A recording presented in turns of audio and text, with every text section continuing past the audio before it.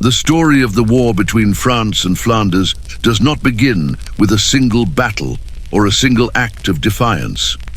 It begins with something far heavier and far more complicated.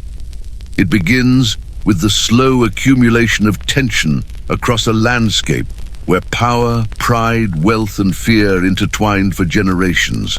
Before swords were drawn and armies marched, there were the quiet anxieties of kings, the stubborn pride of merchants, the ambitions of nobles, and the fragile hopes of common people who lived their entire lives in the shadow of forces far beyond their control.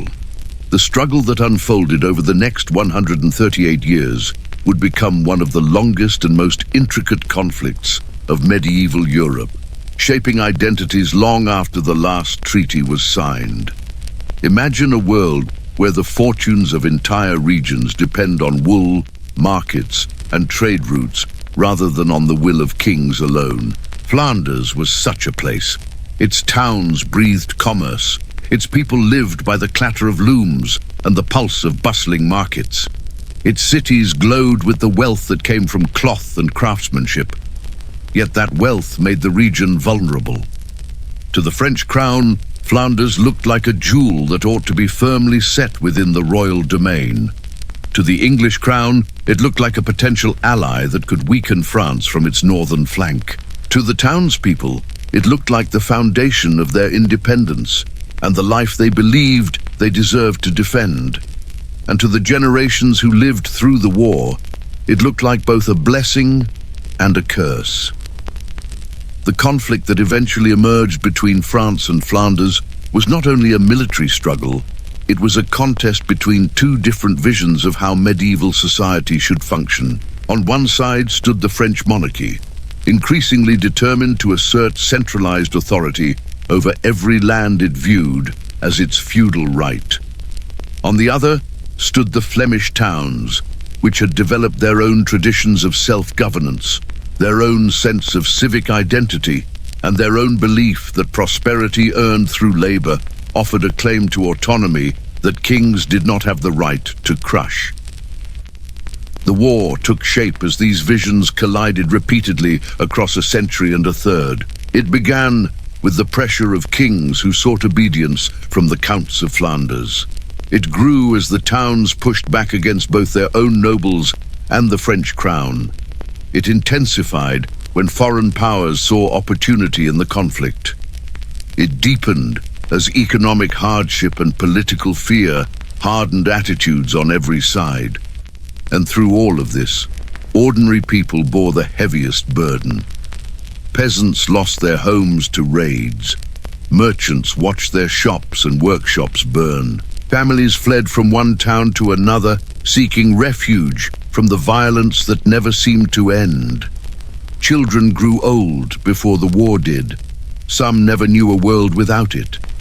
The long duration of this struggle casts a unique shadow over medieval history. Wars in that era often flared intensely but briefly, contained by limited supply, strict seasonal campaigning, and the cost of raising armies. Yet in the relationship between France and Flanders, hostility became a near-permanent condition, renewed repeatedly by fresh grievances, shifting alliances, and unresolved questions about authority and identity. Every generation inherited the consequences of the generation before it. Every political victory created new enemies. Every truce sowed the seeds for future disputes. And every uprising became part of a larger narrative that bound the region together, even as it tore it apart. The emotional toll of such a prolonged struggle cannot be measured by casualty lists or official chronicles alone. It lives in the quiet details of the time, in the records of abandoned farms, in the petitions sent by towns begging for relief from taxation or the return of confiscated property, in the letters sent by rulers who feared unrest in their own courts, in the poems and songs that preserved the pride of Flemish militias, or the sorrow of families who never saw their sons return from the fields of war, and in the urban chronicles that show the anxieties of guilds forced to choose between loyalty to their count obedience to the French king, or a desperate hope for English support. The war transformed not only the people of Flanders, but also the identity of France itself. As the French monarchy expanded its authority across the 13th and 14th centuries, the crown increasingly viewed Flanders as a test of its strength. A rebellious vassal region threatened the image of a unified realm.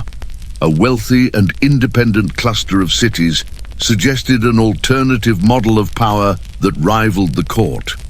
The more the towns resisted, the more the crown felt compelled to crush them, and the harder the crown pushed, the more determined the towns became to defend what they saw as their hard-earned rights. This tension created a cycle that repeated itself across the conflict. Each decade brought a new reason for hostility, a new provocation, a new fear, a new act of resistance, a new royal decree, a new alliance, a new betrayal. The continuity of conflict gave the impression of a war without clear beginnings or endings. Even the major turning points, like the uprising in Bruges or the famous victory of Flemish militias over the French cavalry, were not singular defining events. They were waves in a larger tide that swept through both nations. The transformation of Europe over the course of these 138 years complicates the story even further. When the conflict began, Europe was still deeply shaped by feudal relationships and the authority of landholding elites. By the time it ended, Europe was shifting toward urban wealth, centralized states, and the influence of powerful commercial networks. The rise of Burgundy, the evolution of the French monarchy, and the development of strong Flemish urban identities all unfolded alongside the war. The conflict was not simply a response to these changes, it helped create them. This continuity of turmoil raises a deeper question. Why did a war between two neighboring regions, connected by geography, commerce, and culture, become so prolonged and so bitter? What made the dispute impossible to resolve for more than a century? Why did each attempt at peace create only a temporary pause, rather than a meaningful settlement? The answer lies in the nature of the conflict itself. It was not a struggle for a single town or a single boundary. It was a struggle over the future shape of Northern Europe. It was a conflict over who held the right to rule, who held the right to speak for the towns, who controlled the economy, who commanded loyalty, and who defined the balance of power in the region. These questions could not be settled by a single treaty because they were embedded in the social and political structures of both France and Flanders. As long as the French crown insisted on a view of kingship that required obedience from Flanders, and as long as the Flemish towns insisted on a view of autonomy rooted in their wealth and civic identity, the conflict had no reason to fade. This is the world into which the war was born, a world shaped by competition, by fear of losing authority, by pride in hard-won prosperity, and by the slow but relentless evolution of medieval society. Across these 138 years, heroes, villains, rebels, kings, merchants, craftsmen, and ordinary families all played their part in a struggle that would reshape the map of Europe. And now, the story begins. To understand the war between France and Flanders, a conflict that unfolded across 138 years, the story must begin with the land itself. Flanders was one of the most remarkable regions of medieval Europe, a place whose geography shaped its destiny. It lay at the northern edge of the French kingdom, pressing against the North Sea and touching the influence of the Holy Roman Empire. This position made it a borderland where cultures mixed, where languages varied from town to town, and where merchants from distant kingdoms converged. It was close enough to France to be considered a vassal territory, yet distant enough in character to develop an identity that the French crown struggled to control. Its climate, fertile fields, and access to the sea created ideal conditions for the rise of bustling towns. By the 12th and 13th centuries, places like Bruges, Ghent, and Ypres had become some of the earliest urban centers in the Western world. Their streets were filled with craftsmen, traders, and guild masters whose work produced the textiles that clothed much of Europe. Flemish cloth became a symbol of wealth from northern Italy to the courts of Germany. Ships carried raw English wool across the Channel to feed the looms of Flanders, and caravans carried finished cloth back across Europe. This prosperity made the region famous, but it also made it vulnerable. Any region that produced such wealth inevitably attracted the attention of powerful neighbors. To the French crown, Flanders was more than a prosperous corner of the kingdom. It was a place that offered not only wealth, but also a reminder of their own authority. The Capetian and early Valois rulers had spent generations turning the French kingdom into a centralized monarchy. They had expanded their control over territories that had once acted independently, and they believed that the ruler of France should hold unquestioned authority over every vassal who owed him feudal service. Flanders, however, did not fit neatly into this vision. Its towns had grown strong through trade and industry, and they had developed governing structures that made them accustomed to managing their own affairs. The Counts of Flanders were technically vassals of the French king, but in practice, they often acted as semi-independent rulers. This tension between the theory of royal authority and the reality of Flemish autonomy lay at the heart of the long conflict. The power of medieval France in this period cannot be separated from the personalities of its kings. From the reign of Louis IX, who strengthened royal justice and authority, to the more aggressive ambitions of Philip III and Philip IV, the crown increasingly believed that the kingdom's unity required firm control over all its vassals. Flanders, because of its wealth and strategic position, seemed especially important. The French monarchy feared that an independent-minded Flanders could become a threat on its northern border, a place where foreign powers might gain influence. The more the kings of France consolidated their own authority, the more they viewed Flemish independence as a challenge to be resolved. The early Valois rulers continued this approach, believing that the stability of France depended on their ability to manage or subdue strong vassal territories. Inside Flanders, society had taken a very different shape from that of the royal court in Paris.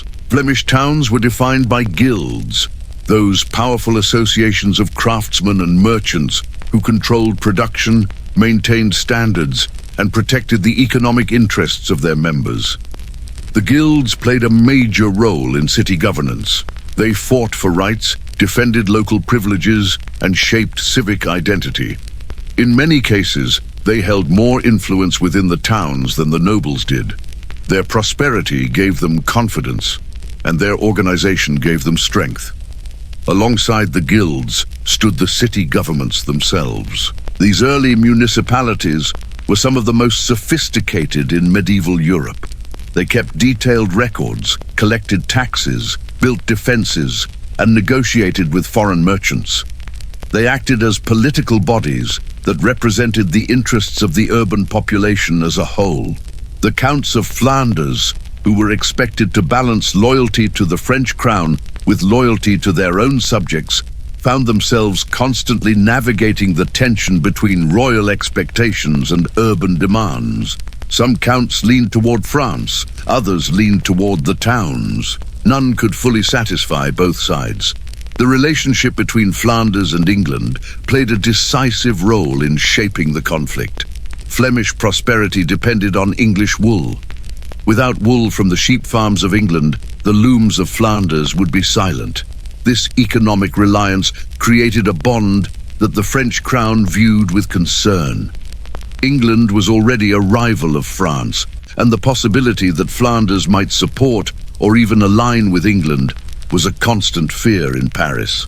The French monarchy understood that economic interdependence could eventually become political leverage. If England could influence Flemish towns through trade, then the balance of power in the region could shift dramatically. This underlying tension became more pronounced as England and France drifted toward repeated rivalry during the later Middle Ages. The crown worried that an English-friendly Flanders might serve as a base for attacks on French soil.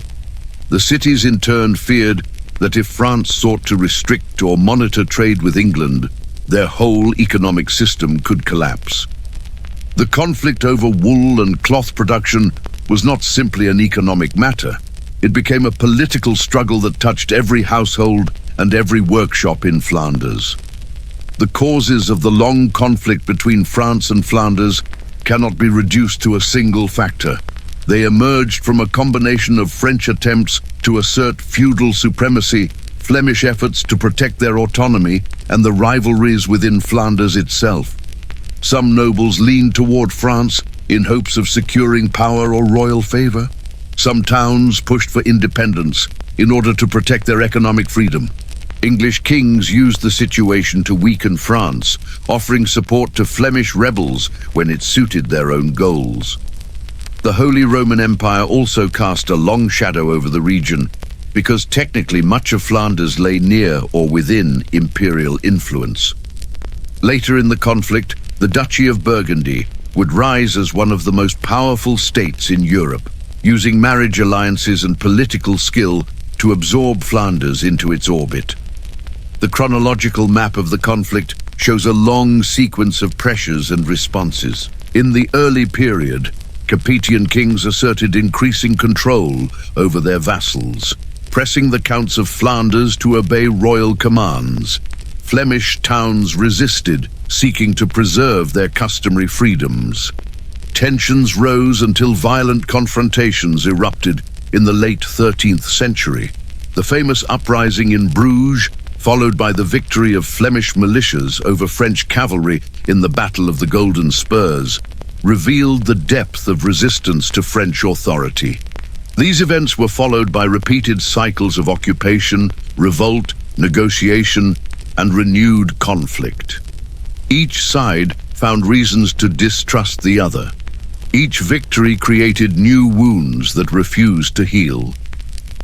During the 14th century, the Hundred Years' War intensified the situation. England and France struggled for supremacy, and Flanders found itself caught in the middle. English kings offered the towns incentives to break from French influence. French kings punished them for considering it. Some cities sided with England, others sided with the crown. Civil disputes erupted within Flanders itself, deepening the crisis. This internal fragmentation made the region even more difficult to manage, and it created opportunities for Burgundy, whose rulers gradually extended their control through diplomacy and marriage. The conflict finally lost its momentum, not because either France or Flanders achieved a decisive victory, but because the political map of Europe changed. Burgundy absorbed the territory, creating a powerful state that neither France nor the Flemish towns could easily challenge. The war that had begun as a struggle between a monarchy and a vassal region ended within a broader transformation that neither side had foreseen. This introduction lays the foundation for the story that follows. A story of rivalry, ambition, fear, pride, shifting alliances, civil unrest, foreign entanglement, and the slow reshaping of a region whose influence far exceeded its size. It prepares the path for a deeper journey into the events, personalities, and forces that defined one of the most persistent conflicts of the medieval world.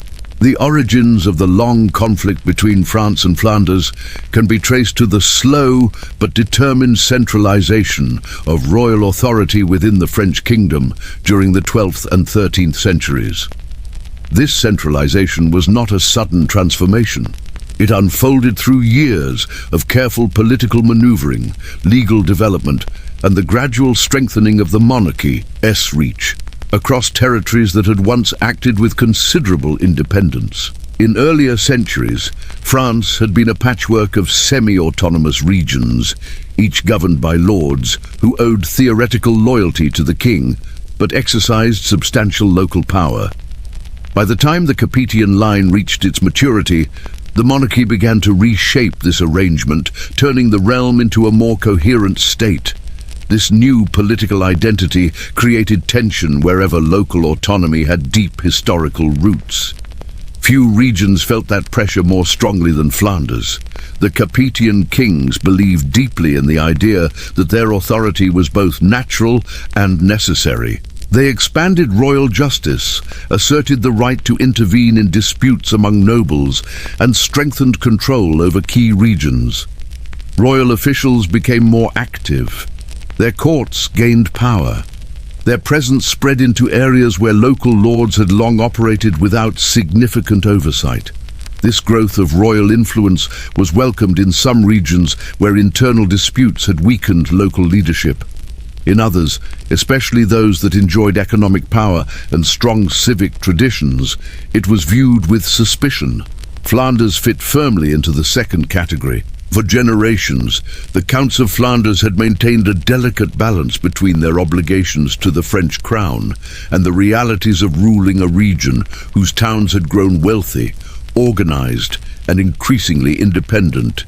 The Counts themselves were powerful lords who held vast estates and commanded respect across northern Europe.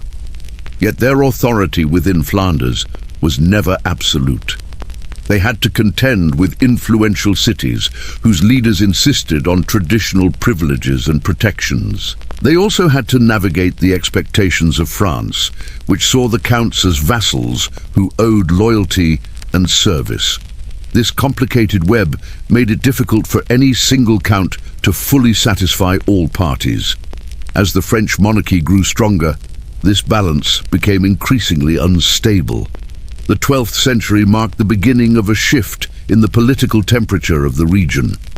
The French kings slowly asserted greater authority, and although early stages of this process did not immediately produce open conflict, they created the underlying conditions for it. Local lords in many regions adjusted to the new reality.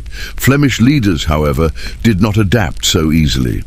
Their economic strength made them accustomed to a degree of independence that was incompatible with the monarchy's vision. Their cities had become centers of wealth, culture, and political activity. In these urban environments, the belief that prosperity conferred a kind of political legitimacy grew stronger. Guilds and city councils felt entitled to protect their interests and resist interference. As a result, Flemish leaders became increasingly wary of royal demands. France, on the other hand, interpreted Flemish caution as a sign of disobedience. The monarchy expected loyalty from its vassals, and the more it strengthened its own administration, the more it believed that uniform obedience was essential for stability. The kings wanted a realm in which authority flowed clearly from the crown to its subjects.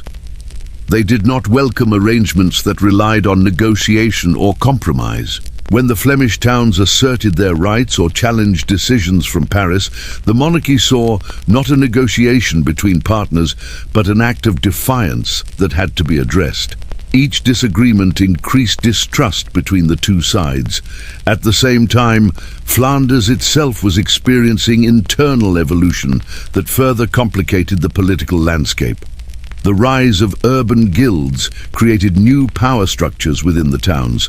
These guilds regulated production, controlled membership, and enforced standards. They also shaped civic life, took positions in local government, and advocated for the interests of craftsmen and merchants. As guild influence grew, the traditional authority of the nobility weakened. Some nobles resisted this shift. Others embraced it or sought alliances with the towns for their own benefit. The result was a dynamic but unstable environment in which competing groups sought to define the region's direction. This internal evolution made it difficult for the Counts of Flanders to maintain strong and consistent leadership. Counts found themselves pulled between the demands of the French monarchy and the expectations of their own subjects. When they leaned toward France, they faced resistance from towns that felt threatened by royal influence. When they leaned toward the towns, they risked provoking anger from Paris. This constant balancing act created fertile ground for misunderstanding, suspicion, and escalating tensions. Decisions that might have seemed routine in another political context carried enormous symbolic weight in Flanders, where every action was interpreted through the lens of a larger struggle over autonomy. France viewed this instability as a reason to increase involvement. The kings believed that the best way to secure the northern frontier was to tighten control over the region. They justified this involvement by arguing that a strong monarchy protected the realm from disorder. Yet from the perspective of the Flemish towns, French intervention looked like an attempt to suppress their freedoms. The relationship became increasingly strained as both sides interpreted the other's actions through opposing narratives. France saw duty and authority. Flanders saw independence and rights. As the 13th century progressed, these tensions deepened. The political personalities of the era intensified the conflict. Some kings pressed their claims with determination, convinced that any sign of weakness would encourage further challenges. Some counts resisted royal pressure more boldly, inspired by the support of their towns. Other counts wavered, attempting compromises that satisfied no one and left the situation more fraught than before. Each attempt to resolve disputes only exposed more clearly the deep differences in perspective that divided the two sides. Cooperation had once been possible. France and Flanders shared cultural ties, trade connections, and mutual interests. Yet by the late 13th century, these commonalities could no longer mask the growing divide. The French monarchy's insistence on centralized authority clashed directly with Flemish belief in urban rights. The economy of Flanders had become too valuable for France to ignore, and too vital for the towns to sacrifice. Every royal demand, every civic assertion, and every attempt at negotiation carried more weight and provoked stronger reactions. The two sides were no longer partners trying to define their relationship, but rivals confronting incompatible visions of governance. This breakdown of cooperation did not immediately lead to war, but it created the conditions under which war became almost inevitable. Flemish leaders began to organize resistance more openly. Towns collaborated to protect their privileges. Royal officials encountered hostility when they attempted to enforce the king's commands. The monarchy responded with increased pressure, determined to demonstrate that no vassal could challenge its authority. As these interactions multiplied, the possibility of a peaceful resolution faded. The seeds of the century-long conflict were planted in this era. They were planted in the growing confidence of the towns, which believed their wealth entitled them to political autonomy. They were planted in the determination of the French kings to turn feudal theory into political reality. They were planted in the anxieties of nobles and merchants who feared that their world was changing too quickly. And they were planted in the decisions of rulers who believed they were defending the integrity of their realms, unaware that their choices would shape the destiny of Northern Europe for more than a century. What emerged from this early period was not yet the open rebellion that would define later decades, but a pattern of mutual suspicion that made such rebellion almost unavoidable. The political landscape had shifted. Loyalties had grown uncertain, ambitions had grown sharper. The relationship between France and Flanders was no longer a negotiation between a king and his vassal, but the beginning of a prolonged struggle that would transform both regions and echo across the medieval world. The power that Flanders wielded during the Middle Ages was not born from conquests or from the strength of feudal armies. It emerged instead from a foundation far more enduring. It came from industry, from trade, from the skill of its craftsmen, and from the thriving urban life that made its towns some of the most vibrant centers of commerce in medieval Europe. Wealth shaped Flemish identity. It shaped the ambitions of its towns, the confidence of its guilds, and the expectations of its people. Most importantly, it shaped the anxieties of the French crown, which looked northward and saw not a weak dependency, but a region whose prosperity rivaled that of entire kingdoms. Flanders occupied a unique position in Europe. Its proximity to the North Sea allowed it access to maritime trade routes that connected England, Scandinavia, and the Baltic world with the continent. At the same time, its position near the borders of the Holy Roman Empire placed it within a network of land routes that passed through Germany and beyond. This combination of sea and land access created an environment where goods, ideas, and people moved with unusual speed and volume for the time. Bruges and Ghent grew into bustling hubs where traders speaking many languages met, negotiated, and exchanged wares. Merchants brought raw materials from distant regions, and in return, Flemish cloth traveled across the continent. The wool industry became the beating heart of the Flemish economy. English wool, known for its quality, arrived by ship and made its way to the looms of Flemish workshops. There it was transformed into textiles that were coveted across Europe. Cities prospered through this cycle of import, production, and export. Wealth accumulated in the hands of guilds, merchants, and craftsmen.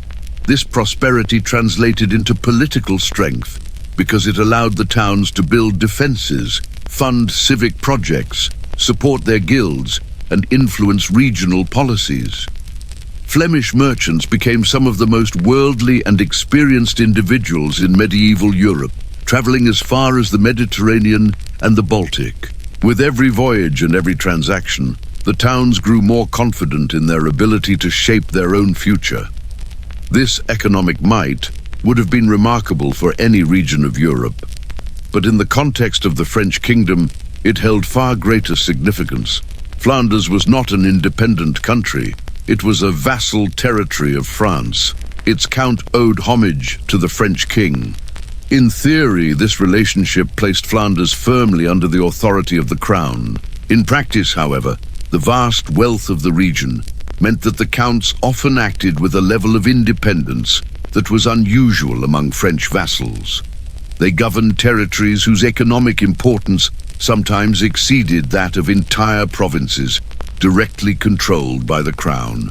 The towns under their authority did not simply follow royal commands without question. They negotiated, resisted, or adapted according to their own interests. It was this imbalance between theoretical obedience and practical autonomy that triggered deep unease in Paris. A wealthy vassal was not simply a prosperous subject, it was a potential threat. It had resources that could support rebellion. It had allies that could shift the balance of power. It had enough influence to attract foreign interest. To a monarchy focused increasingly on centralization, the existence of a region that maintained its own institutions, its own economic networks, and its own vision of civic identity was a challenge to the legitimacy of royal authority. The more France grew as a centralized state, the more its rulers felt that such a challenge had to be addressed. The fear that Flanders could become a danger to the crown was magnified by the region's close relationship with England. English wool was essential to Flemish industry. Without it, cloth production would collapse. Flemish prosperity depended upon English exports, and English kings were well aware of the leverage this gave them. This economic relationship inevitably carried political implications. When tension grew between England and France, Flemish towns had to choose between loyalty to the crown and loyalty to their livelihoods. For France, this was a nightmare scenario. A wealthy region with strong urban institutions was relying on a foreign enemy for its prosperity. In the eyes of France, this created the possibility that Flanders might drift toward England in moments of crisis, or even form an alliance that threatened the security of the kingdom. This fear was not entirely unfounded. English kings saw the value in cultivating Flemish support. They encouraged trade ties, sent diplomatic envoys, and cultivated relationships with influential towns. Some Flemish leaders believed that closer relations with England would protect their autonomy from the pressures of the French monarchy. Others believed that supporting France would preserve stability and avoid provoking violent conflict. These competing visions divided the region, creating factions that would shape the political environment for decades. The French crown responded to these concerns by attempting to exert more direct control over Flanders. Royal officials sought to enforce legal authority, claiming that disputes between Flemish leaders required intervention in the name of justice and order. The kings argued that maintaining unity in the kingdom required the crown to assert its authority whenever vassals acted independently. Each intervention strengthened the monarchy's belief that it had the right to govern the affairs of Flanders. Each intervention strengthened the Flemish belief that the towns needed to defend their privileges. This tension grew sharper as the crown realized just how much revenue the Flemish towns could generate. Taxes, tolls, and trade duties provided enormous opportunities for wealth.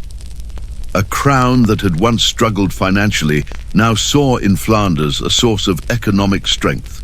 Royal accountants and advisors increasingly viewed the region not only as a vassal, but as a financial asset. The pressure to control it therefore grew with every passing year. The French monarchy pursued multiple strategies to tighten its grip. At times it applied political pressure, compelling the Counts of Flanders to make decisions that aligned with royal interests. At other times, it used legal rulings that undermined local arrangements or challenged the autonomy of the towns. In some instances, it supported factions within Flanders in order to weaken those who resisted. None of these strategies produced long-term stability. Instead, each attempt at control hardened Flemish attitudes. The towns, conscious of their wealth and accustomed to governing themselves, saw royal intervention as an encroachment on their rights. They believed that their prosperity justified their independence, and they feared that royal interference would jeopardize the economic networks they had built. The more Flanders resisted, the more the crown felt obligated to act. The relationship entered a cycle in which each side responded to the other with increasing suspicion. The French court grew anxious about possible English influence. The Flemish cities grew anxious about losing their privileges. Both sides saw themselves as defending what was necessary for survival. The French kings believed that the unity of the realm depended on maintaining authority over even the strongest vassals. The Flemish towns believed that their economic success and civic identity depended on resisting that authority. This tension was not only political and economic, it was cultural. The French monarchy embodied the growing ideal of centralized royal power. The Flemish towns embodied the rising phenomenon of urban independence that was becoming more common across Northern Europe. The conflict between these two forces was not isolated. It reflected broader changes in medieval society. The growth of towns was transforming the nature of power. Wealth acquired through commerce challenged the authority of nobles who had traditionally dominated political life. Flanders stood at the center of this transformation. Its urban character made it a symbol of the future. Its feudal obligations tied it to the structures of the past. As the 13th century advanced, it became clear that these tensions were reaching a critical point. The French crown intensified its efforts to manage the region, while the Flemish towns became more assertive in protecting their rights. The counts, caught between two powerful forces, struggled to maintain control. Some leaned toward France, seeking stability through royal favor. Others leaned toward the towns, hoping to preserve local harmony. Both approaches deepened the region's divisions. No count could fully satisfy the expectations of both Paris and the urban population. Hostility continued to grow as small conflicts turned into larger disputes. Royal officials were sometimes barred from towns. Flemish leaders resisted taxes that seemed designed to weaken their autonomy. France interpreted these actions as rebellion. Flemish towns interpreted royal reactions as oppression. Each side believed it had no choice but to stand firm. The result was a steady escalation of tension that created a climate ripe for confrontation. By the end of this period, the fear in Paris had crystallized into a clear political objective. The monarchy believed that the northern frontier had to be secured through the firm subordination of Flanders. Any sign of weakness, any concession, any allowance for the independence of the towns seemed to threaten the entire structure of royal authority. The same developments that made Flanders wealthy also made France determined to control it. The more prosperous the region became, the more threatening it appeared. The stage was set for open conflict. Economic ties, political anxieties, and cultural differences had woven together into a single problem that no negotiation could easily resolve. Flanders believed it had a right to protect its prosperity. France believed it had a right to assert its authority. England lurked as a potential ally to one side and a threat to the other. Every actor in this story saw the unfolding tension through a different lens, and none could see a solution that preserved both royal power and urban independence. The conflict that followed would shake the region for more than a century. It would transform the relationship between rulers and towns. It would reshape alliances across Europe, and it would turn the wealth of Flanders into the source of both its strength and its suffering. The growing strain between France and Flanders did not arise merely from shifting economic fortunes or the rise of the Flemish towns. It also grew directly from the character and policies of the Capetian kings who ruled France during the 13th century. These monarchs believed deeply in the mission of strengthening royal authority. They saw the crown not simply as the head of a feudal hierarchy, but as the stabilizing force that held the realm together. Their vision of kingship required clearly defined obligations, consistent obedience, and a political environment in which no vassal could act in a way that threatened the unity of the kingdom. As this vision developed, the crown began to apply increasing pressure on regions like Flanders, where wealth, autonomy, and complex local institutions created resistance to centralized control. Louis Nambine, remembered for his piety and sense of justice, played a significant role in this transformation. Although he is often portrayed as a moral and compassionate ruler, his reign also marked a turning point in the consolidation of royal authority. Louis believed that the king was responsible for ensuring fairness across the kingdom. He expanded the use of royal courts and introduced legal reforms that strengthened the role of the monarchy in resolving disputes. These courts often offered an alternative to the traditional rights of local lords.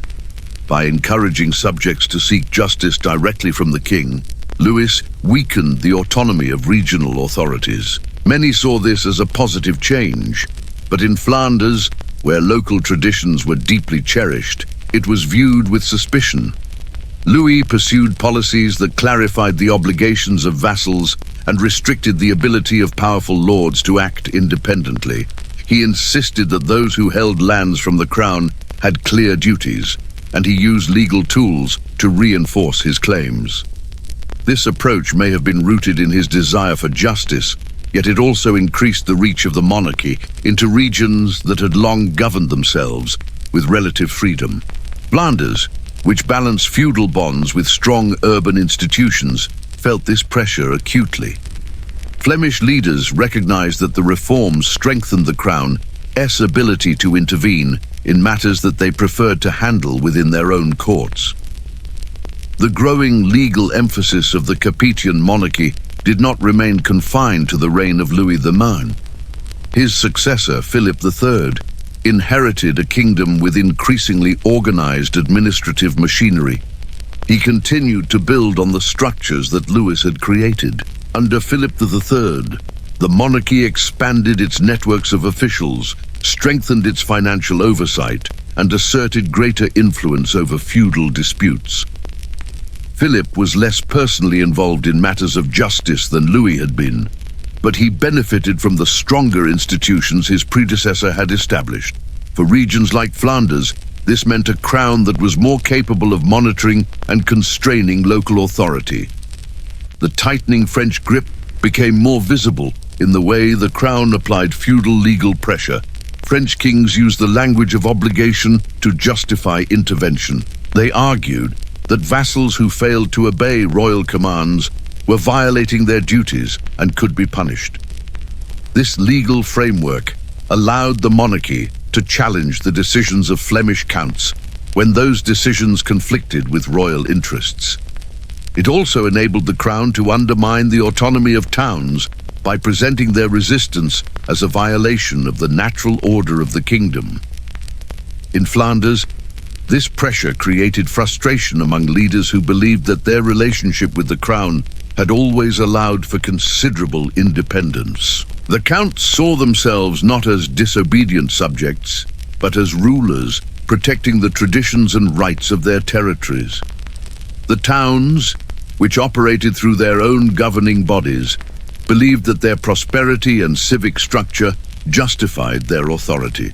They viewed the crown's legal arguments as an intrusion, and they feared that if they accepted royal influence, they would lose the freedoms that had enabled their rise.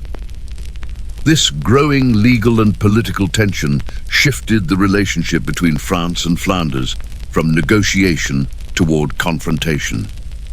Each side interpreted the other's actions through its own understanding of authority and rights.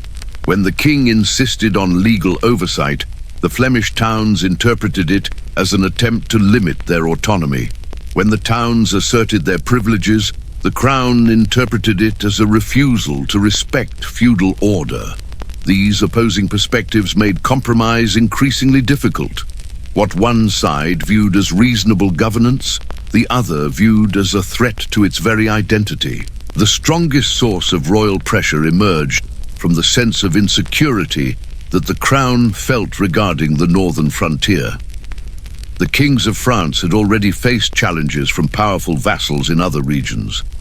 They knew that allowing one strong region to resist royal authority could encourage others to do the same.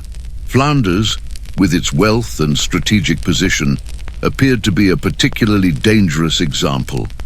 A powerful and independent-minded region on the border could become a refuge for rebels or a partner to foreign enemies. From the perspective of Paris, this was a risk that the monarchy could not afford to ignore. As a result, French kings increasingly sought to reduce Flemish autonomy. They looked for ways to bind the counts more tightly to the crown. They sent officials to monitor regional politics. They intervened in disputes among Flemish nobles in order to assert control over the outcomes. They supported factions within the region that aligned with royal interests, hoping to weaken those who resisted. These actions often took place under the justification of maintaining order, but the underlying goal was clear. The crown intended to ensure that Flanders could not become a political force independent of royal authority. The towns of Flanders responded to this pressure by strengthening their own institutions. They developed more organized councils.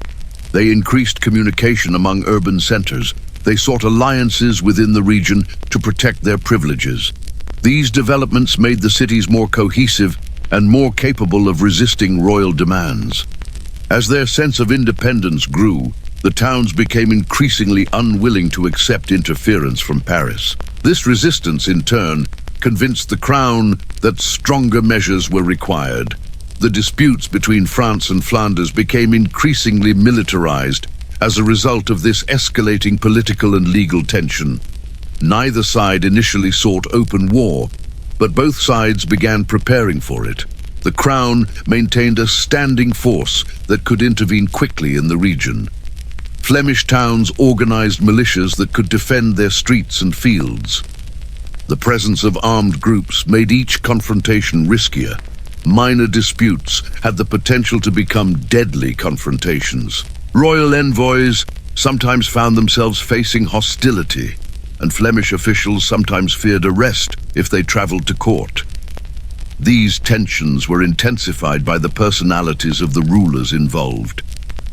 Louis IX had been respected, even in Flanders, for his sense of justice, but his insistence on royal authority had left a legacy that made resistance costly.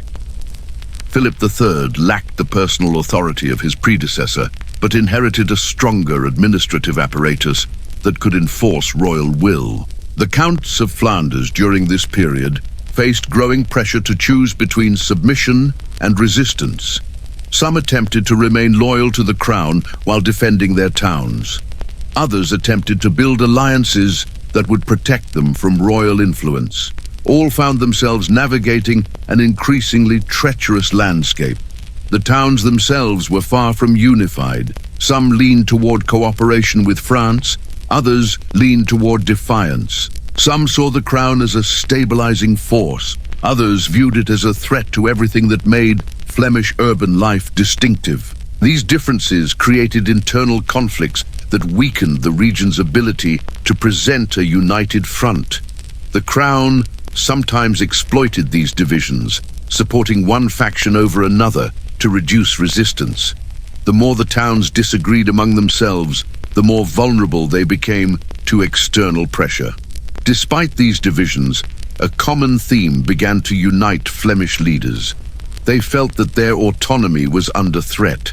They believed that if they allowed the crown to impose its authority, they risked losing the freedoms that had defined their towns for generations. This belief created a growing sense of determination that would fuel the resistance that emerged in the later stages of the conflict. Even those who favored cooperation with France recognized that the region's way of life depended on maintaining some degree of independence. By the end of the 13th century, the relationship between France and Flanders had reached a critical point. Years of legal pressure, political interference, and competing visions of authority had eroded the trust that once existed between the crown and its vassal. The French kings believed that they were defending the unity and stability of the realm. The Flemish towns believed that they were defending their rights, their prosperity, and their identity. Neither side was willing to compromise on these fundamental principles. The tightening grip of the French crown and the rising determination of the Flemish towns made conflict almost unavoidable. The stage was set for a confrontation that would erupt into open violence and eventually unfold into one of the longest and most complex struggles of the medieval world. By the late 13th century, the internal landscape of Flanders was undergoing a profound transformation.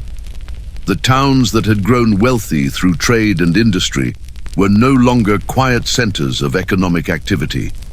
They had become powerful political entities, driven by guilds that increasingly viewed themselves not merely as associations of craftsmen, but as defenders of local rights and guardians of civic identity. Bruges, Ghent, and Ypres stood at the center of this transformation. Each town developed institutions that allowed merchants and workers to influence decisions that had once been controlled exclusively by noble families. This shift created a new form of urban power that reshaped the balance of authority within Flanders and brought the region into direct conflict with the French crown. The growth of guild power was one of the most significant factors in this transformation. Guilds regulated production, controlled apprenticeship systems, and protected their members from unfair competition. As their numbers grew and their wealth increased, the guilds became influential voices in town councils. They shaped regulations, managed markets, and asserted control over civic life. In cities like Bruges, guild leaders sometimes wielded more influence than local nobles. They viewed themselves as representatives of the artisans and workers who kept the economy thriving. Their confidence grew from their economic importance. Their identity grew from the shared experience of labor. Their political strength grew from their ability to mobilize large groups of citizens when needed. Guild influence did not remain limited to economic matters. It expanded into military organization. The towns created militias composed of citizens who trained together, defended the walls, and took pride in their ability to protect their communities. These militias were not professional armies in the traditional sense, yet they were disciplined and determined. Members understood that the safety of their livelihoods depended on their willingness to bear arms. The presence of these militias gave the towns confidence that they could resist external threats, including interference from the French crown or pressure from the pro-French aristocracy within Flanders. As guilds gained power and militias grew stronger, resentment toward the pro-French aristocracy intensified. Many nobles favored cooperation with the French crown, believing that royal support could strengthen their positions within Flanders.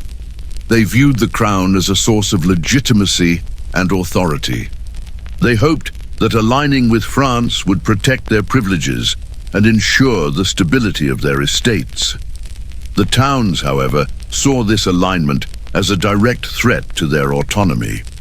They believed that nobles who sided with France were betraying local interests.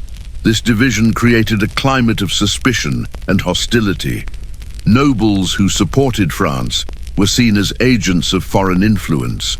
Townspeople believed that these nobles did not understand or respect the needs of the urban population. The tension between towns and nobles became more visible as disputes emerged over taxation, military obligations, and governance. The crown often relied on the noble class to enforce its authority.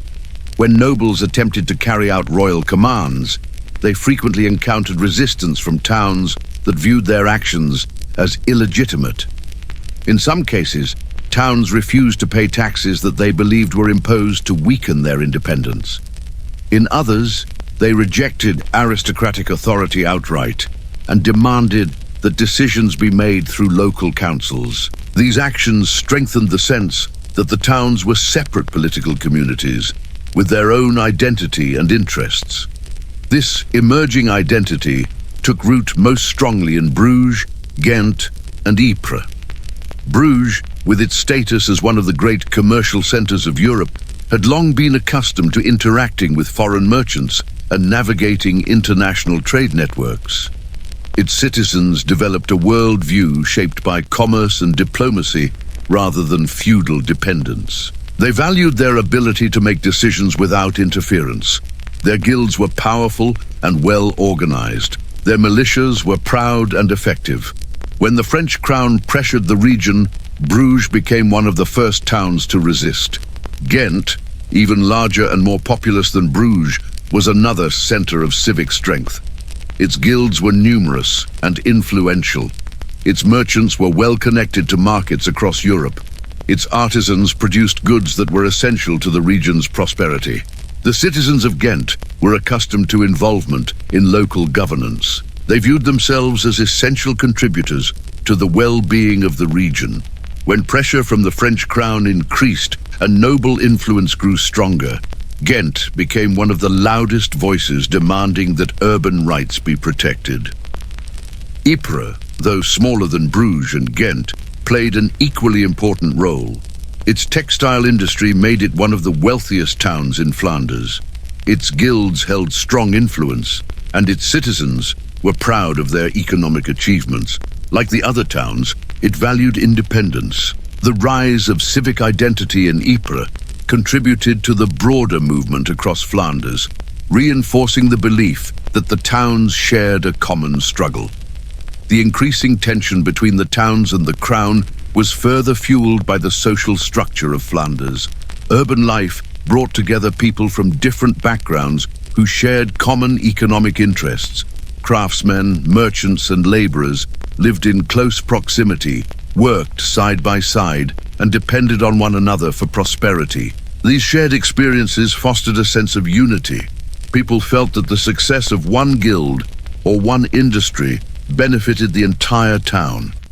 The common economic identity that grew from this environment was stronger than the ties that connected nobles to the crown. When nobles attempted to enforce royal policies, towns interpreted their actions as harmful to the collective interests of the community. The growing civic consciousness of these towns developed into a powerful force that challenged the established feudal order. In the traditional hierarchy, Nobles held authority over lands and people, while towns had limited influence. But in Flanders, the towns gained enough power to challenge this structure. Their leaders believed that their contributions to the economy gave them the right to defend their way of life. Their militias gave them the means to resist oppression. Their unity gave them the confidence to stand against both noble and royal pressure. This rise of urban identity did not occur in isolation. It was shaped by the political developments in France. The tighter grip of the French monarchy created an atmosphere in which Flemish towns felt compelled to defend their autonomy.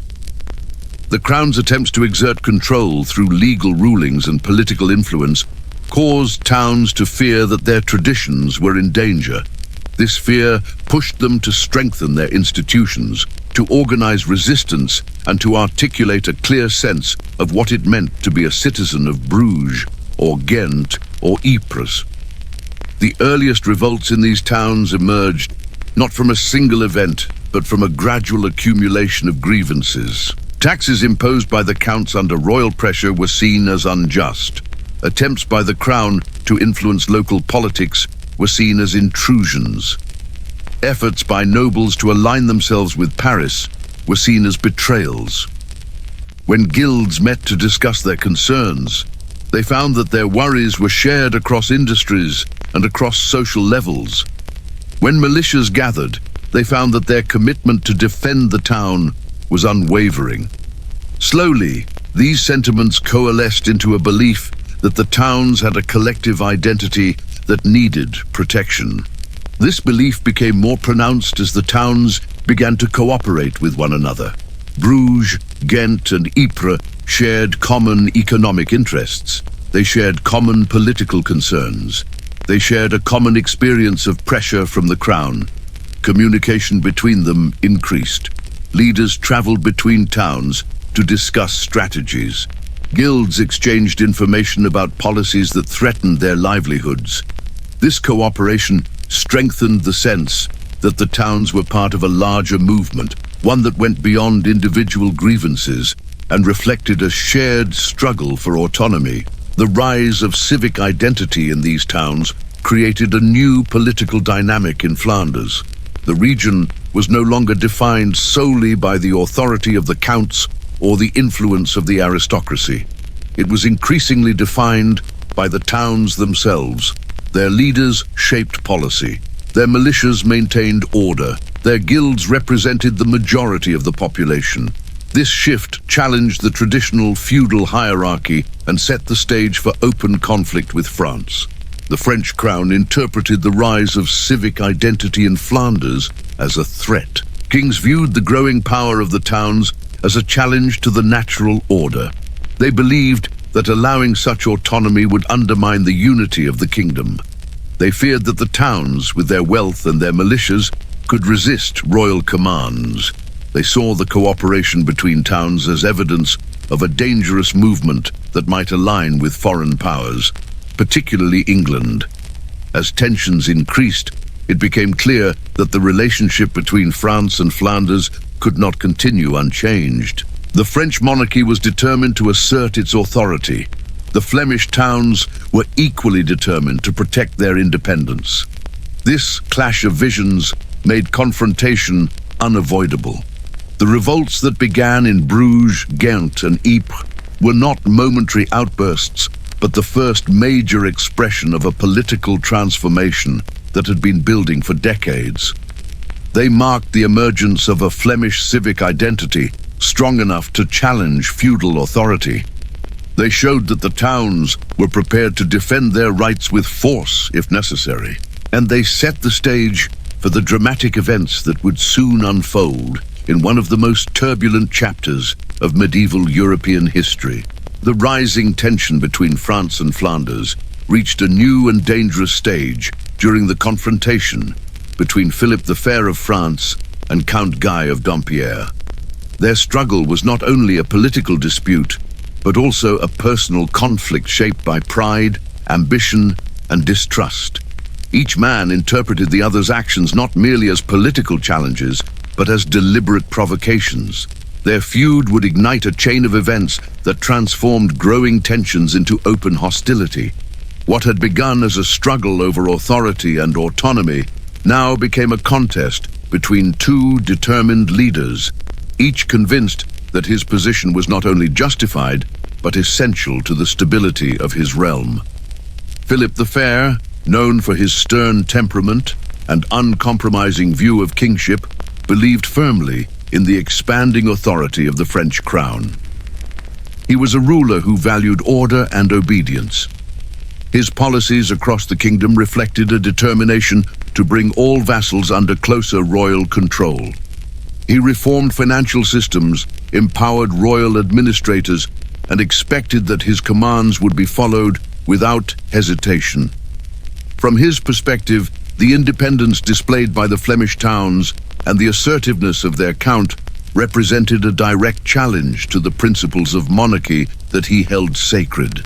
Count Guy of Dampierre, the ruler of Flanders during this critical period, had a very different view of his role.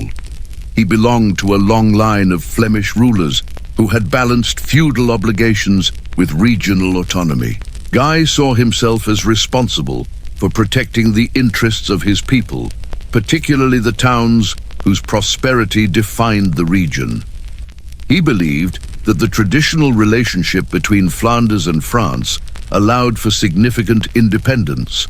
He saw royal interventions in Flemish affairs as unwarranted intrusions and feared that continued pressure from Paris would undermine the freedoms that had long shaped Flemish identity. The conflict between Philip and Guy intensified when the Count pursued a marriage alliance that would have profound political consequences. Guy sought to marry his daughter Philippa to the son of the English king. This union would have strengthened ties between Flanders and England and potentially created a powerful alliance capable of resisting French influence. For Guy, the marriage represented a strategic opportunity.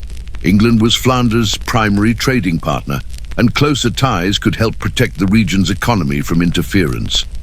The towns, wary of French control, supported the idea of closer relations with England. For Philip, however, the proposed marriage was nothing short of a direct threat.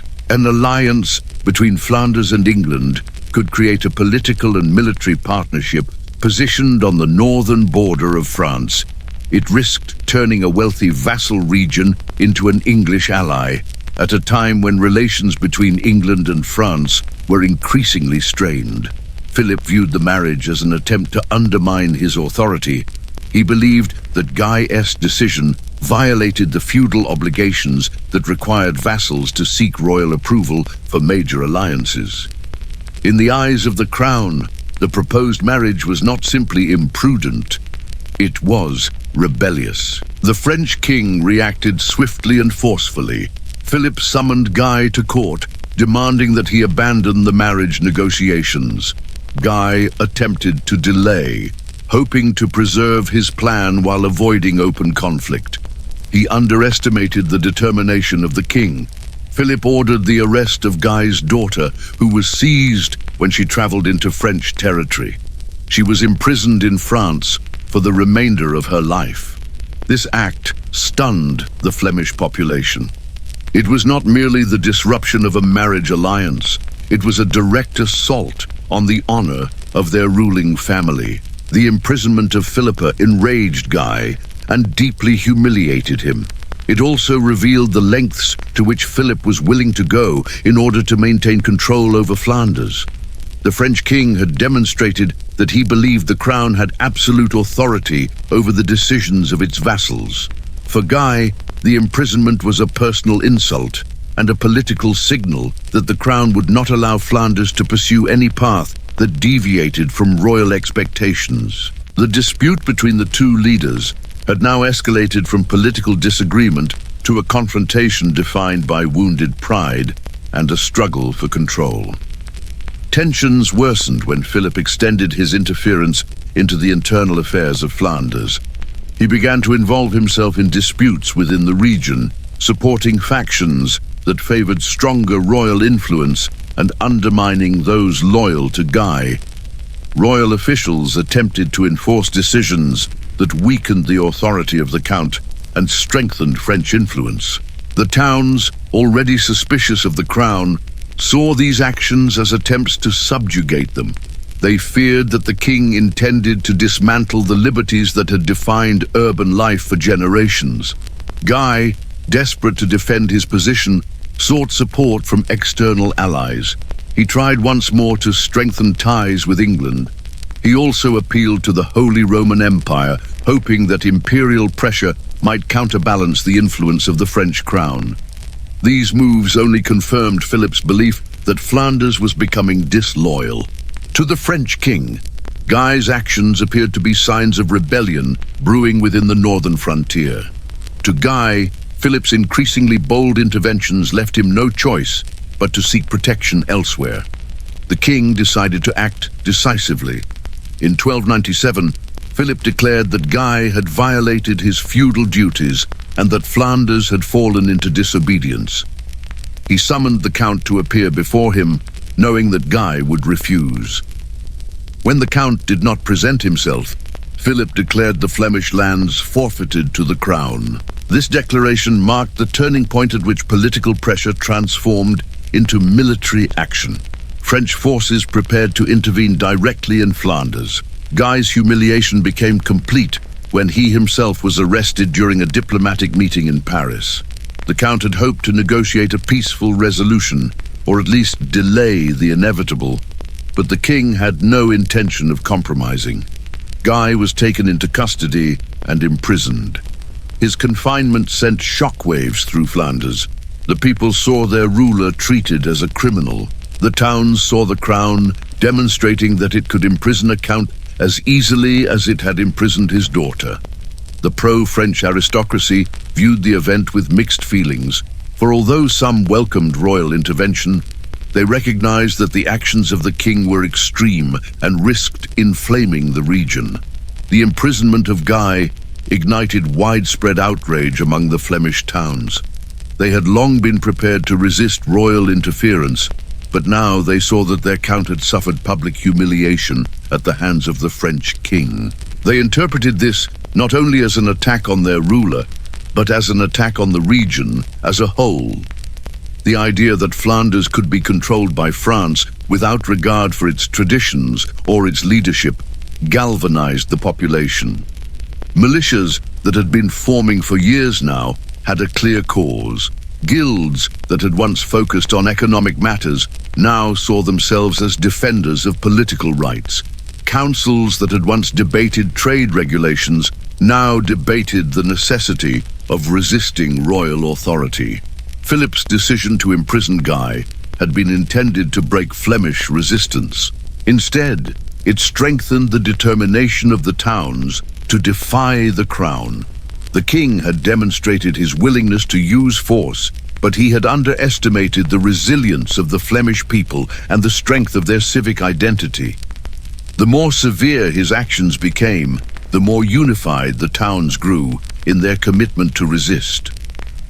As Guy remained imprisoned, Flemish leaders began preparing for open revolt. They strengthened defenses, organized militias, and formed alliances among the towns. In many places, pro-French nobles were forced out of positions of authority, as townspeople insisted that only those loyal to Flemish autonomy should govern. The conflict that had once centered on disagreements over authority had now escalated into a struggle for survival. The towns believed that their way of life would vanish if they did not resist. The crown believed that allowing such resistance would undermine the authority of the monarchy across the kingdom. The decisions made by Philip and Guy during this period proved to be the final sparks needed to ignite open war. The personal feud between the king and the count had merged with the broader political conflict between France and Flanders. Pride, fear, and ambition had hardened positions on both sides. Neither leader could retreat without losing legitimacy. The towns, having endured humiliation and pressure, were prepared to fight. The crown, believing that its authority must be preserved, was prepared to send armies. The stage was set for a confrontation that would soon erupt into violence that neither side could easily contain. The ambitions of a king and the determination of a count had turned a region already strained by economic and political tension into the epicenter of a conflict that would shape the fate of Northern Europe. The imprisonment of Count Guy of Dampierre marked a decisive shift in the relationship between France and Flanders. It signaled that the French crown no longer intended to negotiate with the region, but to dominate it completely. Philip the Fair believed that by detaining the Flemish ruler, he had removed the principal obstacle to royal authority. In reality, he had ignited a fire that would soon spread through every guild hall, workshop, and militia company across the towns of Flanders. With their count imprisoned and their autonomy under threat, the towns prepared for a confrontation unlike any they had faced. Before open rebellion erupted, however, there came a period of occupation and repression that revealed the full extent of the tensions between the two sides. Following the declaration that Flanders had forfeited its feudal rights, French forces entered the region to assert royal control. Armies led by royal commanders occupied major towns and positioned garrisons throughout the countryside. Bruges, Ghent, Ypres, and other centers of Flemish life found themselves hosting foreign soldiers who claimed to be enforcing order. The French regime believed that the presence of troops would prevent uprisings and force the urban population to accept royal governance. But occupation only deepened resentment. Flemish citizens saw the soldiers not as protectors, but as intruders, and every interaction became a reminder of the crown's attempt to suppress their independence. The arrival of French officials accompanied the military presence. These officials imposed new administrative practices, collected taxes on behalf of the crown, and attempted to dismantle the political structures that the towns had built over generations. Councils that once represented the interests of guilds and merchants were pressured to accept royal oversight. Local leaders who resisted were removed from office, replaced by men who were more willing to follow French directives. Laws were enforced that limited the rights of guilds to manage their own affairs. Measures were introduced to weaken militias and restrict the independent authority of the towns. These actions struck at the heart of Flemish civic identity. The people had grown used to governing themselves, shaping their own economic policies, and defending their own communities. They were accustomed to debating issues in guild halls and exercising influence through their councils. The occupation disrupted this system. It treated the towns as rebellious dependencies rather than partners in a feudal relationship. For many citizens, the crown's efforts were not simply political changes. They felt like an assault on their freedom, their traditions, and their dignity. The presence of French soldiers in the towns added a constant daily reminder of this loss. Soldiers were quartered in private homes, inns, and guild halls. They patrolled the streets, monitored gatherings, and intervened in disputes. Their unfamiliar accents and manners underscored their foreignness. Markets that had once been sites of lively exchange now took place under watchful eyes. Guild members who had once walked proudly through the streets now moved cautiously, aware that any sign of resistance could provoke punishment. Even the most ordinary activities acquired an atmosphere of tension. The economic strain of occupation amplified the anger. The crown imposed levies to support the soldiers, demanded supplies from local producers, and sought to finance its military efforts through the wealth of the region. Craftsmen struggled as taxes increased and markets became unstable. In some towns, French authorities seized goods from guild halls, claiming them for the king. Merchants faced new restrictions on trade, especially where English connections were involved. Many businesses suffered losses that threatened their survival. Families who had once prospered found themselves struggling to pay taxes or maintain their workshops. Anger grew especially strong among guild members who felt the consequences of occupation most directly. Guilds represented the heart of Flemish urban life. and their members viewed themselves as protectors of the communities whose prosperity sustained the region. They believed that their work, their skills, and their traditions gave them the right to participate in governance. French interference undermined all of this. When royal officials limited guild authority or dismissed guild leaders, the insult was both practical and symbolic. It weakened the guild's ability to protect their members, and it dismissed the idea that their contributions mattered. Rumors spread quickly among guild members that the crown intended to replace local institutions entirely. Some believed that the king planned to abolish their rights. Others believed that the nobility would be restored to positions of dominance, leaving the towns powerless. Whether these fears were accurate or exaggerated mattered little. They reflected the atmosphere of uncertainty and mistrust that had settled over the region. Every new decree from French officials was interpreted as another step toward the loss of everything the towns valued. The situation worsened as reports circulated of harsh punishments inflicted on those who resisted occupation. In some towns, guild leaders were arrested or fined for defying royal commands. In others, militia members were disarmed or forced to surrender their weapons under threat of imprisonment. These actions created martyrs whose stories spread quickly. Men who had once been respected for their contributions to civic life were now seen as symbols of resistance. Their treatment intensified the resolve of their fellow guild members to oppose the occupation. The growing resentment also deepened the divide between the townspeople and the pro-French aristocracy. Nobles who cooperated with French officials found themselves increasingly isolated. Their influence waned as the population turned against them. Many nobles faced hostility from neighbors who accused them of betraying their own people.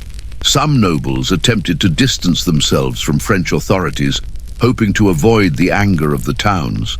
Others clung to their alliance with the crown, believing that only royal support could preserve their status.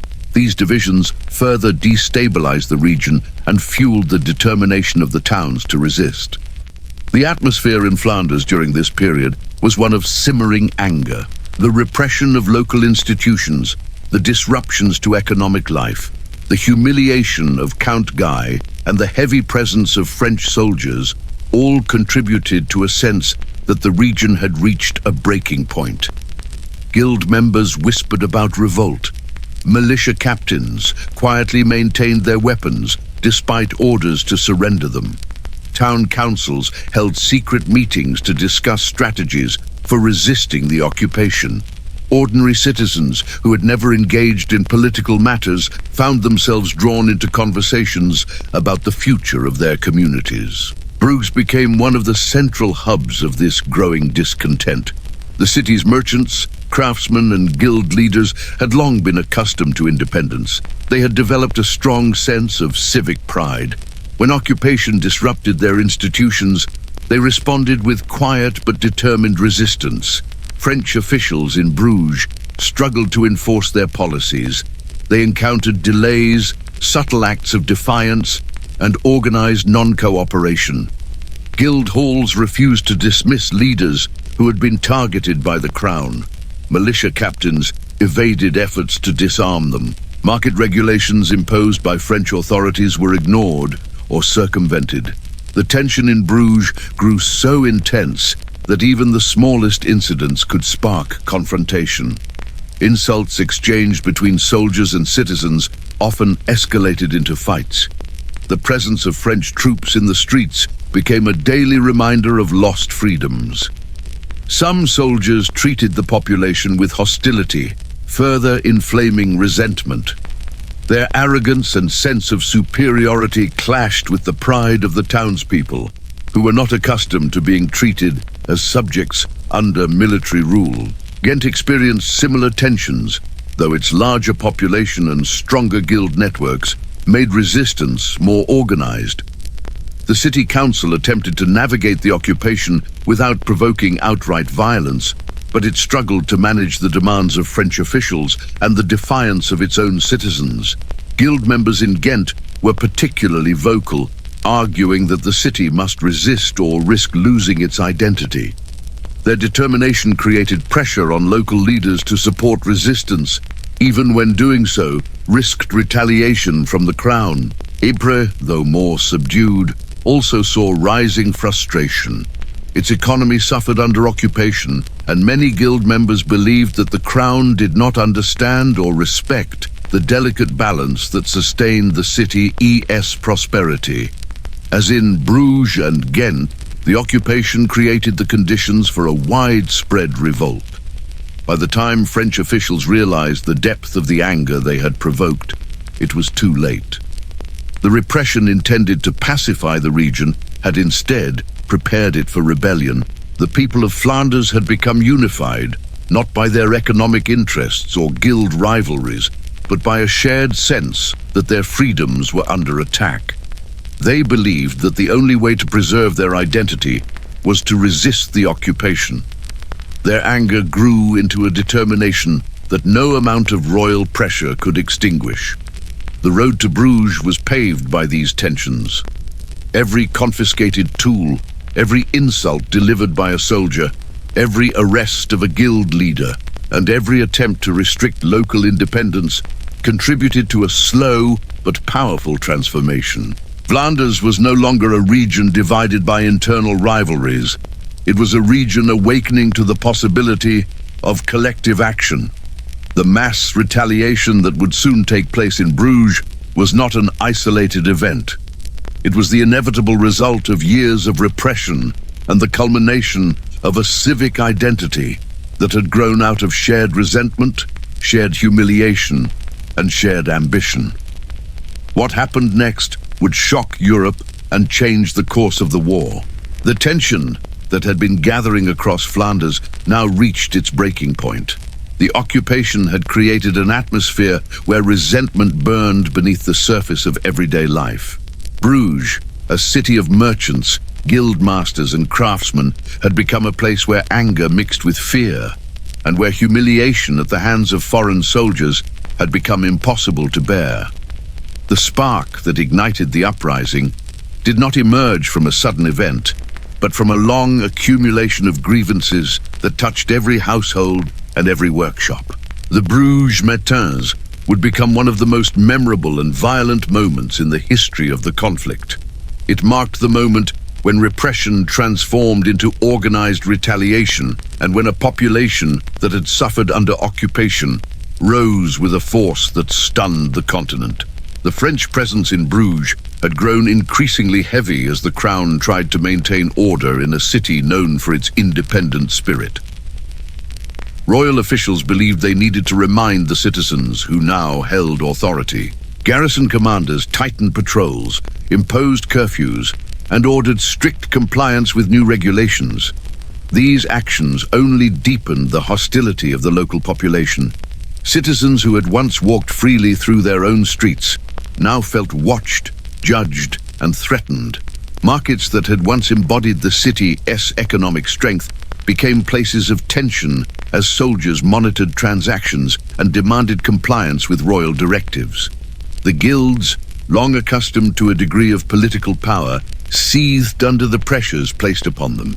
Their leaders had been undermined, their autonomy restricted, and their dignity attacked.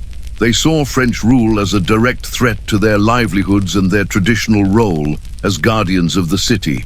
As resentment grew, guild members began to prepare for resistance, communicating their intentions quietly through trusted networks. These preparations did not yet take the form of a united plan, but they laid the groundwork for collective action. Amid this growing unrest, French soldiers had begun to act with greater boldness. Many believed that their presence gave them license to assert their authority in harsh and often humiliating ways. Some used their position to intimidate guild members. Others treated citizens with contempt, believing the Flemish population to be rebellious by nature. The cultural differences between the soldiers from the French heartlands and the citizens of Bruges created misunderstanding and friction.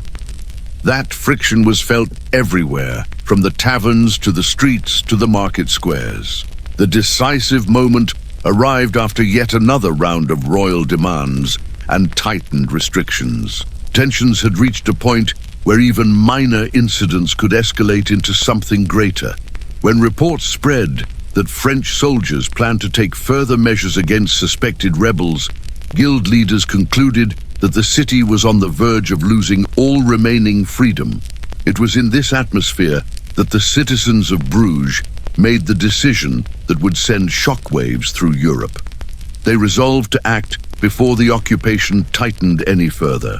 The event that would become known as the Bruges Matins took place in the early hours of the morning, when the city was still covered in darkness and when French soldiers were least prepared for danger. Flemish rebels, many of them guild members, moved quietly through the narrow streets, coordinating with precision born from months of shared frustration. Their plan was simple. They intended to confront the soldiers who had occupied their homes, their halls, and their public spaces. They would strike before the garrisons could respond. They believed that if they hesitated, the crown would crush any future attempt at resistance. When the violence began, it was swift, coordinated, and overwhelming. French soldiers, taken by surprise, were unable to organize themselves into defensive positions. The rebels struck at quarters where the soldiers slept, at guard posts, and at patrol points. Streets that had been patrolled in the name of royal order now filled with citizens determined to reclaim their city. The chaos was intense, and the fighting was close and direct. There were no formal formations or strategic maneuvers. It was the uncontrolled eruption of long, restrained anger. For the French soldiers, the uprising was shocking. Many had believed the urban population too intimidated to fight. Others had underestimated the determination of the guilds. They found themselves surrounded in a city they thought they controlled.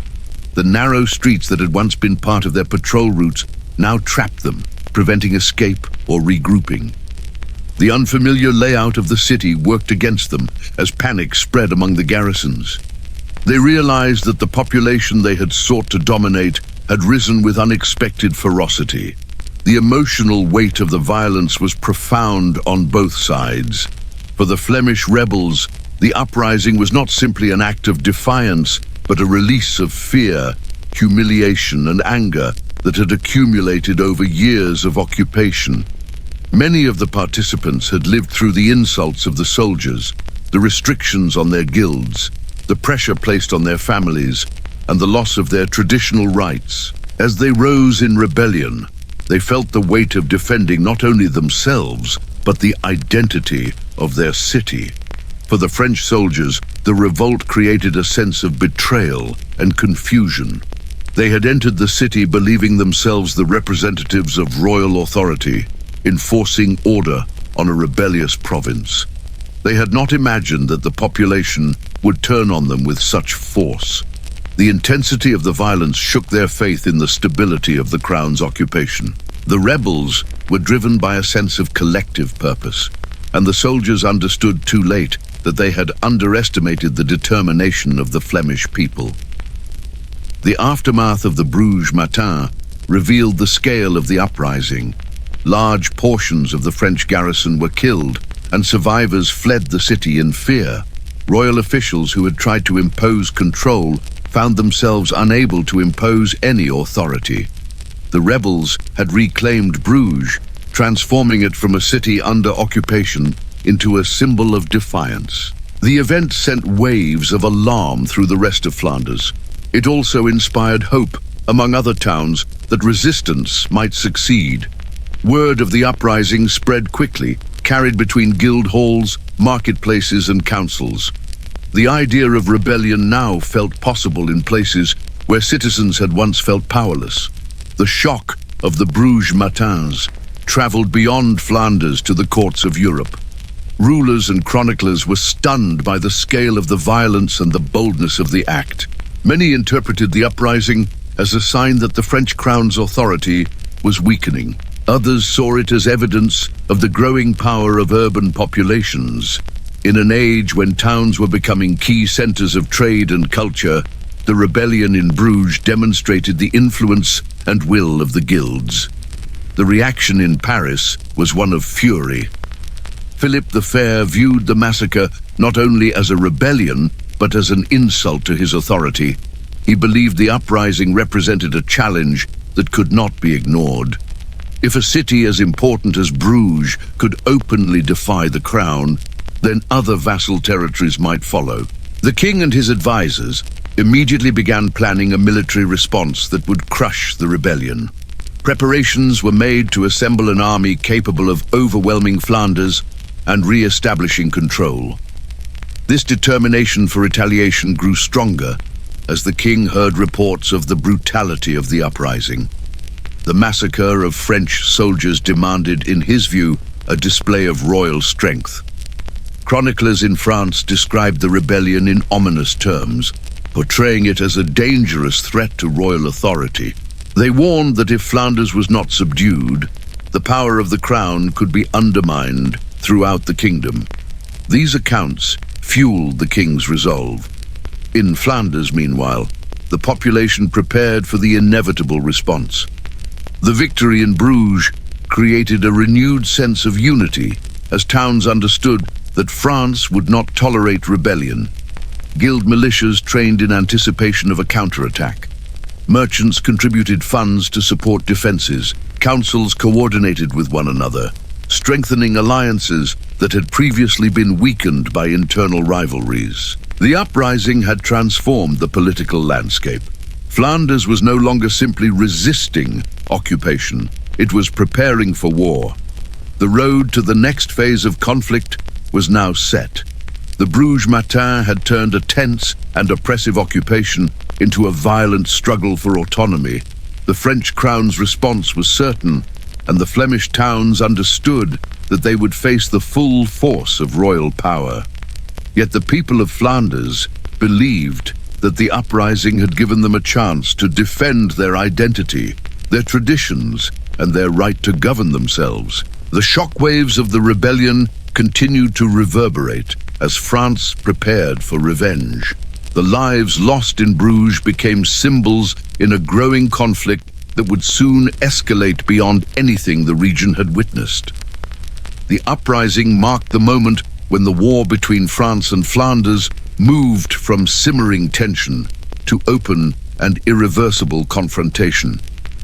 The next chapter would be defined by armies marching into the fields of Flanders and by battles whose outcomes would shape the future of Northern Europe. The uprising that erupted in Bruges did not remain an isolated act of defiance. It became the foundation for a broader military movement across Flanders. The people who had risen in the early hours to expel the French garrison understood that their victory would invite the full might of the French crown. They prepared for the inevitable, and the surrounding towns strengthened their militias. Alliances formed between cities that had previously competed for influence. The population understood that a battle was coming and that it would determine the future of their region. The French king, still enraged by the massacre in Bruges, responded with a determination to restore royal authority and avenge the fallen soldiers. This determination would lead to one of the most significant clashes of the Middle Ages. The Battle of the Golden Spurs became an event that altered military thinking, reshaped political narratives, and defined Flemish identity for generations. The French army that marched into Flanders was confident in its superiority.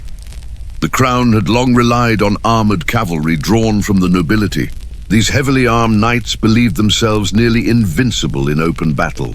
They saw peasant levies, urban militias, and lightly equipped infantry as inferior foes. The traditional mindset of French military leadership had been shaped by centuries of mounted warfare. The knight, armored from head to toe and supported by a powerful war horse, symbolized the height of military prestige and strength. When the French nobles looked across the fields of Flanders, they did not see a formidable enemy. They saw a rebellion that could be crushed quickly and decisively.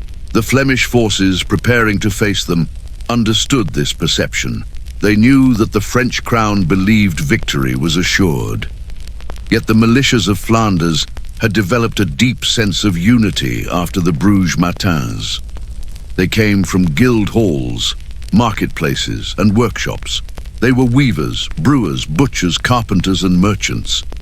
Many had never participated in a large military campaign before, but they had experience in defending their cities, and they knew the terrain of their homeland. They fought not to expand territory or to seek glory, but to protect their independence. The knowledge that their families, livelihoods, and freedoms were at stake gave them a determination that would prove decisive. The confrontation took place near the city of Kortrijk. The surrounding fields and marshes played an important role in the coming battle. Flemish commanders, aware of the limitations of their forces, positioned their troops carefully to take advantage of the uneven ground. The marshy terrain restricted cavalry movement and favored tightly organized infantry formations. Flemish militias used long pikes, goedendags, and other pole weapons. They formed defensive lines supported by trenches and obstacles designed to slow or break a cavalry charge. Their strategy was not based on speed or maneuverability, but on discipline and the understanding that terrain could neutralize the French advantage. When the French army arrived, its leaders were confident in their strategy. They believed that a direct charge would shatter the Flemish lines. Many nobles were eager to prove their valor and restore the honor of the crown after the humiliation of the Bruges uprising. Chroniclers later described the pride of the French lords as they prepared for battle, convinced that they would defeat the rebels and present the victory as a confirmation of chivalric ideals. Their belief in the superiority of heavy cavalry shaped every choice they made. They underestimated the discipline of the Flemish militias and misunderstood the significance of the terrain. As the battle began, French cavalry advanced with great speed, expecting to break through quickly. The impact of the charge was powerful, but the marshy ground disrupted the movement of the horses. Knights who expected to ride with precision found themselves slowed and struggling to maintain formation. The Flemish troops held firm, bracing their pikes to absorb the force of the charge. The first wave of cavalry met a wall of disciplined resistance. Horses fell or stumbled. Knights who had relied on momentum lost their advantage. The Flemish lines bent but did not collapse. The French responded with more charges, attempting to overwhelm the rebels through sheer force.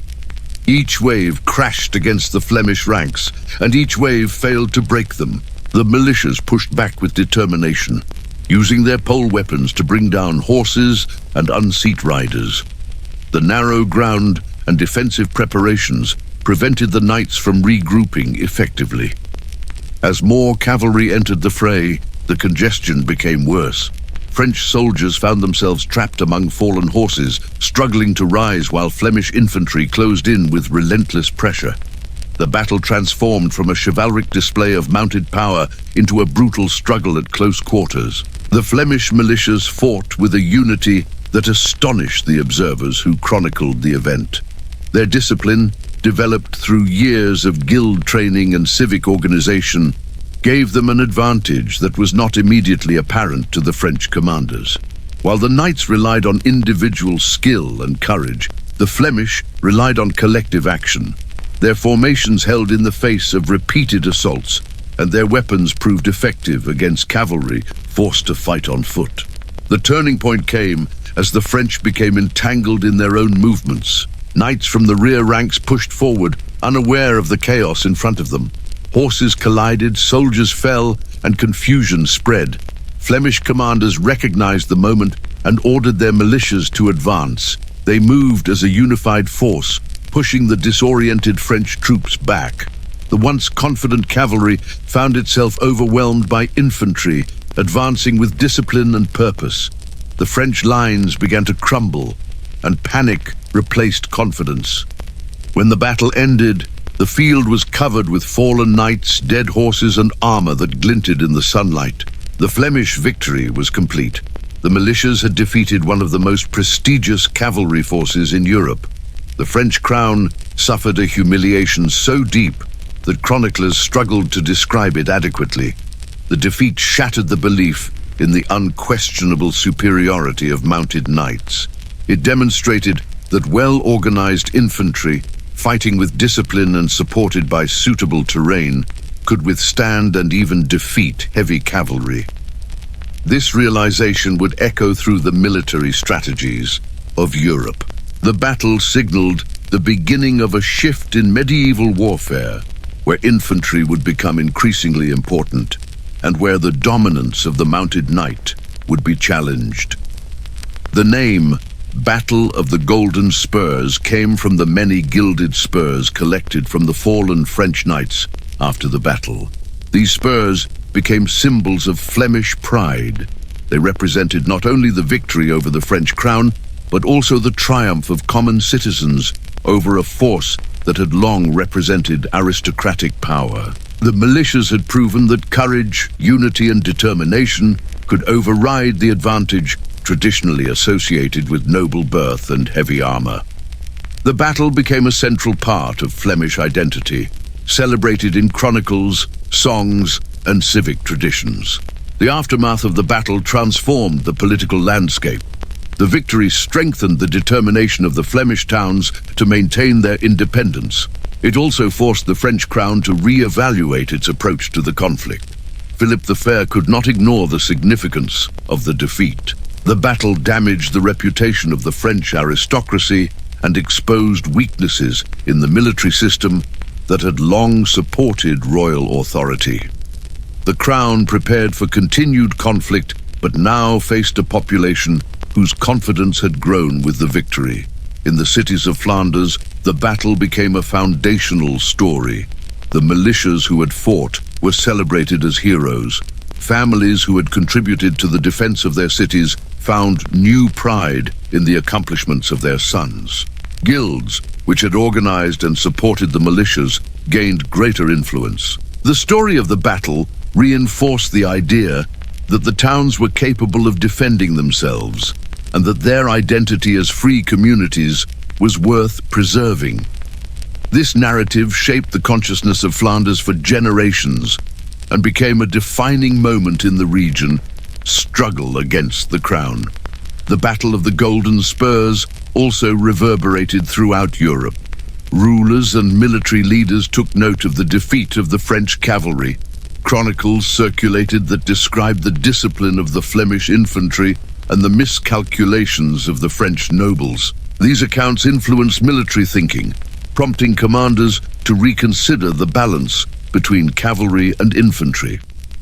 The battle became a reference point in debates about military reform and became part of a broader transformation in European warfare. The story of the battle did not end on the field of Kortrijk. It lived on in the minds of the people, shaping perceptions of power, identity, and resistance. The victory symbolized the capacity of ordinary citizens to challenge a powerful monarchy. It demonstrated that courage and unity could overturn expectations and redefine what was possible. For Flanders, the battle was a triumph, celebrated with reverence. For France, it was a harsh lesson and a reminder that the struggle for control of the region would not be simple. The golden spurs collected from the field became reminders of the day when a population rose to defend its freedom. They served as a declaration that the war between France and Flanders had entered a new phase. The crown would not accept defeat, and Flanders would not abandon its claim to autonomy. The conflict would continue, influenced now by the memory of the battle and by the new reality it had created. The defeat at the Battle of the Golden Spurs created a shock in Paris that few contemporary observers could fully capture. The French crown, long accustomed to military dominance, found itself confronting a reality it had not imagined possible. A force of urban militias had shattered one of the most prestigious cavalry armies in Europe. The humiliation ran deep. French chronicles that had once celebrated the strength of mounted knights now struggled to explain how craftsmen and guildsmen had accomplished what seemed unthinkable. Philip the Fair had built his reign on the idea of a strong and centralized monarchy. The defeat struck at the heart of this vision. It revealed weaknesses in the military system and exposed vulnerabilities in royal authority. It also ignited a fierce determination in the king to reclaim control and punish the region that had defied him. In the days following the battle, the French crown began to reorganize its military forces. The king refused to accept the Flemish victory as final.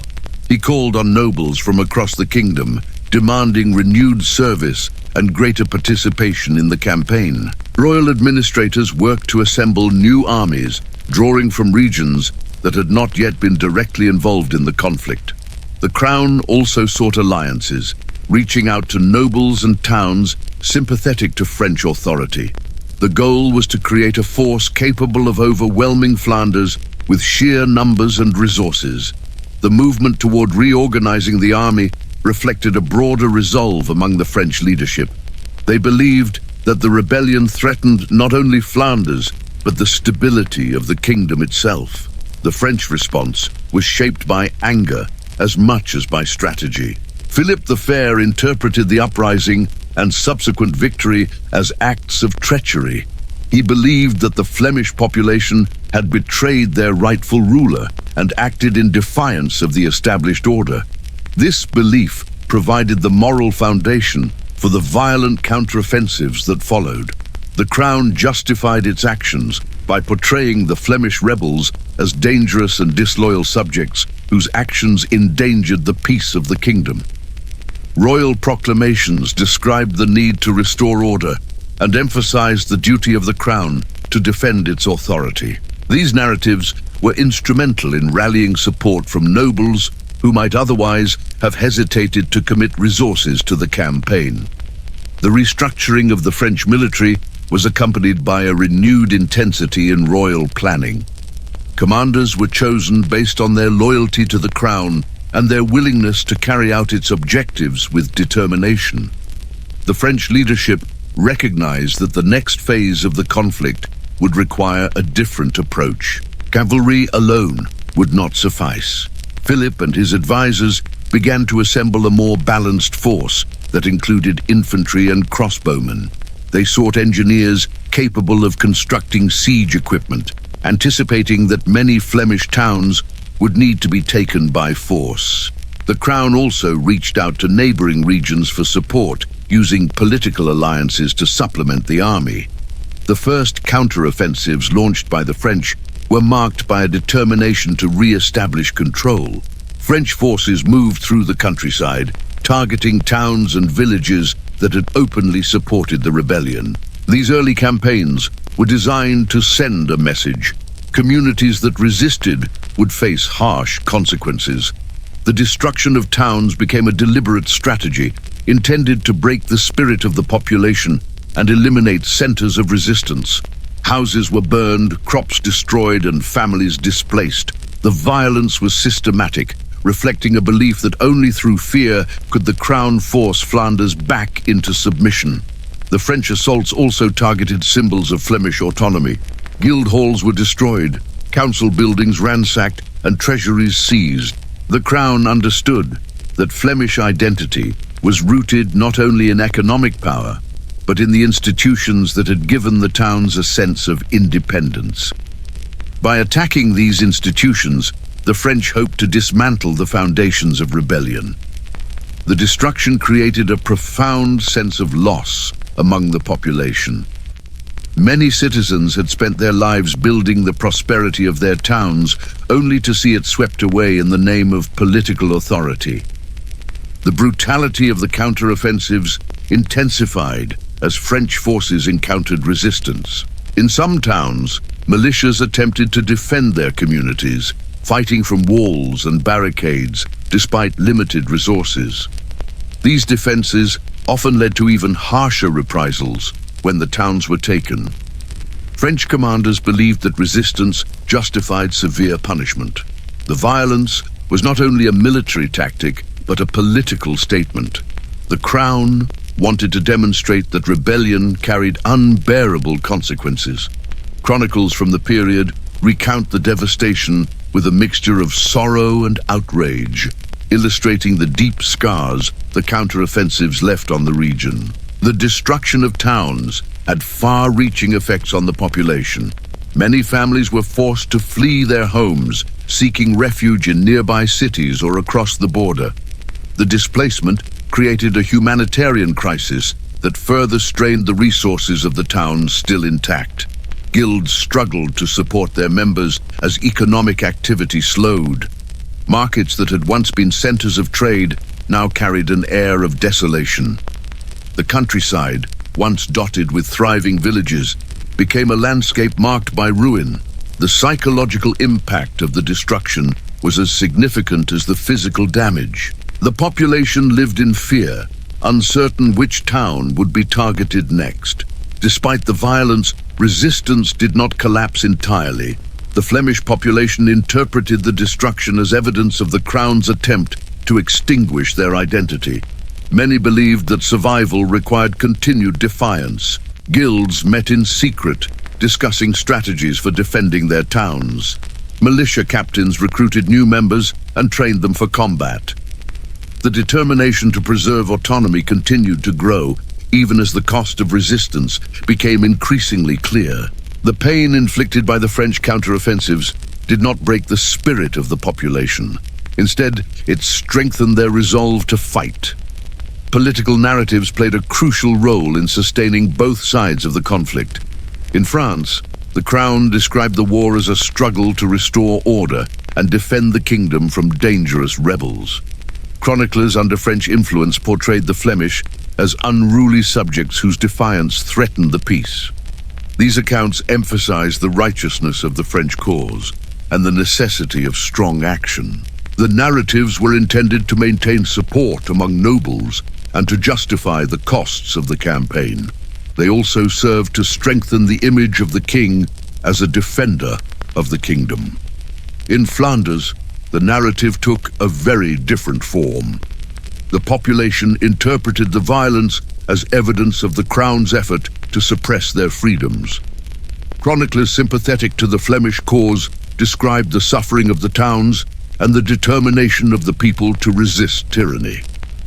These accounts celebrated the bravery of the militias and emphasized the importance of preserving the rights of the cities. The narrative of resistance became as important as the military struggle itself. It shaped the identity of the towns and provided a sense of purpose amid hardship. The destruction of towns also drew attention from other European powers. Some rulers saw the conflict as an opportunity to weaken the French crown. Others feared that the violence might spread if the rebellion continued. The political map of Europe was shaped by a complex web of alliances and rivalries. The conflict between France and Flanders threatened to upset the balance. England, already tied to Flanders through trade, watched the unfolding events with interest.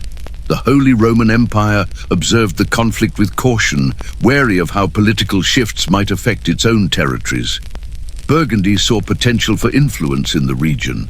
Each power viewed the French counteroffensives through the lens of its own interests. As the counteroffensives continued, the crown sought to consolidate its gains by appointing officials to govern the regions it had retaken. These officials were tasked with restoring order, collecting taxes, and reasserting the authority of the king. But their efforts often met with resistance. The population, unwilling to accept royal rule, engaged in acts of defiance, such as refusing to pay taxes or hiding supplies from officials. The French administration struggled to maintain control in areas where resentment remained strong. The difficulty of governing a hostile population became increasingly apparent. The period of counteroffensives revealed the complexity of the conflict. It was not merely a military struggle, but a clash between two visions of authority. The French crown believed in a centralized monarchy that demanded obedience. The Flemish towns believed in civic autonomy, shaped by centuries of urban development. The violence that unfolded in the aftermath of the Battle of the Golden Spurs reflected the collision of these visions. It revealed the lengths to which the French crown would go to reassert control, and the resilience of a population determined to defend its identity. The road ahead would not become easier. The destruction of towns, the suffering of the population, and the continued determination of both sides ensured that the conflict would persist. The French counteroffensives demonstrated the power of the crown, but they also revealed its limitations. The Flemish resistance continued, and the war entered a new phase shaped by shifting alliances, prolonged engagements, and the enduring struggle between authority and autonomy. The war between France and Flanders entered its long middle phase with a sense of exhaustion that settled over the region like a heavy fog. The dramatic moments that had defined the early years of the conflict gave way to periods of stalemate, uneasy truces, and fragile agreements that rarely lasted. The initial sparks of rebellion and retaliation had created a momentum that neither side could easily escape. Yet as years turned into decades, it became clear that neither the French crown nor the Flemish towns could achieve a final and decisive resolution. The conflict lingered, reshaping politics, draining resources, and wearing down the people who lived in its shadow. The war continued, not because either side desired its persistence, but because neither could imagine a settlement that would satisfy both authority and autonomy. After the shock of the French counteroffensives, the militias of Flanders regrouped. The initial triumph at Kortrijk had given the towns confidence, while the subsequent destruction of their communities had instilled a deeper need to defend themselves. The French crown, unwilling to accept humiliation, prepared new armies and sought new strategies. Yet each side soon discovered that victory came at an immense cost. The territories were densely populated, tightly organized, and fiercely loyal to their identities. Any attempt to control them required prolonged occupation, and occupation bred resentment. As a result, the conflict settled into a pattern of ongoing military operations, punctuated by negotiations that rarely produced lasting peace. The French kings who inherited the conflict found themselves bound to a policy that they could not abandon without appearing weak. Philip the Fair died before resolving the war, but his successors continued his approach. Louis X, Philip V, and Charles IV each faced internal challenges in France, yet they maintained the belief that Flanders must remain under French authority. The idea of a defiant vassal territory was intolerable to the crown. Allowing Flemish autonomy would signal to other regions that defiance could succeed. The crown feared that such a precedent would encourage further rebellions and threaten the stability of the entire kingdom. Each new king therefore approached the conflict with the same determination to reassert control, even as the practical means to achieve this goal remained elusive. Flemish towns, meanwhile, endured cycles of rebellion and recovery. They celebrated victories when French forces withdrew and endured hardship when armies returned. The guilds maintained their influence, though their leadership often changed as the pressures of war took their toll. Some cities experienced internal divisions as factions argued about the best course of action. There were those who believed in continued resistance and those who argued that negotiation with the crown might prevent further destruction. The tension between these perspectives created political instability within the towns. Yet, despite disagreements, the shared sense of identity and desire for autonomy remained strong. Throughout the 14th century, several treaties were signed between France and Flanders. These agreements reflected the exhaustion of both sides and the desire to create temporary solutions to immediate problems. The Treaty of Athis-sur-Orge in 1305 marked one of the earliest efforts to bring the conflict under control. It imposed harsh terms on Flanders, requiring territorial concessions, fines, and symbolic acts of submission. The Flemish population resented the terms deeply, and compliance proved difficult. The treaty did not resolve the underlying tensions, it merely postponed further conflict. The fragile nature of these agreements became apparent as time passed. Each treaty created obligations that neither side could fully meet. The crown demanded tribute and control that the Flemish towns refused to accept. The towns sought recognition of their rights and self-governance, which the crown refused to grant. The result was a pattern of broken promises and renewed hostilities. Whenever one side sensed weakness in the other, the conflict reignited. The war became a series of incomplete endings, each one setting the stage for the next phase of struggle. As the decades progressed, the political landscape of Europe influenced the direction of the conflict. The rise of England and France as rival powers created new tensions that affected Flanders. The Flemish economy remained dependent on English wool, and this connection shaped political choices within the towns. English kings saw opportunities to influence the region, especially when French authority appeared unstable. The Flemish towns found themselves drawn into broader continental politics. Their alliances shifted based on economic needs and the pressures of the moment. Yet despite fluctuations in political alignment, the fundamental issue remained the same. The towns wanted autonomy, and the French crown wanted obedience. The internal dynamics of Flanders also evolved during this long middle period. Guilds that had once been primarily economic institutions increasingly assumed political roles. They organized militias, negotiated with foreign powers, and managed the internal governance of the towns. Their influence created both strength and vulnerability. On one hand, the guilds provided a source of civic stability and unity. On the other, their growing power sometimes created conflicts with the nobility or with factions within the towns. The strain of prolonged warfare tested their ability to maintain cohesion.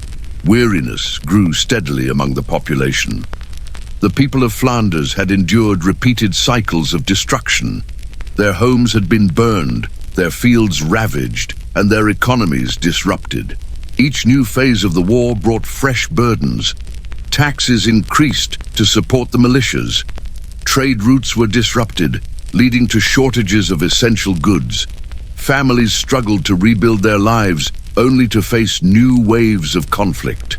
The psychological and emotional toll shaped a collective experience of hardship that became part of the region's memory.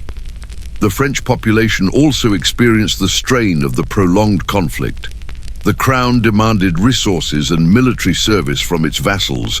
French nobles were expected to contribute troops and funds. The financial burden of supporting repeated campaigns in Flanders strained the royal treasury. Political tensions within France simmered as nobles questioned the value of a conflict that produced no decisive victory. Yet the crown remained committed to the war, believing that abandoning it would undermine the authority of the monarchy. Despite moments of intense violence, neither side could maintain consistent momentum. French armies could devastate towns, but struggled to hold them in the long term. Flemish militias could defend their cities, but lacked the capacity to strike decisively against the crown. This imbalance created a stalemate that felt endless. Occasional victories on either side did little to shift the overall trajectory of the war. Each triumph was followed by losses that cancelled its significance. Chroniclers from the period described the conflict as a war that seemed unwilling to end. They noted the weariness of the soldiers, the exhaustion of the towns, and the inability of the kings to impose lasting solutions. They wrote of families uprooted, of fields left barren, and of markets diminished. They spoke of marches through ruined landscapes and of negotiations carried out with little hope of success. The conflict had become a cycle that repeated itself across generations, shaping the lives of people who had been born long after the initial spark had been lit. Yet even amid the fatigue, the war persisted. Each side believed that giving up would mean losing everything. The French crown feared that allowing Flemish autonomy would encourage other regions to seek independence. The Flemish towns feared that submitting to the crown would mean the loss of their identity, freedom, and economic strength. As long as these fears remained, peace remained elusive. The conflict became a struggle not only for territory, but for the right to define the nature of political authority. It became a test of endurance rather than strategy. By the time the long middle period drew to a close, the people of Flanders had endured generations of uncertainty.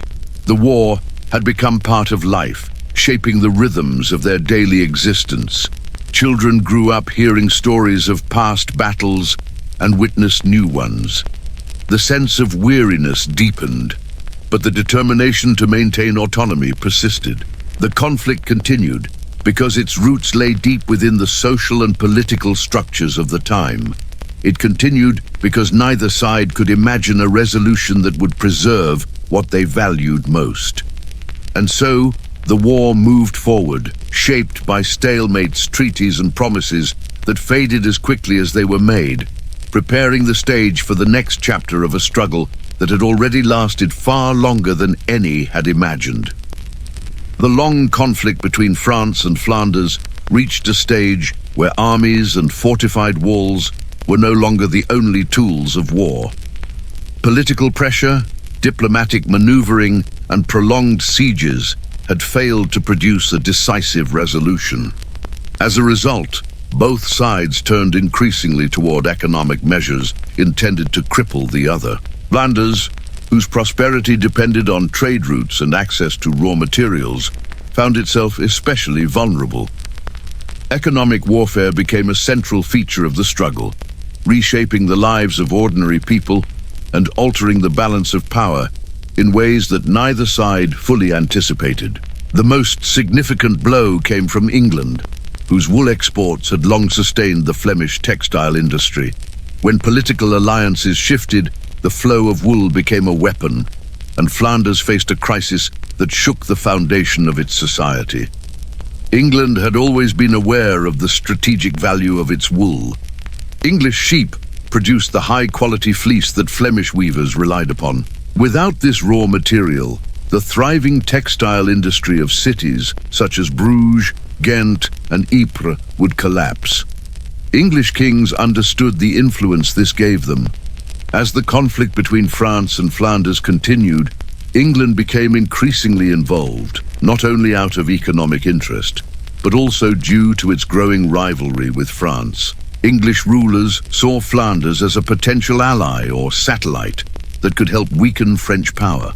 They also recognized the advantage of using economic pressure to influence the course of the war. The English crown began to restrict wool exports during moments when it sought political leverage. These restrictions were not always absolute, but they created uncertainty among Flemish merchants and guild leaders. Sudden changes in English policy caused prices to fluctuate wildly. Merchants could not rely on steady supply, and mills struggled to maintain production. In some cases, export bans were enforced strictly, cutting off supply entirely. At other times, wool was allowed to flow again when the English crown believed it could gain from Flemish dependence. This inconsistency deepened the crisis, for it prevented Flemish towns from adapting to the restrictions. The French crown encouraged England to restrict wool exports whenever doing so served its own objectives. The political rivalry between England and France created shifting alliances, but both powers recognized that the economic vulnerability of Flanders could be exploited. Occasionally, English kings imposed restrictions not to support France, but to pressure the Flemish towns into cooperation or alliance. The complicated web of motives created a situation where Flanders found itself caught between the ambitions of two greater powers. Its prosperity became collateral in a much larger political contest. The effects of the wool crisis were immediate and severe. Workshops that had once employed hundreds of weavers, dyers, fullers, and finishers began to fall silent. The mills that had formed the backbone of the Flemish economy struggled to keep their workers employed. The textile industry that had fueled the rise of the great cities now became a source of growing despair. As wool supplies dwindled, many guild members lost income. Families that had lived comfortably from the proceeds of textile production now faced hunger. Trade blockades added to the suffering. Both France and England at different moments attempted to control maritime routes to prevent goods from reaching Flemish ports. The North Sea became a contested space, with ships seized or turned away by naval forces. Merchants who attempted to bypass blockades risked losing everything to confiscation. Some ships never returned, taken by storms or captured by foreign fleets. The loss of trade affected not only the textile industry, but also the broader economy. Markets in Bruges, once filled with goods from across Europe, became quieter. Imported food became scarce and expensive. The prosperity that had defined the region now felt distant and fragile. As supplies dwindled, hunger spread through the towns. Poorer citizens were the first to suffer, but even skilled craftsmen and merchants found themselves unable to afford basic necessities. Chroniclers describe scenes of families lining up for bread, workshops closing their doors, and entire streets filled with unemployed workers. The crisis created desperation and resentment. People questioned the decisions of their leaders. They wondered whether the guild councils had acted wisely in resisting the crown. They feared that continued war would mean the destruction of the world they had built. The strain on families led to tension within households and across communities. Guilds, which had been the foundation of Flemish unity, began to fracture under the pressure. Some guilds argued for compromise with France or for closer alignment with England, believing that economic relief would come from shifting allegiance. Others insisted that independence remained essential and that the crisis should strengthen resolve rather than weaken it. These disagreements created deep divisions within guild halls. Factions formed, each accusing the other of endangering the future of the city. In some towns, guild members clashed in the streets. Old rivalries resurfaced as the crisis worsened. In Bruges, the conflicts became especially intense. Some guilds, influenced by merchants with strong ties to England, pushed for full cooperation with the English crown. They believed that restoring wool imports would revive the economy. Others argued that submitting to English influence would merely replace one master with another. They warned that England would use economic dependence to dominate Flemish politics. These debates escalated into public confrontations. Meetings that were once orderly became scenes of shouting and threats. Ghent experienced similar turmoil. The city had long been known for its powerful guilds, and the crisis tested their unity. Leaders who attempted to maintain neutrality were accused of cowardice. Those who supported alignment with England were accused of treason. The disagreements reached a point where guild leaders had to reinforce security at their meetings. The threat of violence became a regular concern, and the once stable political structure of the city began to show cracks. Ypres, with its strong textile tradition, endured some of the worst suffering. The city had built its identity on cloth production. When wool imports dwindled, the effect was devastating. Unemployment spread rapidly. Entire families were left without income. As desperation grew, conflicts between guilds intensified. Some groups accused others of hoarding resources or using political influence to secure secret deals with merchants. The unity that had once characterized the guilds now seemed like a memory. The crisis created an atmosphere where trust eroded and cooperation became difficult. The political leaders of Flanders struggled to navigate the crisis. They sought negotiations with England, hoping to restore wool exports. They also attempted to negotiate with France, hoping to ease the effects of trade blockades. But their efforts were often undermined by shifting alliances and by the internal divisions within the towns. At times, leaders managed to secure temporary agreements that allowed limited trade, yet these agreements rarely lasted. The economic pressure continued, and the people grew increasingly weary. The wool crisis also influenced the broader political identity of Flanders. The towns had long defined themselves through their prosperity and their independence. The economic suffering forced them to reconsider the balance between autonomy and survival. Some leaders argued that compromise with France or England might offer relief, even if it meant sacrificing some measure of independence. Others believed that only complete autonomy could protect the region in the long term.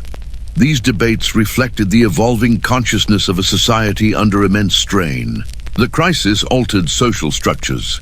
Wealthier merchants who had built fortunes on international trade found their wealth diminished. Some attempted to diversify their investments, turning to local markets or agriculture. Others fell into debt. Meanwhile, poorer citizens faced starvation. Charitable institutions struggled to meet the growing demand for food and shelter. Churches attempted to provide relief, but lacked the resources to address the scale of the suffering. The class tensions that had always existed in Flemish society deepened. Resentment grew not only between guild factions, but between the wealthy and the poor. Political instability became a defining feature of the era. Leadership shifted frequently as towns attempted to navigate the crisis. Some councils were overthrown by factions that believed they could provide better solutions. Other councils faced pressure from both France and England, each demanding allegiance. The constant reshaping of political alliances created an environment where long-term planning became nearly impossible. Leaders who sought to protect their cities could not control the external forces that shaped the crisis. The wool crisis demonstrated that economic warfare could be as destructive as armed conflict. The suffering it caused often exceeded the devastation of battles or sieges. It affected everyone, regardless of social status. It weakened the unity that had sustained the Flemish towns during earlier phases of the war. It exposed vulnerabilities that armies had never revealed. The crisis also showed the interconnectedness of medieval Europe. The fate of Flemish towns depended on decisions made in distant courts and influenced by political rivalries stretching far beyond their borders. Yet even amid the suffering, the determination to preserve autonomy remained strong. Many citizens believed that surrendering to the French crown would not solve the economic crisis. They feared that the crown would impose heavy taxes or restrict trade further. Others believed that relying on England would create a new dependency that could be equally dangerous. The crisis forced the towns to confront difficult choices, but it did not destroy their identity. Instead, it revealed the resilience of a population that had survived war, destruction, and political turmoil. The wool crisis marked one of the darkest chapters in the long conflict. It reshaped the internal dynamics of Flanders and influenced the broader course of the war. The economic suffering, the political instability, and the internal divisions created conditions that would determine the direction of the struggle in the years to come. The war that had begun as a contest for power had now become a battle for survival, fought not only on the battlefield, but in the markets, mills, and homes of the Flemish towns. The long war between France and Flanders did not only generate conflict between kingdoms, it also fostered divisions within Flanders itself.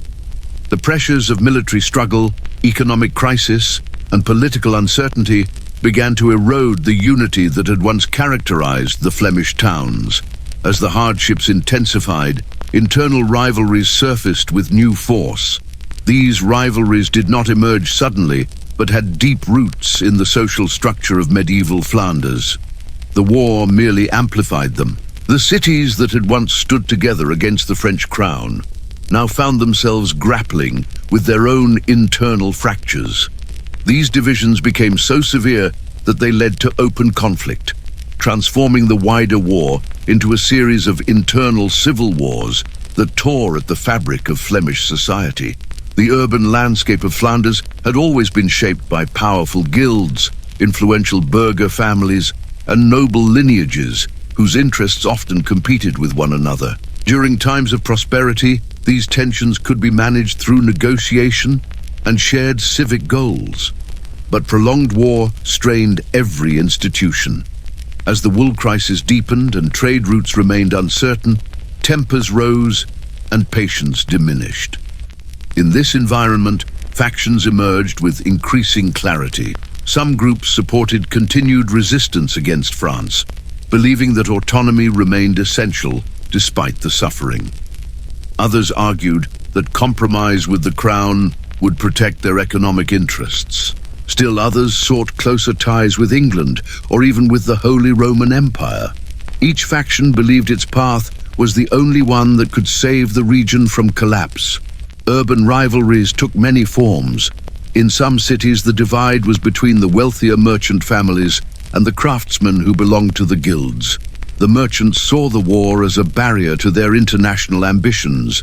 They believed that making concessions to France or forming new alliances with England might restore trade and commerce. Many were eager to stabilize the region so that markets would reopen and prosperity could return.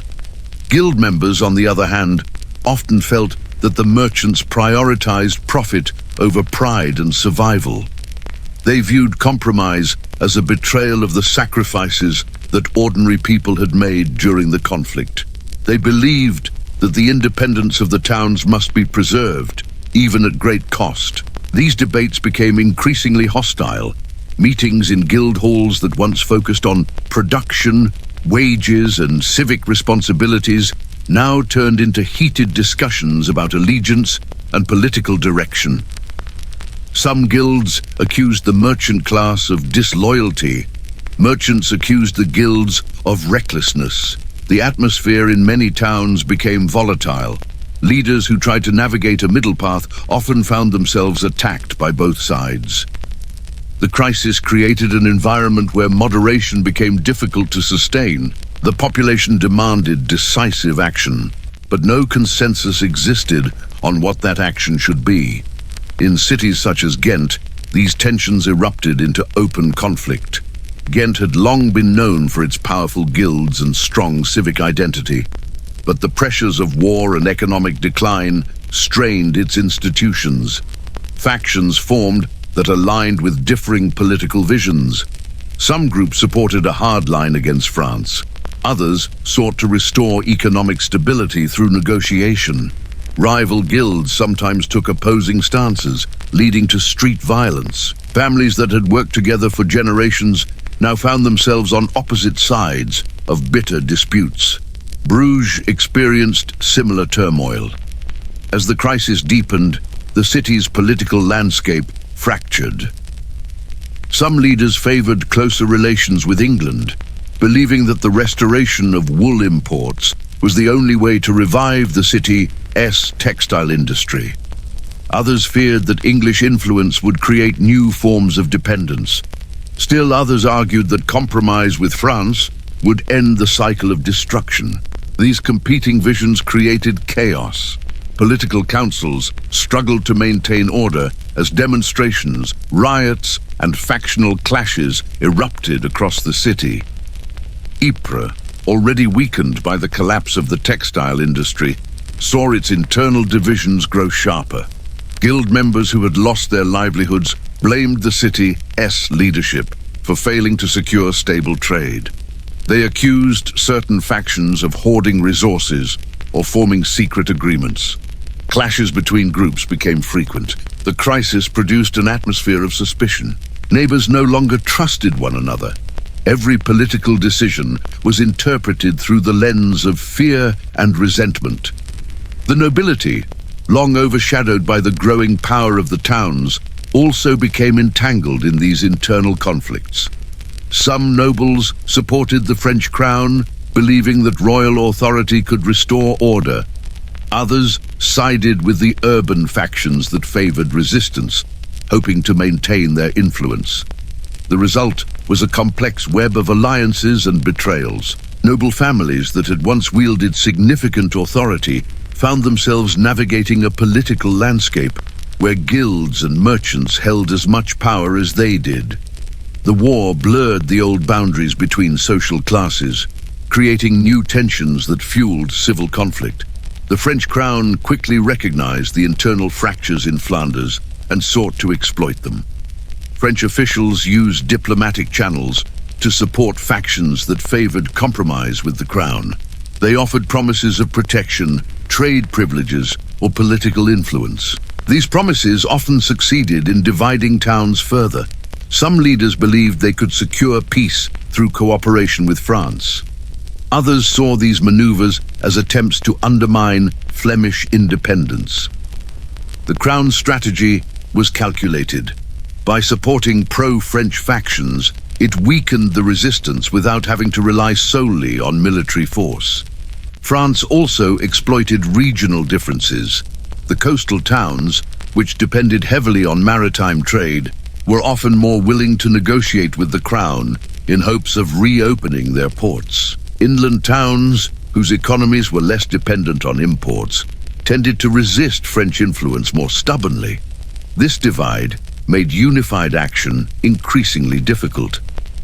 The inability to coordinate strategies between towns created openings for the French to pursue targeted offensives or diplomatic interventions that further fractured Flemish unity.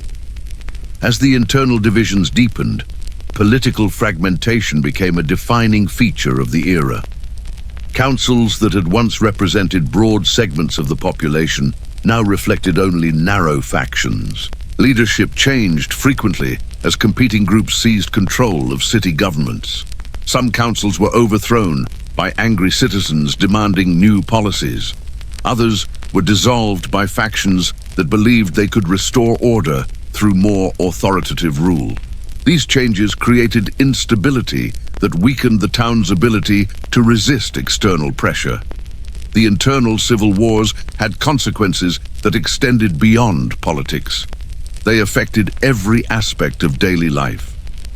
Families that had long relied on the stability of guild structures now found that their livelihoods were threatened not only by blockades and shortages, but by political conflict.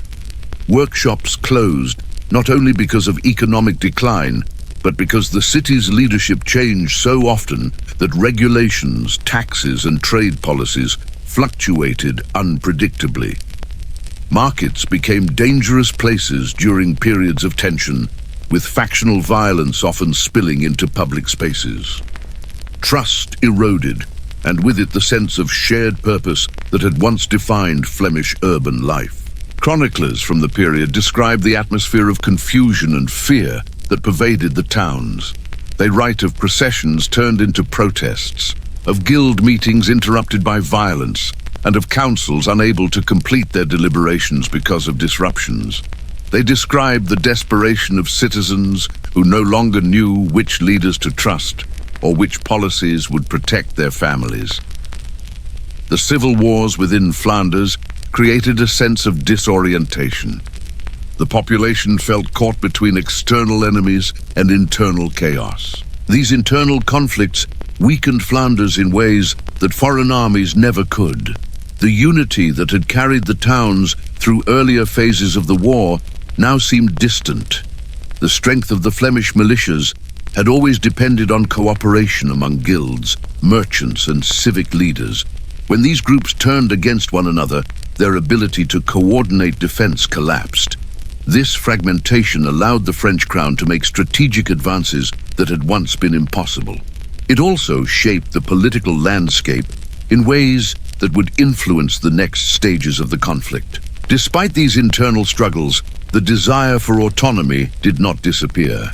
Even as factions fought one another, the broader aspiration to maintain independence continued to shape political decisions. Yet the internal civil wars revealed how fragile that aspiration had become. The cities could not sustain resistance indefinitely without unity. The war that had once pitted France against Flanders had now become a multi-layered struggle involving external pressure, internal division, and shifting alliances. The conflict entered a new stage where the outcome depended as much on the city's ability to restore unity as on their ability to resist the French crown. The fragmentation of Flemish political unity marked a critical turning point. Once unified by common goals, the towns now faced the challenge of confronting not only an external enemy, but themselves. The internal civil wars weakened their capacity to act collectively. They exposed the vulnerabilities inherent in a society defined by powerful guilds and complex political structures. The next phase of the conflict would reflect these changes, as Flanders struggled to rebuild unity and France sought to capitalize on the divisions that had emerged. The war between France and Flanders did not unfold in isolation. As the 14th century progressed, a larger conflict rose across Western Europe, transforming the political landscape and shaping the fate of kingdoms and cities alike. This conflict, which would later be known as the 100 Years' War, drew England and France into a prolonged struggle for dynastic legitimacy, national authority, and continental power. Its consequences spread far beyond the battlefields of Normandy and Aquitaine.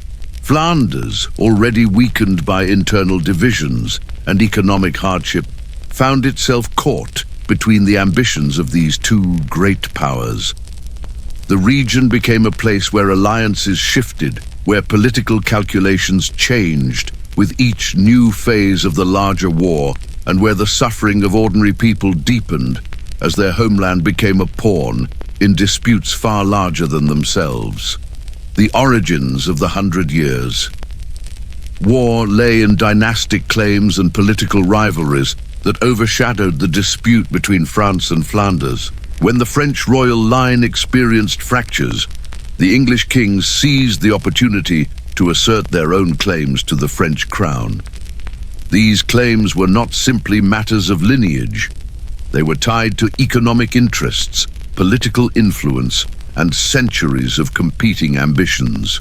As tensions escalated, England and France entered a conflict that was broader and more consequential than anything Europe had seen in generations.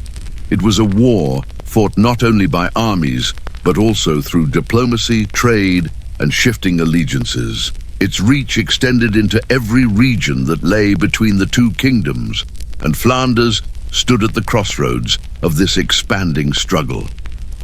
Flanders was particularly vulnerable because of its economic dependence on English wool and its geographic position near the northern frontier of France. The Flemish towns needed English wool to sustain their textile industries. The French crown, however, believed that Flanders played too large a role in English economic strength. The larger conflict between England and France turned the region into a battleground for influence, long before any armies set foot on its soil.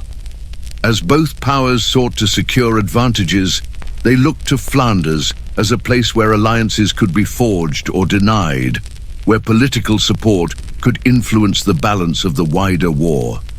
The shifting alliances of the Flemish cities reflected the complexity of their situation. At times, towns sought closer ties with England, hoping to secure the wool necessary for their economic survival. English rulers promised protection, trade privileges, and political support. At other moments, Flemish leaders negotiated with France, believing that cooperation with the crown could bring stability or prevent military retaliation. These shifting relationships did not reflect fickleness but necessity.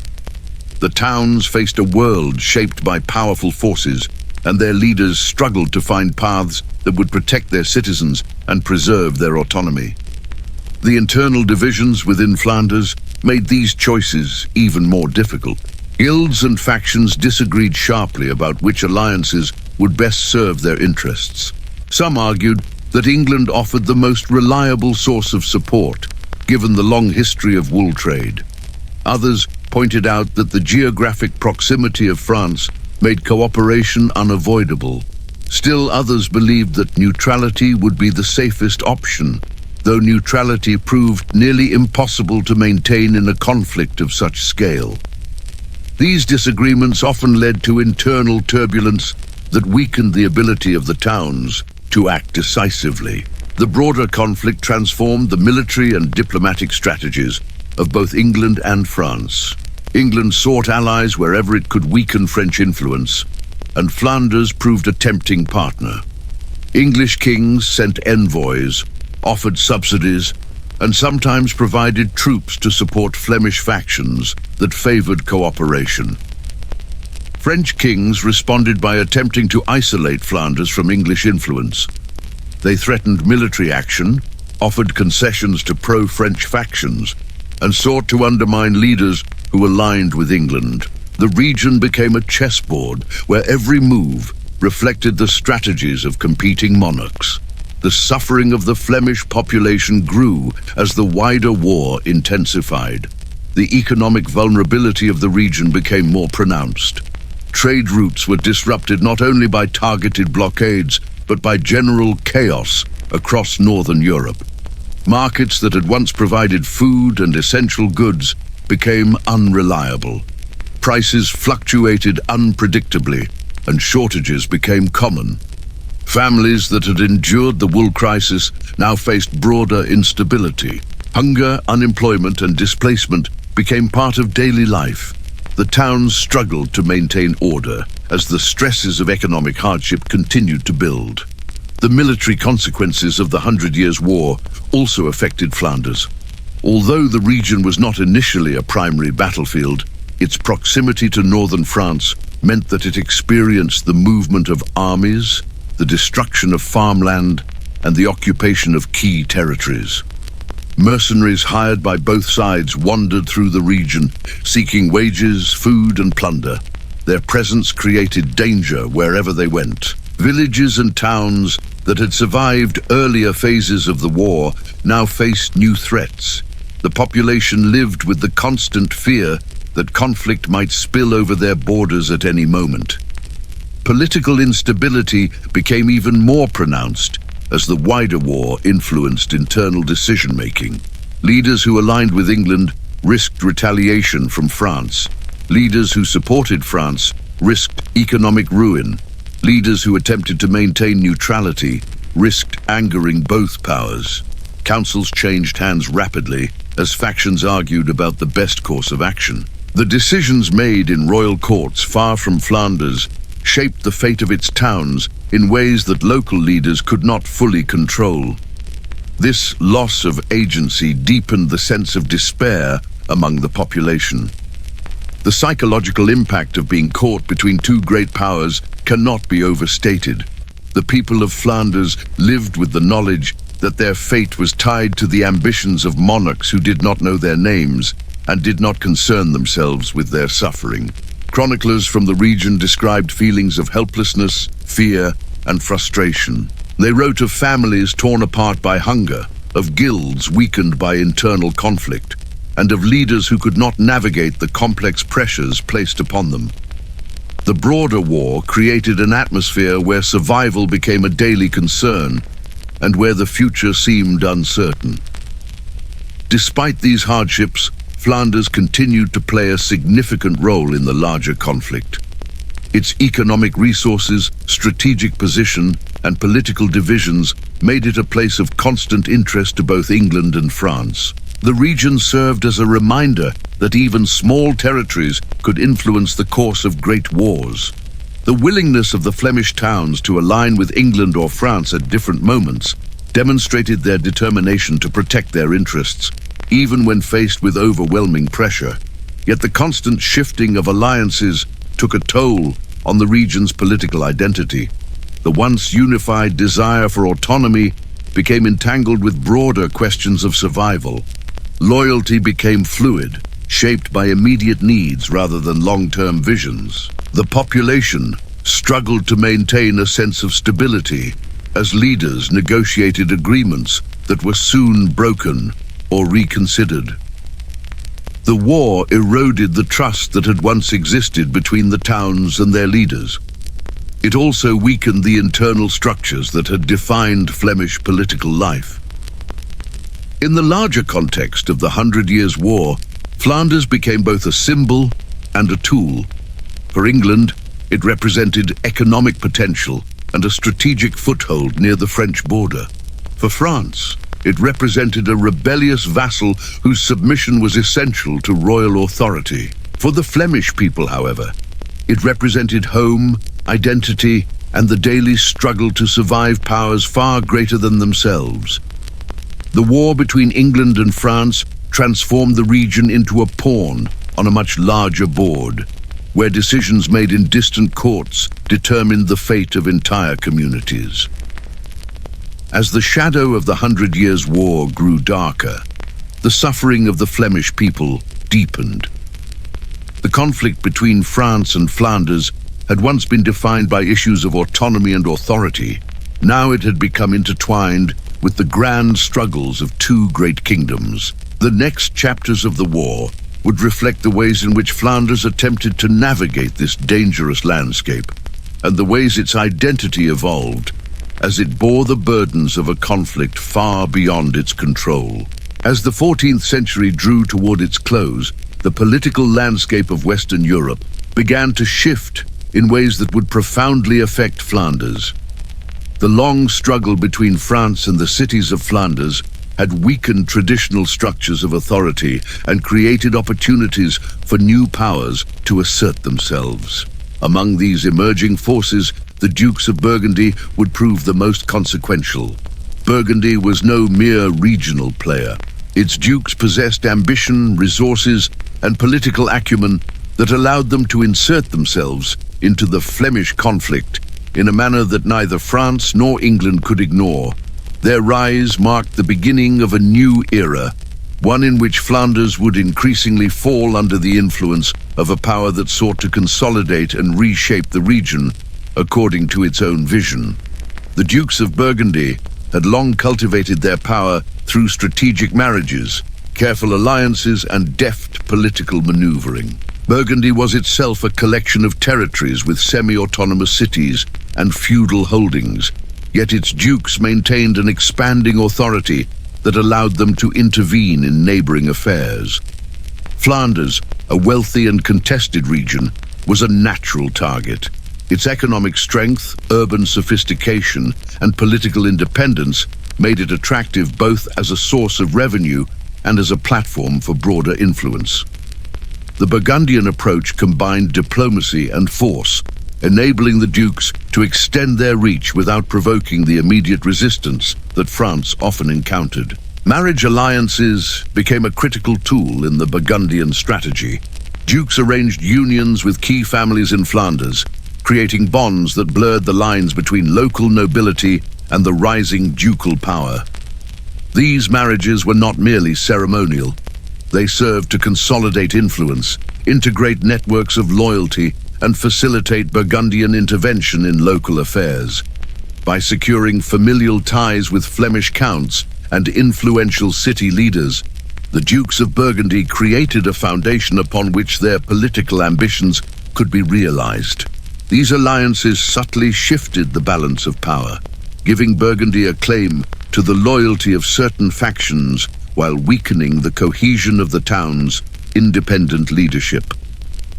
The entry of Burgundy into Flemish politics was also facilitated by the exhaustion of the region after decades of conflict. The war between France and Flanders had left cities divided, guilds strained, and leadership fractured. Internal disputes, economic crises, and previous conflicts with the French crown had diminished the capacity of Flemish institutions to resist external influence. Burgundy stepped into this vacuum, presenting itself as a stabilizing force, capable of protecting interests and offering security. For some towns, this promise was appealing.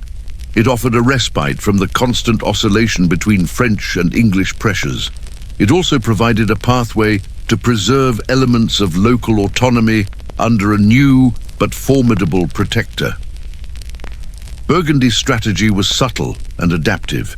Rather than attempting outright conquest initially, the dukes sought to integrate themselves into Flemish political networks. They cultivated relationships with pro-Burgundian factions within the towns, supporting guilds or noble families whose interests aligned with ducal goals. These factions were often those weary of ongoing conflict or skeptical of both French and English motives. By fostering local allies, Burgundy could exert influence from within rather than relying solely on military force. This approach allowed the dukes to gradually consolidate authority while maintaining the appearance of respect for Flemish institutions. The French crown watched these developments with growing concern. Burgundy had long been a vassal to France, Yet its increasing independence and intervention in Flanders challenged royal authority. French kings understood that a Burgundian presence in Flanders complicated efforts to assert control over the region. Attempts to counter Burgundian influence were hampered by the duchy's careful diplomacy and its growing network of loyal supporters. The French faced the difficult choice of confronting Burgundy directly, risking further destabilization, or attempting to negotiate with a power that now held significant sway in a region they considered vital to their strategic interests. For England, the rise of Burgundy presented both challenges and opportunities. Flanders had long been a critical partner due to its dependence on English wool. English kings had sought to maintain influence by offering trade incentives, subsidies, and political support. Burgundy's intervention disrupted these calculations. Some Flemish towns shifted allegiance toward the Burgundian dukes, reducing England's leverage. Others maintained their alignment with English interests, hoping to counterbalance Burgundian authority. The region became a complex web of competing loyalties, with Burgundy acting as a new and increasingly decisive actor. The absorption of influence over Flanders was not a single event, but a gradual process. The Dukes of Burgundy capitalized on the fragmentation caused by decades of war, the exhaustion of cities, and the divisions between noble and urban factions. By presenting themselves as both protectors and mediators, they gained acceptance from those who might otherwise resist external authority. They offered stability in an environment characterized by uncertainty, exhaustion, and repeated cycles of violence. This strategy allowed Burgundy to embed itself in the political and social fabric of Flanders without immediate confrontation, securing the allegiance of key actors and gradually extending control across the region. Economic considerations reinforced the Burgundian position. Flanders remained one of the wealthiest regions in medieval Europe, with thriving textile industries and extensive trade networks. Burgundy recognized that control over this wealth was essential to sustaining its broader ambitions.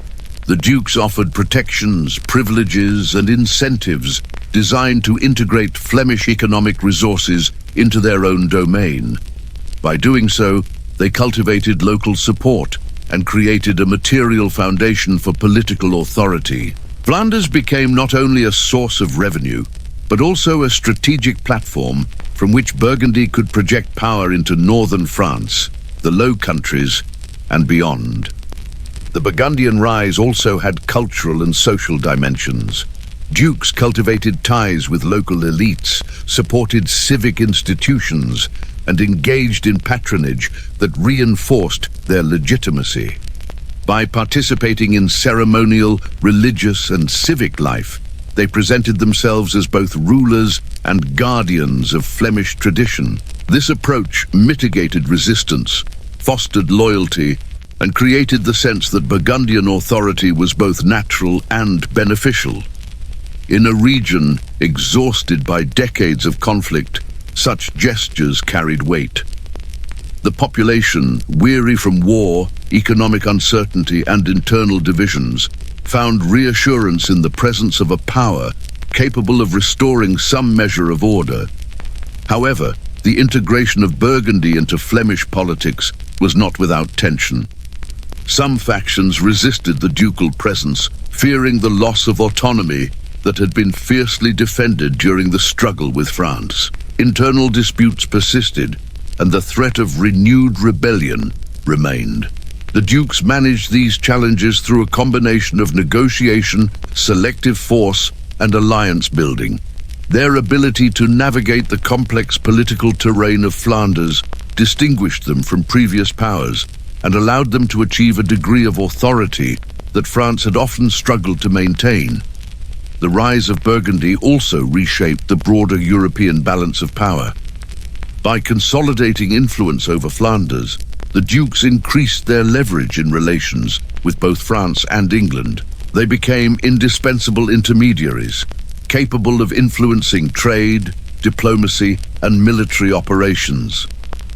Flanders once a contested region caught between great powers, became a foundation for Burgundian expansion.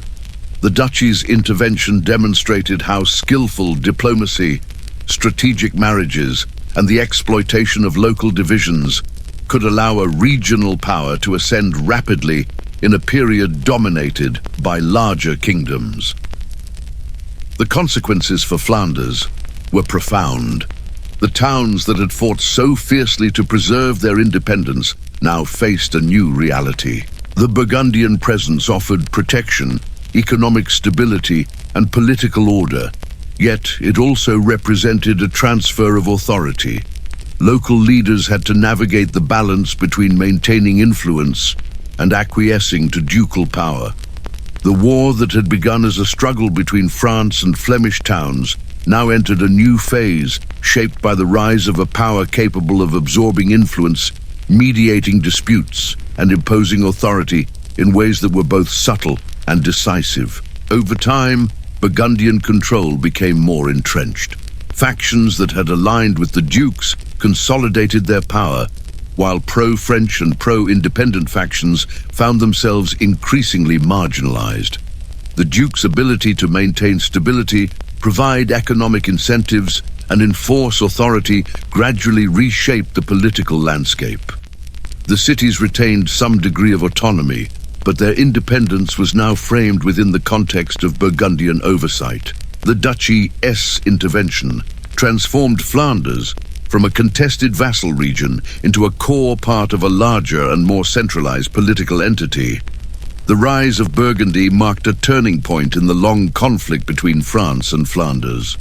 While the war had begun as a series of struggles over feudal obligations, urban independence, and economic control, it evolved into a contest in which new powers could emerge and reshape the map of Europe.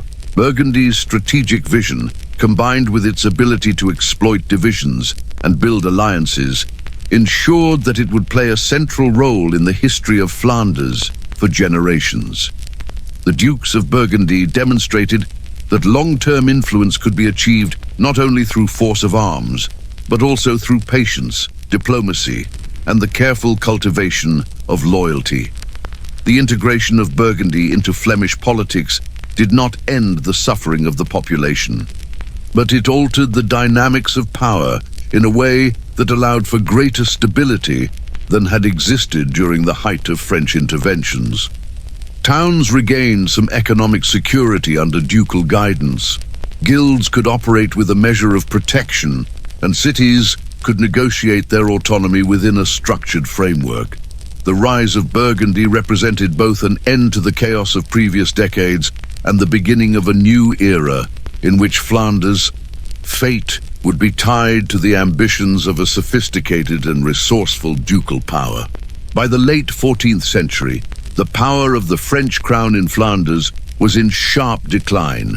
What had once been a formidable assertion of feudal authority now seemed fragile, inconsistent, and increasingly irrelevant. The repeated campaigns to enforce loyalty, to collect taxes, and to assert royal dominance had yielded diminishing returns. Each attempt to bring the region fully under the crown's control had met with stiff resistance, costly failures, and mounting embarrassment for the monarchy. In the streets of Bruges, Ghent, and Ypres, the people had witnessed the limits of French authority firsthand. What remained was a weakened monarchy, a landscape littered with the memories of past campaigns, and a population that had learned how to navigate and even exploit the decline of royal power. French kings had long believed that Flanders, as a wealthy and strategically significant vassal, must remain firmly within their control. The Capetian and early Valois rulers had invested in repeated interventions, using armies, garrisons, and legal pressures to compel submission. At first, these measures appeared successful in isolated instances, when cities reluctantly accepted royal decrees or paid tribute. But the deeper reality of Flemish urban society made these victories temporary at best. The towns had grown accustomed to managing their own affairs, guided by powerful guilds and civic councils that prided themselves on autonomy. Even the nobility within Flanders, once a potential tool of the crown, was divided, with some members more interested in personal gain or alignment with Burgundy than with obedience to Paris. Military campaigns against the towns, despite their initial force, proved costly and often counterproductive. The French army, composed of heavily armored knights and feudal levies, faced logistical difficulties as it moved through the densely populated, economically vital regions of Flanders. Roads, though developed for commerce, could not support large forces indefinitely. Supplies were often interrupted, resistance was constant, and the urban militias proved remarkably effective in defending their homes. Each setback undermined the crown's prestige, revealing the gap between the monarchy's theoretical power and the practical limits of its enforcement. News of failures traveled quickly, reinforcing a sense among the Flemish that French authority could be challenged and resisted successfully. Urban defiance became a defining feature of this period. Cities had learned to coordinate militias, fortify their gates, and manage their own security without reliance on external forces. Guilds, which had once focused primarily on economic regulation, now assumed roles in civic governance and defense. These organizations became adept at organizing supplies, mobilizing manpower, and negotiating temporary truces when necessary. The streets of Flanders were no longer merely centers of trade and industry. They had become arenas of civic power, where citizens actively shaped their own destiny, often in opposition to royal directives. French officials found that imposing authority required far more than edicts. It demanded resources, political acumen, and patience that the crown increasingly lacked.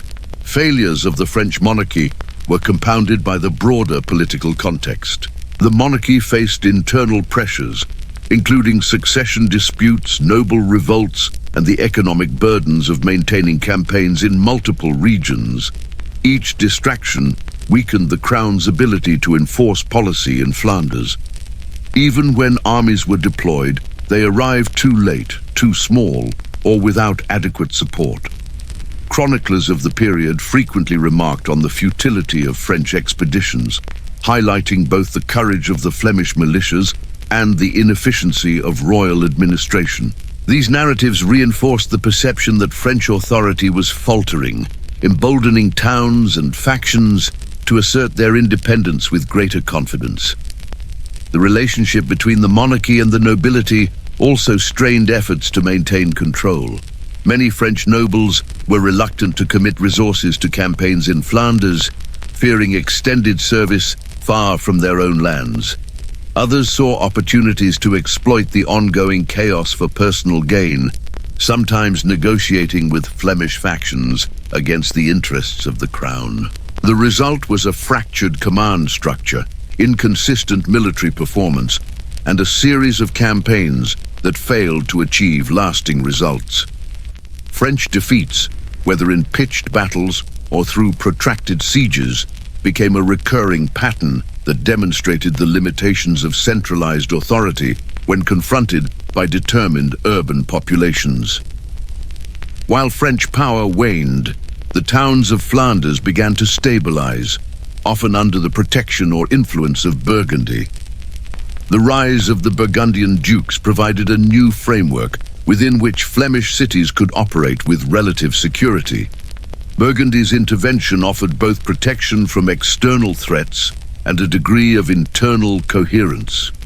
Cities could maintain local governance, continue trade, and preserve guild structures while benefiting from the political and military support of a rising regional power. The shift of allegiance from France to Burgundy was gradual, facilitated by mutual interests, marriages, and the practical realities of defense.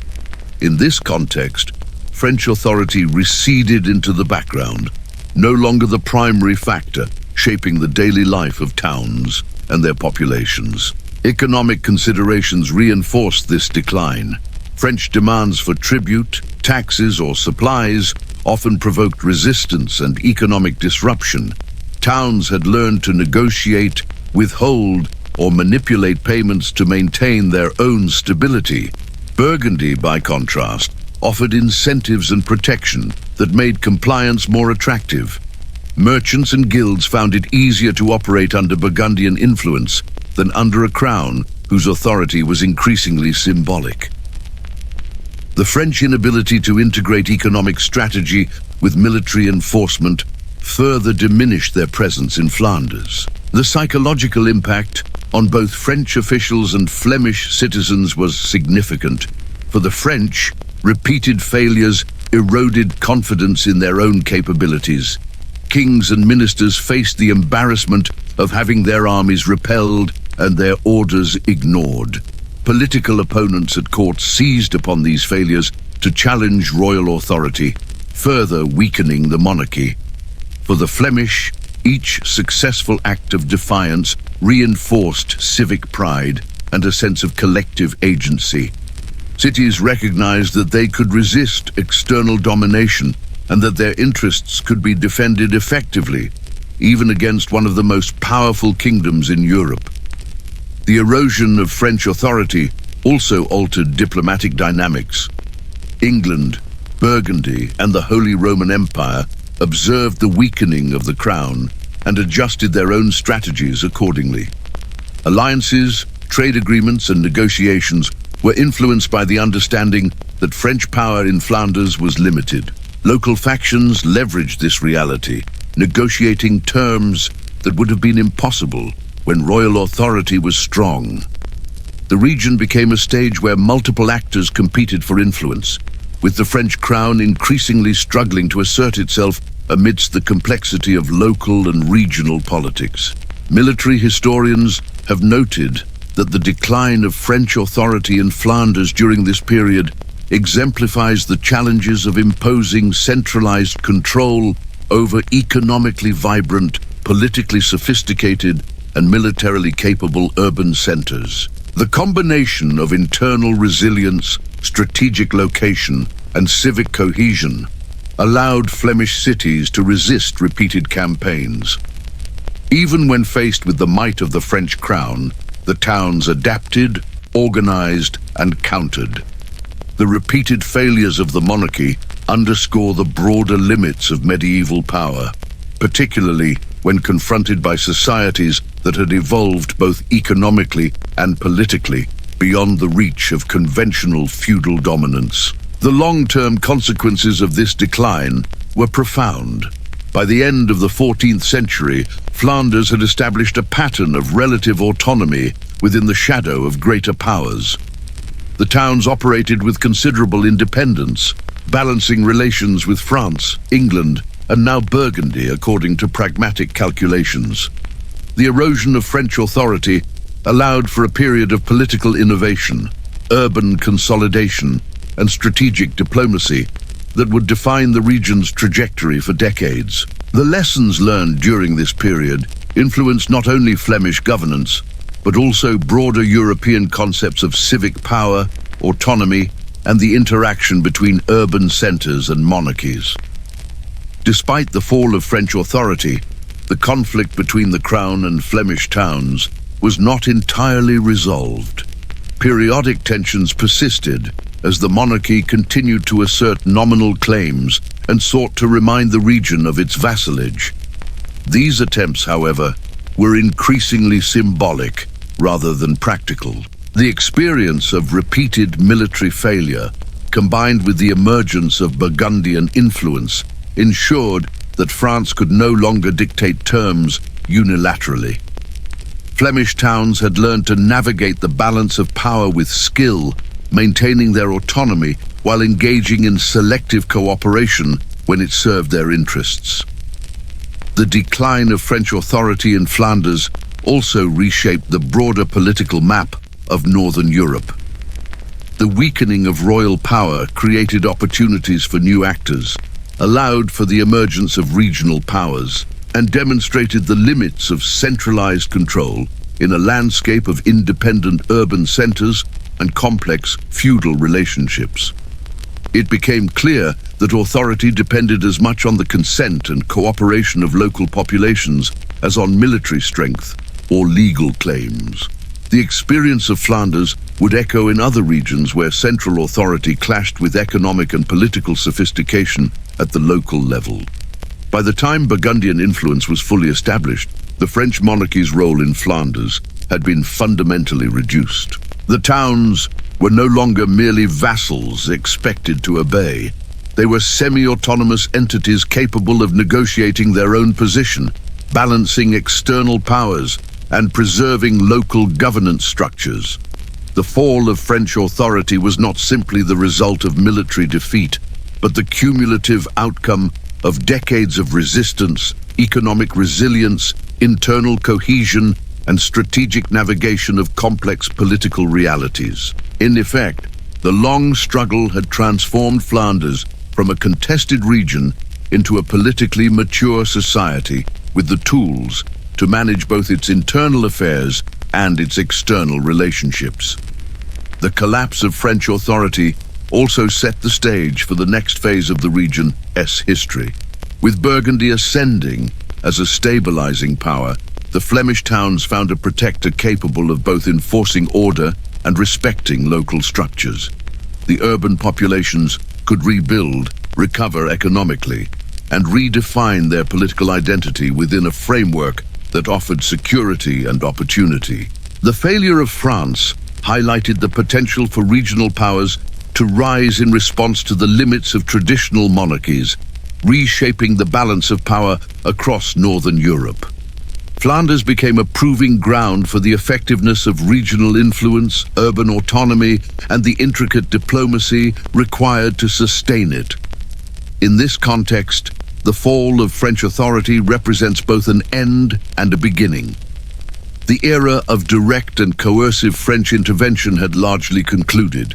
The towns that had resisted now faced a new reality in which their survival and prosperity would be determined less by rebellion and more by alliances, negotiation, and careful integration into emerging political structures.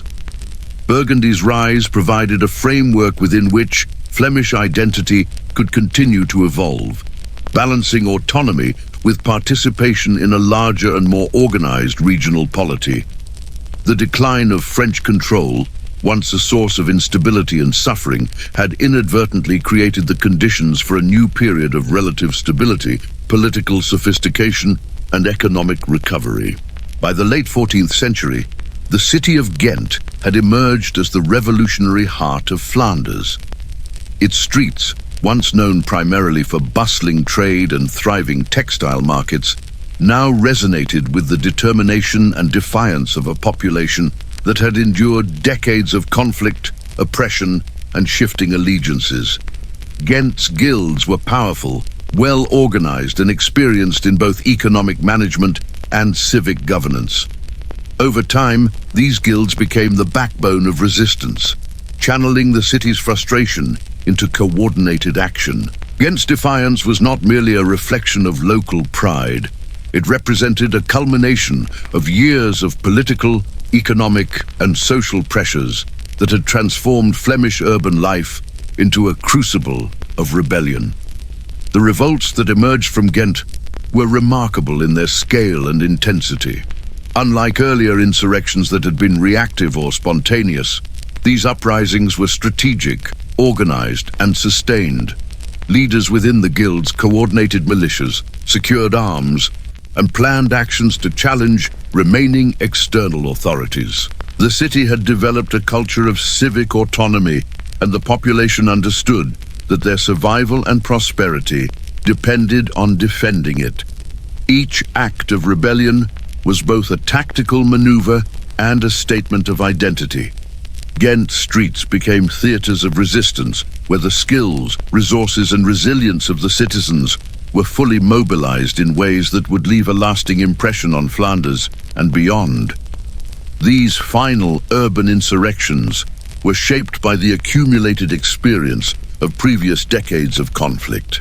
Citizens had learned to anticipate royal strategies, to organize supply lines, and to sustain prolonged resistance. They knew that victories were rarely permanent and that setbacks were inevitable.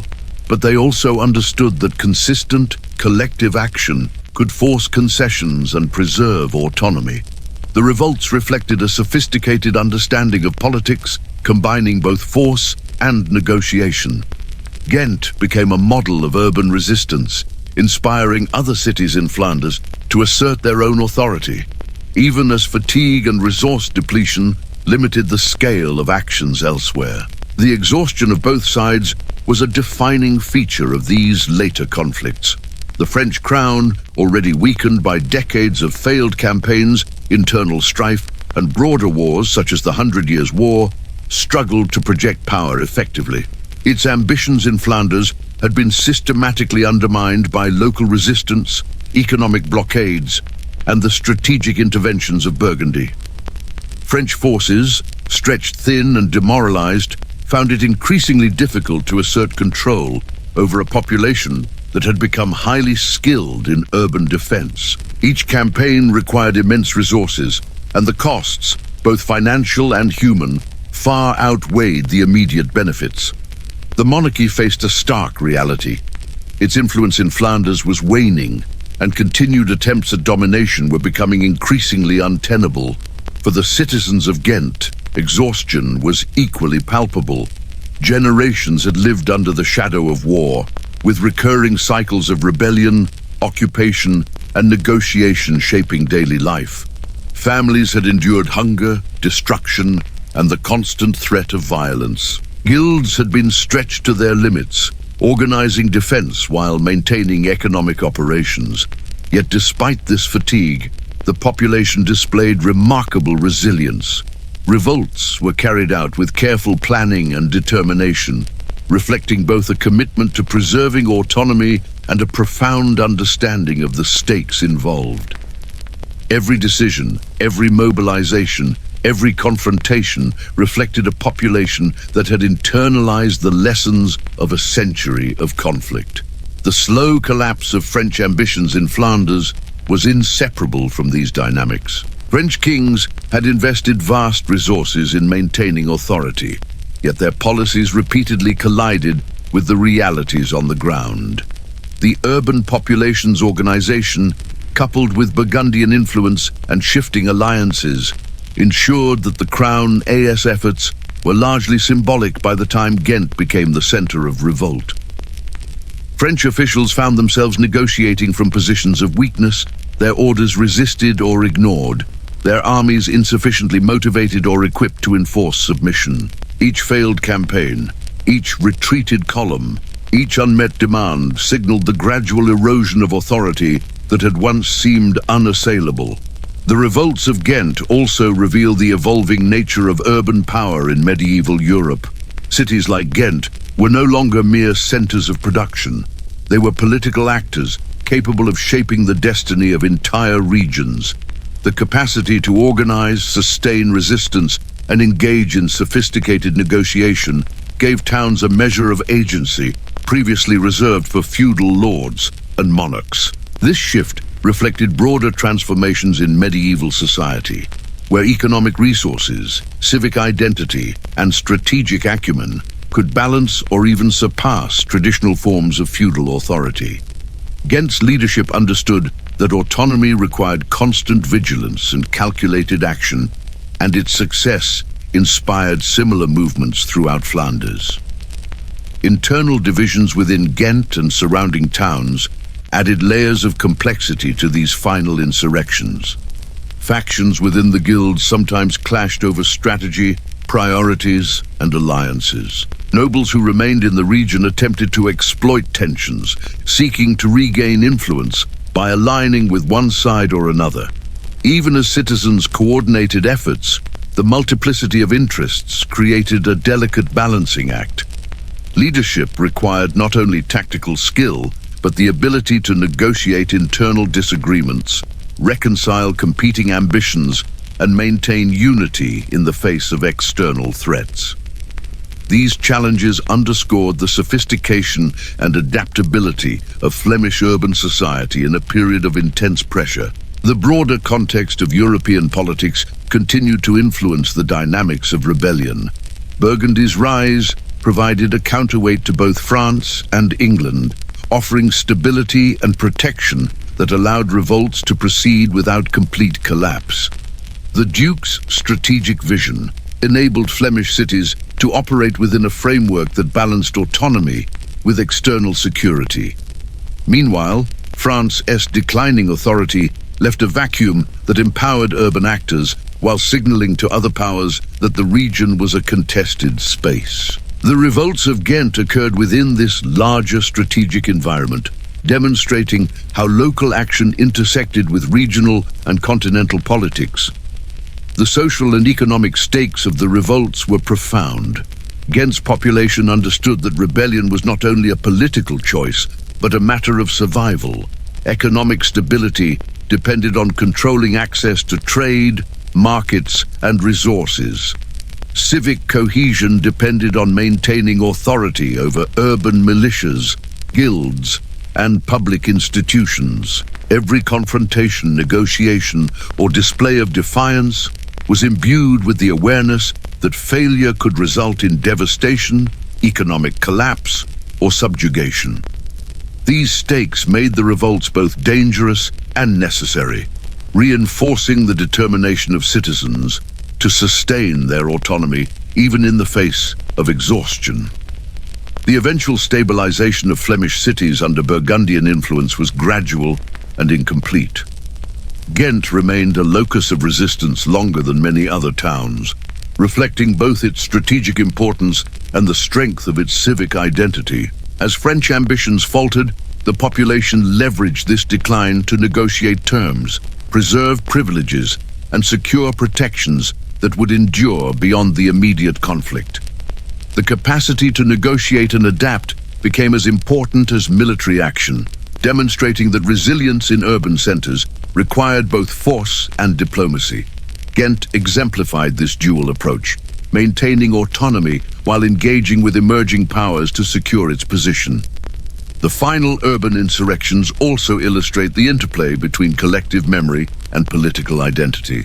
Citizens of Ghent had experienced decades of struggle, witnessing both victories and setbacks. These experiences were encoded into civic culture, shaping expectations, strategies, and the collective understanding of what was possible. Each act of rebellion drew upon the lessons of prior resistance, reinforcing the belief that urban populations could influence political outcomes. This historical consciousness was a powerful tool, providing continuity, guidance, and legitimacy to leaders who sought to defend the city's autonomy in uncertain times. The decline of French influence and the persistence of urban insurrections had enduring consequences for Flanders. The region's political landscape was transformed, with cities asserting authority, guilds gaining prominence, and local governance structures proving resilient in the face of external pressure. Burgundy's intervention provided a framework for stability, but it also highlighted the capacity of cities like Ghent to maintain independence within larger political structures. The long struggle culminating in these final revolts demonstrated the adaptability, resilience, and strategic sophistication of Flemish urban society. By the end of these insurrections, it was clear that the war between France and Flanders had entered its final phase. The French monarchy had largely exhausted its capacity to enforce authority. Local populations had learned to organize, resist, and negotiate in ways that rendered traditional coercive strategies largely ineffective. Burgundy's rise offered a new order, but one in which the legacy of rebellion and civic autonomy would remain central. Ghent, as the revolutionary heart, exemplified the enduring power of urban communities to shape their destiny, influencing not only immediate political outcomes, but the broader trajectory of the region for generations to come. The revolts also underscore the human dimension of prolonged conflict. Citizens endured decades of violence, economic disruption, and political uncertainty. The endurance of these populations, their capacity to adapt, and their determination to preserve autonomy reflects both resilience and innovation. The insurrections were acts of survival, expressions of identity, and demonstrations of strategic skill. They were reminders that history is shaped not only by kings and armies, but by the persistent agency of ordinary people, whose decisions, sacrifices, and collective action can alter the course of events over decades. The final urban insurrections of Ghent, therefore, represent both the culmination of the long struggle between France and Flanders and the prelude to a new order. French ambitions had been largely exhausted, leaving space for the emergence of Burgundy as a stabilizing power. Flanders, battered but resilient, entered a period in which its cities retained significant autonomy. Its economic vitality endured, and its civic structures proved capable of navigating the complex dynamics of regional politics. The revolts of Ghent stand as a testament to the endurance of urban society, the limits of feudal authority, and the capacity of determined populations to shape the political future, even in the shadow of powerful monarchies. As the 14th century waned, the protracted conflict between France and Flanders entered a phase defined not only by the final sparks of military confrontation, but also by an intricate web of diplomacy that would shape the political landscape of the region for generations. The war that had begun as a struggle over feudal loyalty, economic advantage, and urban autonomy had stretched across more than a century, consuming lives, resources, and the patience of all involved. By this stage, both sides were acutely aware of the unsustainable nature of prolonged conflict. Exhaustion weighed heavily upon armies and populations alike. French kings faced mounting challenges in projecting authority across distant territories while managing unrest at home. Flemish cities, though resilient and organized, bore the cumulative scars of rebellion, occupation, and intermittent warfare. In this context, the final major battles were as much about positioning for negotiation as they were about outright military victory. The last great confrontations were fought with a keen understanding that endurance mattered as much as skill on the battlefield. Flemish militias, seasoned by decades of experience, defended towns with remarkable coordination. Urban militias had evolved beyond mere citizen levies into disciplined formations capable of strategic deployment and defensive maneuvers that often surprised professional armies. Soldiers and artisans alike took up arms with a sense of purpose, forged through years of resisting external domination. These forces were adept at fortifying urban centers, controlling key passages, and sustaining resistance over long periods. Each engagement demonstrated the tactical sophistication that Flemish cities had developed, blending traditional arms with innovative defensive measures that exploited the intimate knowledge of local terrain. For the French crown, these final battles revealed the limits of conventional military doctrine in Flanders. Cavalry charges, heavily armored knights, and traditional siege tactics often proved inadequate against well-prepared urban militias. Supply lines remained vulnerable, and the persistence of Flemish resistance prevented the establishment of lasting garrisons.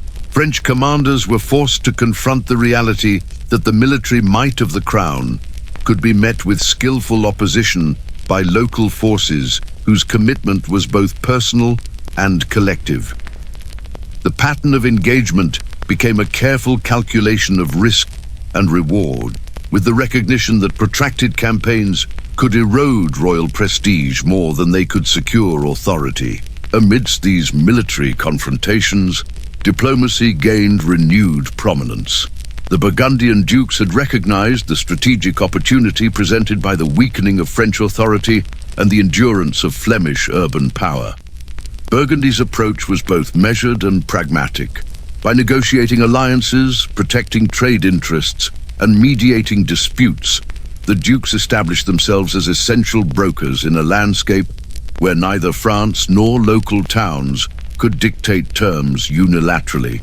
This diplomatic intervention allowed Burgundians to influence outcomes without resorting to excessive force, providing a stabilizing presence that balanced the competing ambitions of multiple actors. The emergence of Burgundy as a regional power exemplified the adaptability required in a political environment shaped by decades of conflict and shifting allegiances.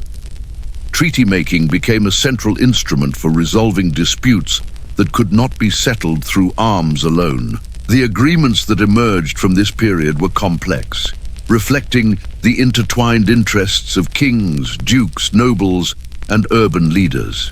Concessions by the French crown, forced by repeated military setbacks and diplomatic pressure, included recognition of urban privileges, limits on royal interference, and negotiated rights for local governance.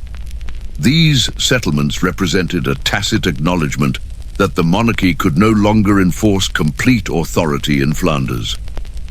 Instead, power had to be shared, regulated, and balanced against the capacity of cities to resist or negotiate outcomes. This approach marked a significant evolution in the relationship between central authority and urban centers, highlighting the need for pragmatic compromise after prolonged conflict. The impact of Burgundian diplomacy was particularly pronounced in shaping the final settlements. The dukes leveraged their rising influence to mediate between France and Flanders, offering protection and continuity while ensuring that their own strategic interests were advanced. Marriage alliances, territorial agreements, and negotiated privileges allowed Burgundy to consolidate influence in the region without igniting new large-scale conflicts. By serving as intermediaries, Burgundians provided a framework in which hostilities could be contained, trust could be cautiously rebuilt, and urban autonomy could coexist with overarching political structures. The diplomacy of this period underscores the importance of regional powers in moderating conflict and shaping outcomes in ways that traditional monarchies struggled to achieve alone. As battles and treaties unfolded, the redrawing of power structures became evident.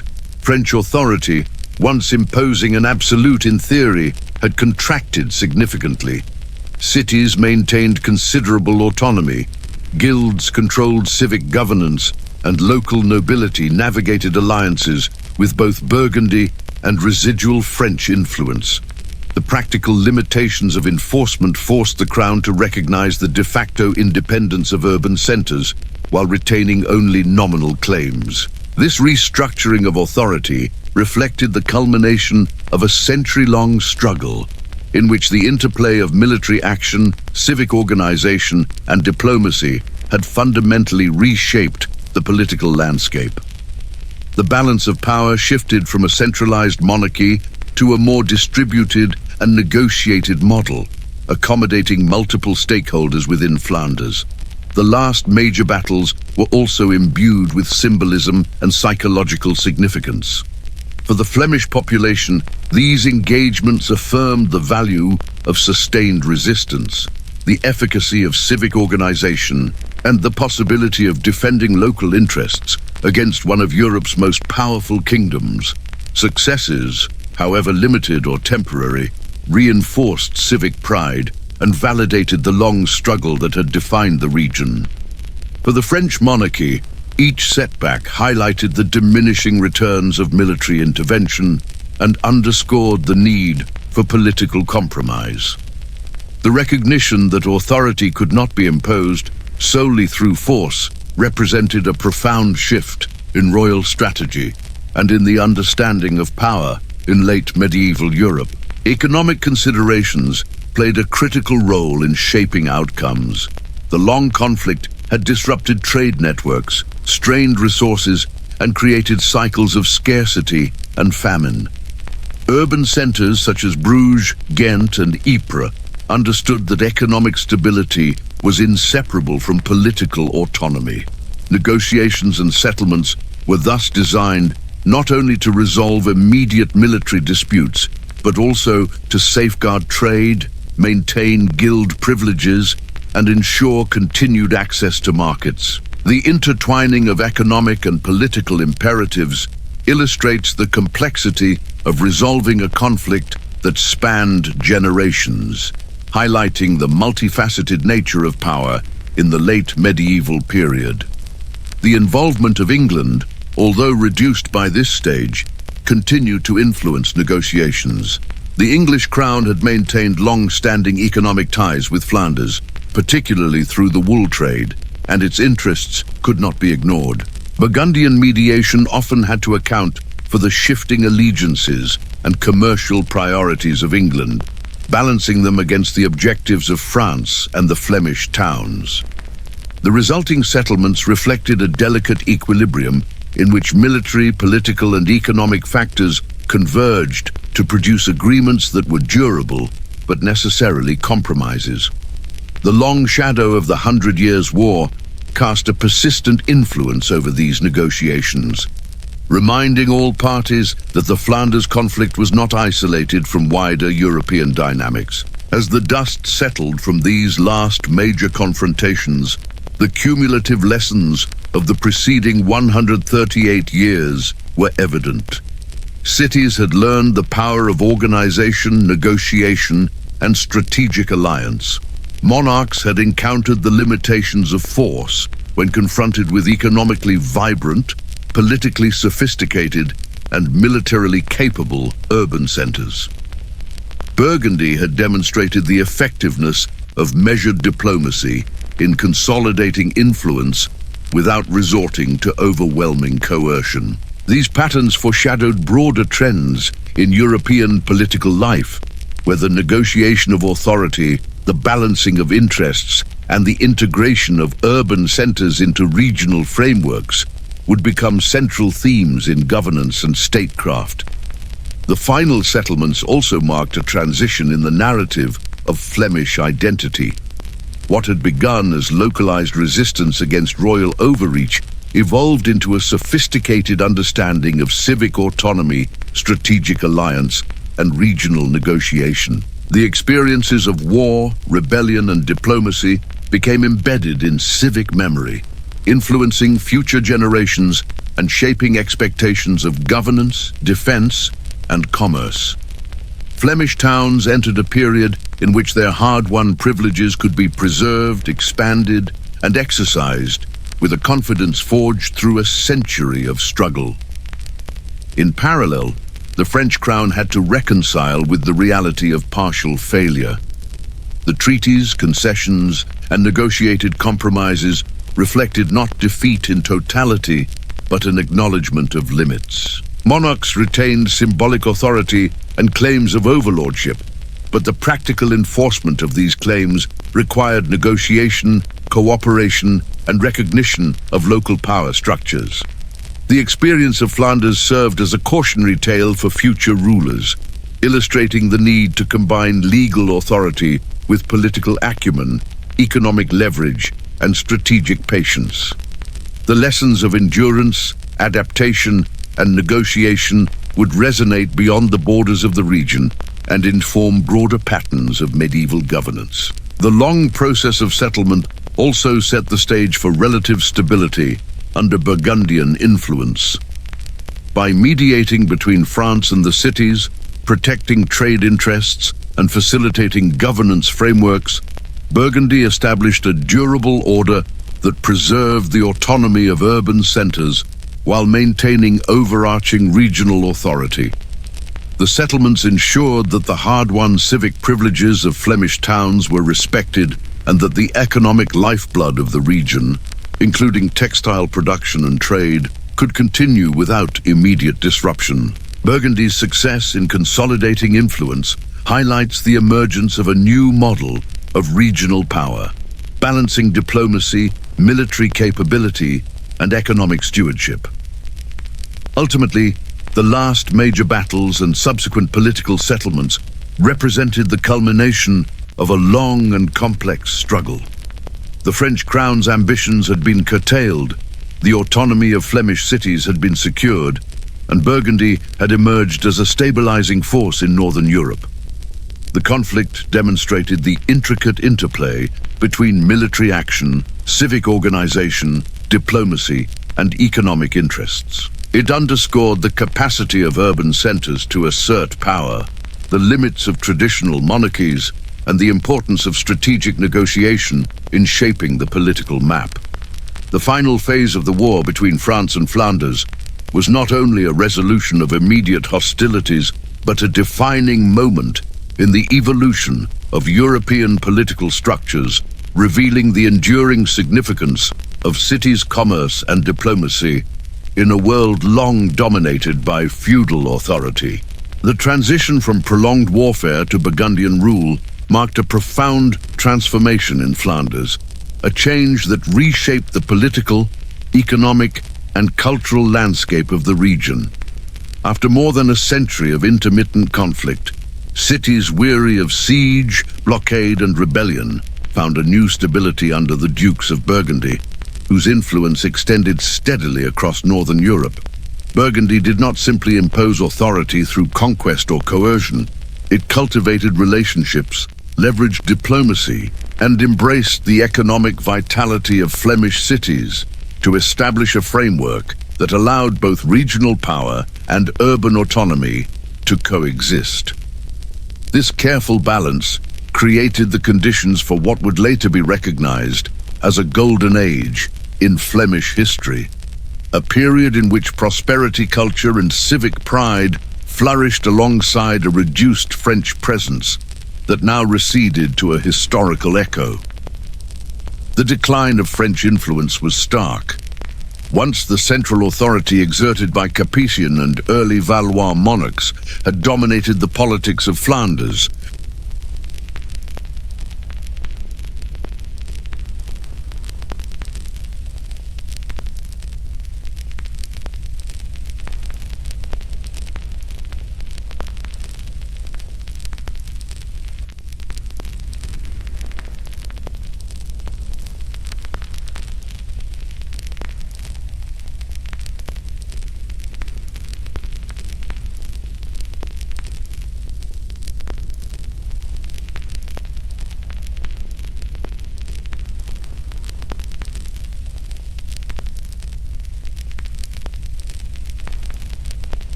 in this new arrangement, France was no longer a direct arbiter of Flemish affairs, relegated instead to a distant observer of a region whose cities now answered primarily to Burgundian influence.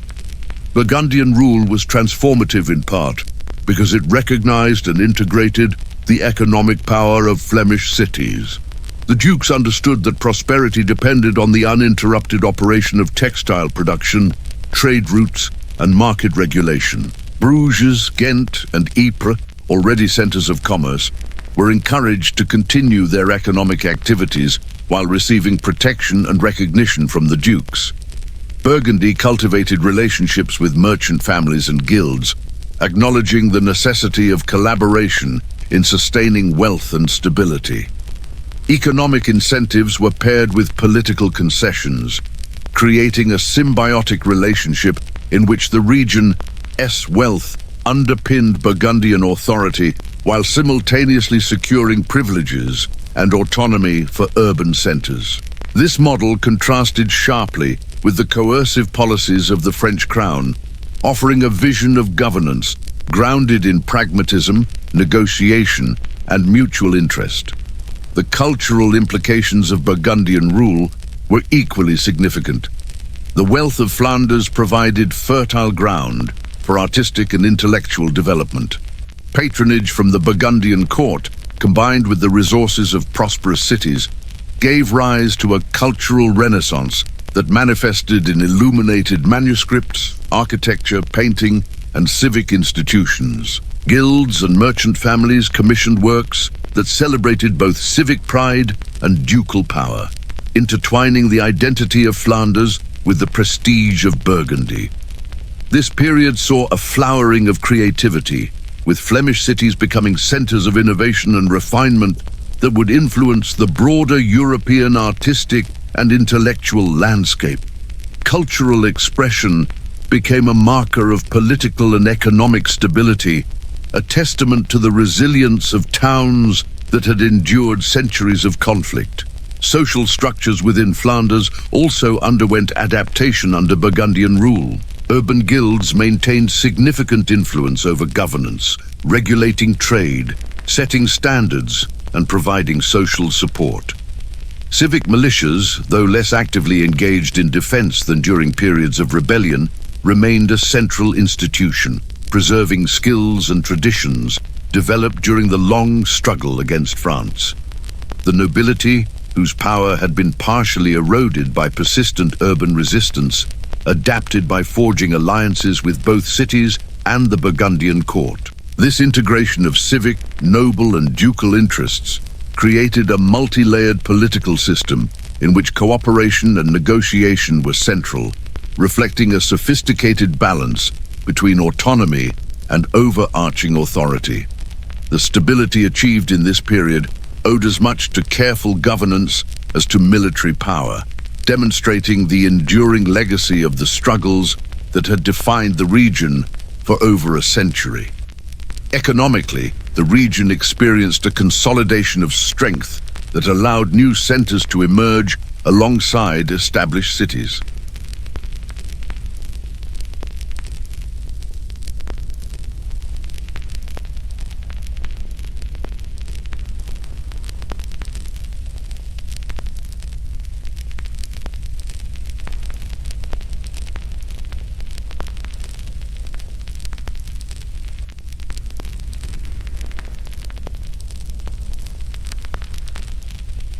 The continuity of production and trade, combined with political stability, allowed Flemish cities to grow in influence and sophistication, creating a network of interdependent urban centers whose prosperity became the foundation of regional power.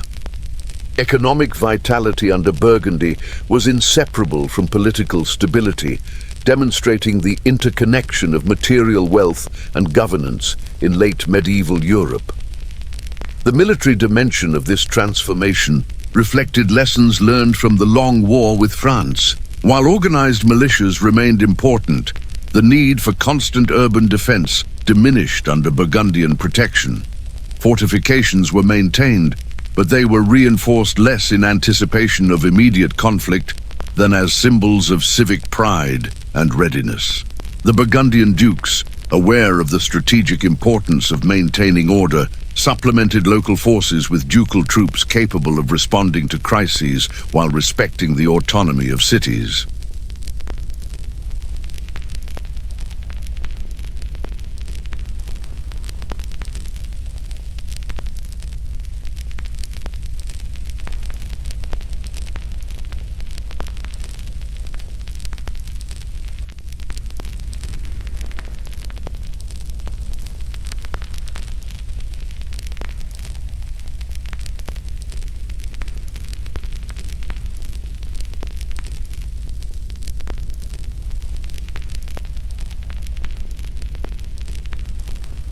This system provided predictability and stability, allowing citizens to plan, invest, and engage in long-term economic and social projects. The legal recognition of urban autonomy represented a culmination of decades of struggle, formalizing gains that had previously been achieved through negotiation, revolt, and resistance. By embedding these rights into the political structure, Burgundy reinforced a durable balance between regional power and local authority that would endure for generations. The golden age of Burgundian Flanders was thus characterized by the convergence of political stability, economic prosperity, and cultural flourishing. Cities that had once been battlefields and centers of rebellion now became hubs of innovation, trade, and artistic expression. The civic identity forged through decades of conflict was preserved and enhanced under ducal protection. Guilds maintained influence, merchant families prospered, and the population benefited from security and opportunity. Burgundian policy created an environment in which the lessons of the past informed the structure of the present, ensuring that resilience, autonomy, and prosperity were mutually reinforcing. Culturally, the Burgundian period in Flanders also facilitated the transmission of knowledge and artistic techniques across Europe. The region became a center for manuscript illumination, textile design, and painting that blended local tradition with broader continental influences. Courtiers, merchants and guilds alike became patrons of the arts, fostering innovation and experimentation that would resonate beyond the Low Countries. Education, religious life, and civic celebration were supported by a wealth that had been stabilized through careful governance and the protection of trade. The interplay between prosperity and culture reinforced the identity of Flemish cities as centers not only of commerce but of intellectual and artistic life, a transformation rooted in the stability and vision of Burgundian authority. The decline of French influence, now reduced to symbolic claims and distant observation, further reinforced the autonomy and confidence of Flemish cities. What had once been a source of fear, constraint, and intermittent warfare became a historical backdrop against which the achievements of Burgundian rule could be measured. The lessons of resistance, negotiation, and civic organization were embedded into the institutions and practices of the cities, informing their interactions with external powers and ensuring that autonomy was maintained even within broader political frameworks. This enduring legacy demonstrated the capacity of urban centers to leverage historical experience into durable structures of governance and influence. At the same time, the Burgundian dukes benefited from their stewardship of Flanders. By embracing the economic and civic vitality of the cities, they secured both wealth and legitimacy. Their authority rested not on conquest alone, but on the recognition of mutual benefit, the careful negotiation of privilege, and the integration of local institutions into regional governance.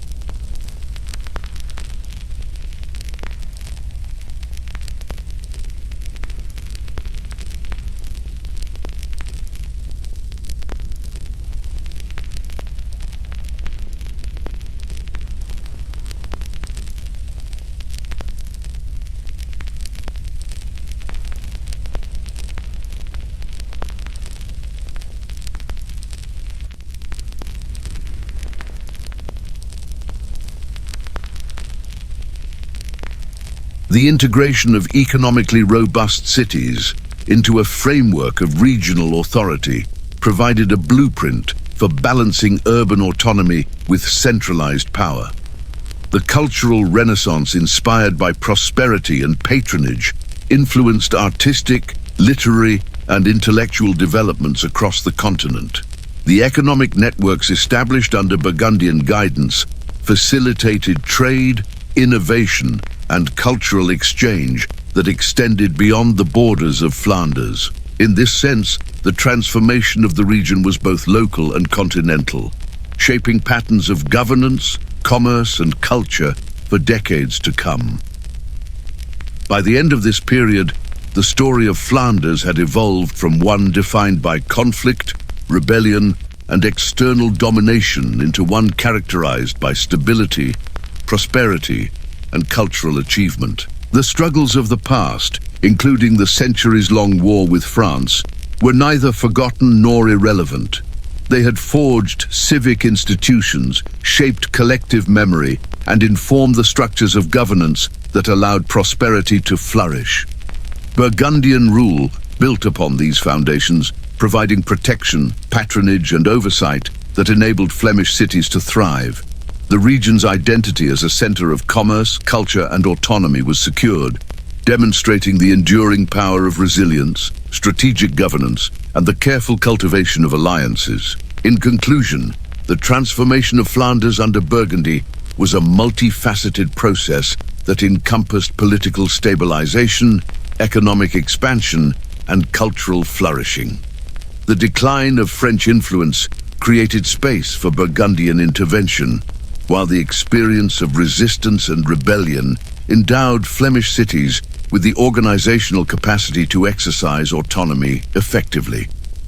Guilds, merchants, and civic leaders collaborated with ducal authorities to establish a durable order that balanced local rights with regional oversight. The Golden Age that followed represented the culmination of more than a century of struggle, a period in which the lessons of the past were leveraged to create a future defined by stability, prosperity, and cultural achievement. Flanders emerged not only as a model of urban resilience, but as a testament to the transformative potential of strategic governance, civic agency, and economic vitality. The conflict between France and Flanders had endured for 138 years, a period of repeated rebellion, siege, negotiation, and intermittent warfare. It was a war that reshaped not only the contested region, but also the political and social landscape of Europe. The length of the struggle magnified its effects, making the consequences far-reaching and profound. By the time the last major battles had concluded and Burgundian influence had stabilized Flanders, the continent had been marked by transformations in feudal relations. The balance of urban and noble power and the evolution of military and economic systems. This war, which might once have been dismissed as a regional dispute, had in fact altered the trajectory of European governance, commerce, and identity. One of the most striking impacts of this long conflict was the erosion of traditional feudal structures. The French crown, which had once wielded authority over vassals through legal claims, military coercion, and the imposition of loyalty, found itself repeatedly frustrated in Flanders. Cities organized by guilds, wealthy merchant families, and militias had grown capable of resisting royal intervention, challenging the assumption that a feudal lord could govern by decree alone. The prolonged conflict demonstrated that economic and civic power could rival military might, and that urban centers were no longer merely subjects to noble authority. The notion of vassalage evolved, incorporating negotiation, legal claims, and conditional loyalty rather than blind obedience. Feudal hierarchies were weakened not by a single decisive battle, but by a century of persistent resistance, illustrating the limits of centralized control in regions with strong economic autonomy. The rise of urban state power in Flanders was another lasting consequence of the war. Cities such as Bruges, Ghent, and Ypres had developed sophisticated institutions during decades of struggle. Guilds coordinated trade, regulated production, and organized defense.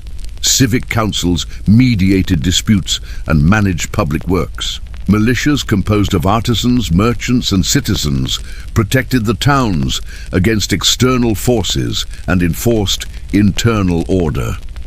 The war had served as a catalyst, forcing urban communities to innovate in governance, military organization, and economic management.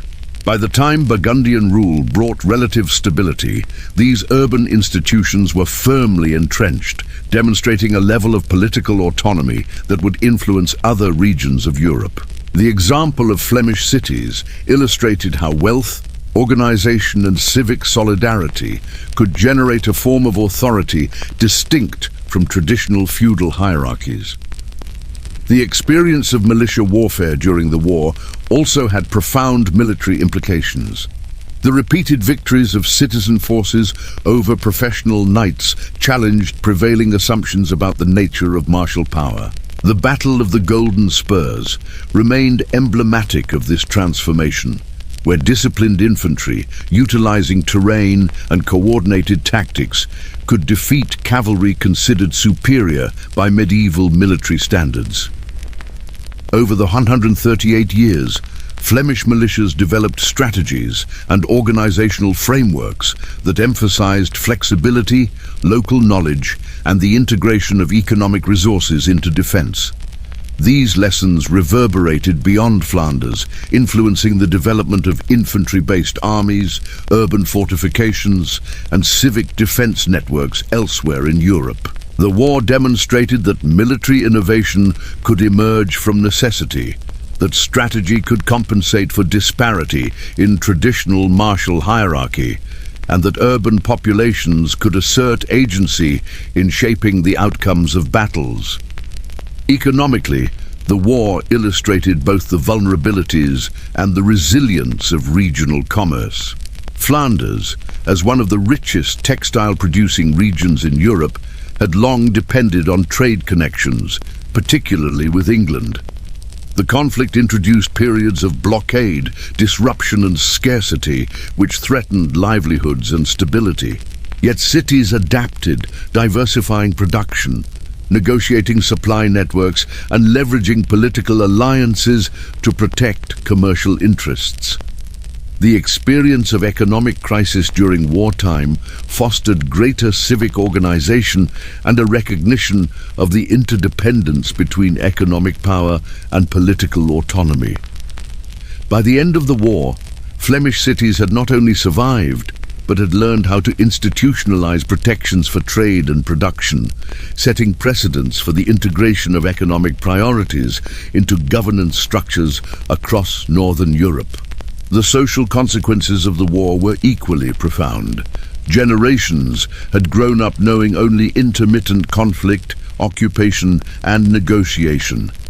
Families experienced displacement, loss, and fluctuating fortunes as the tides of rebellion and counteroffensive swept through towns and countryside.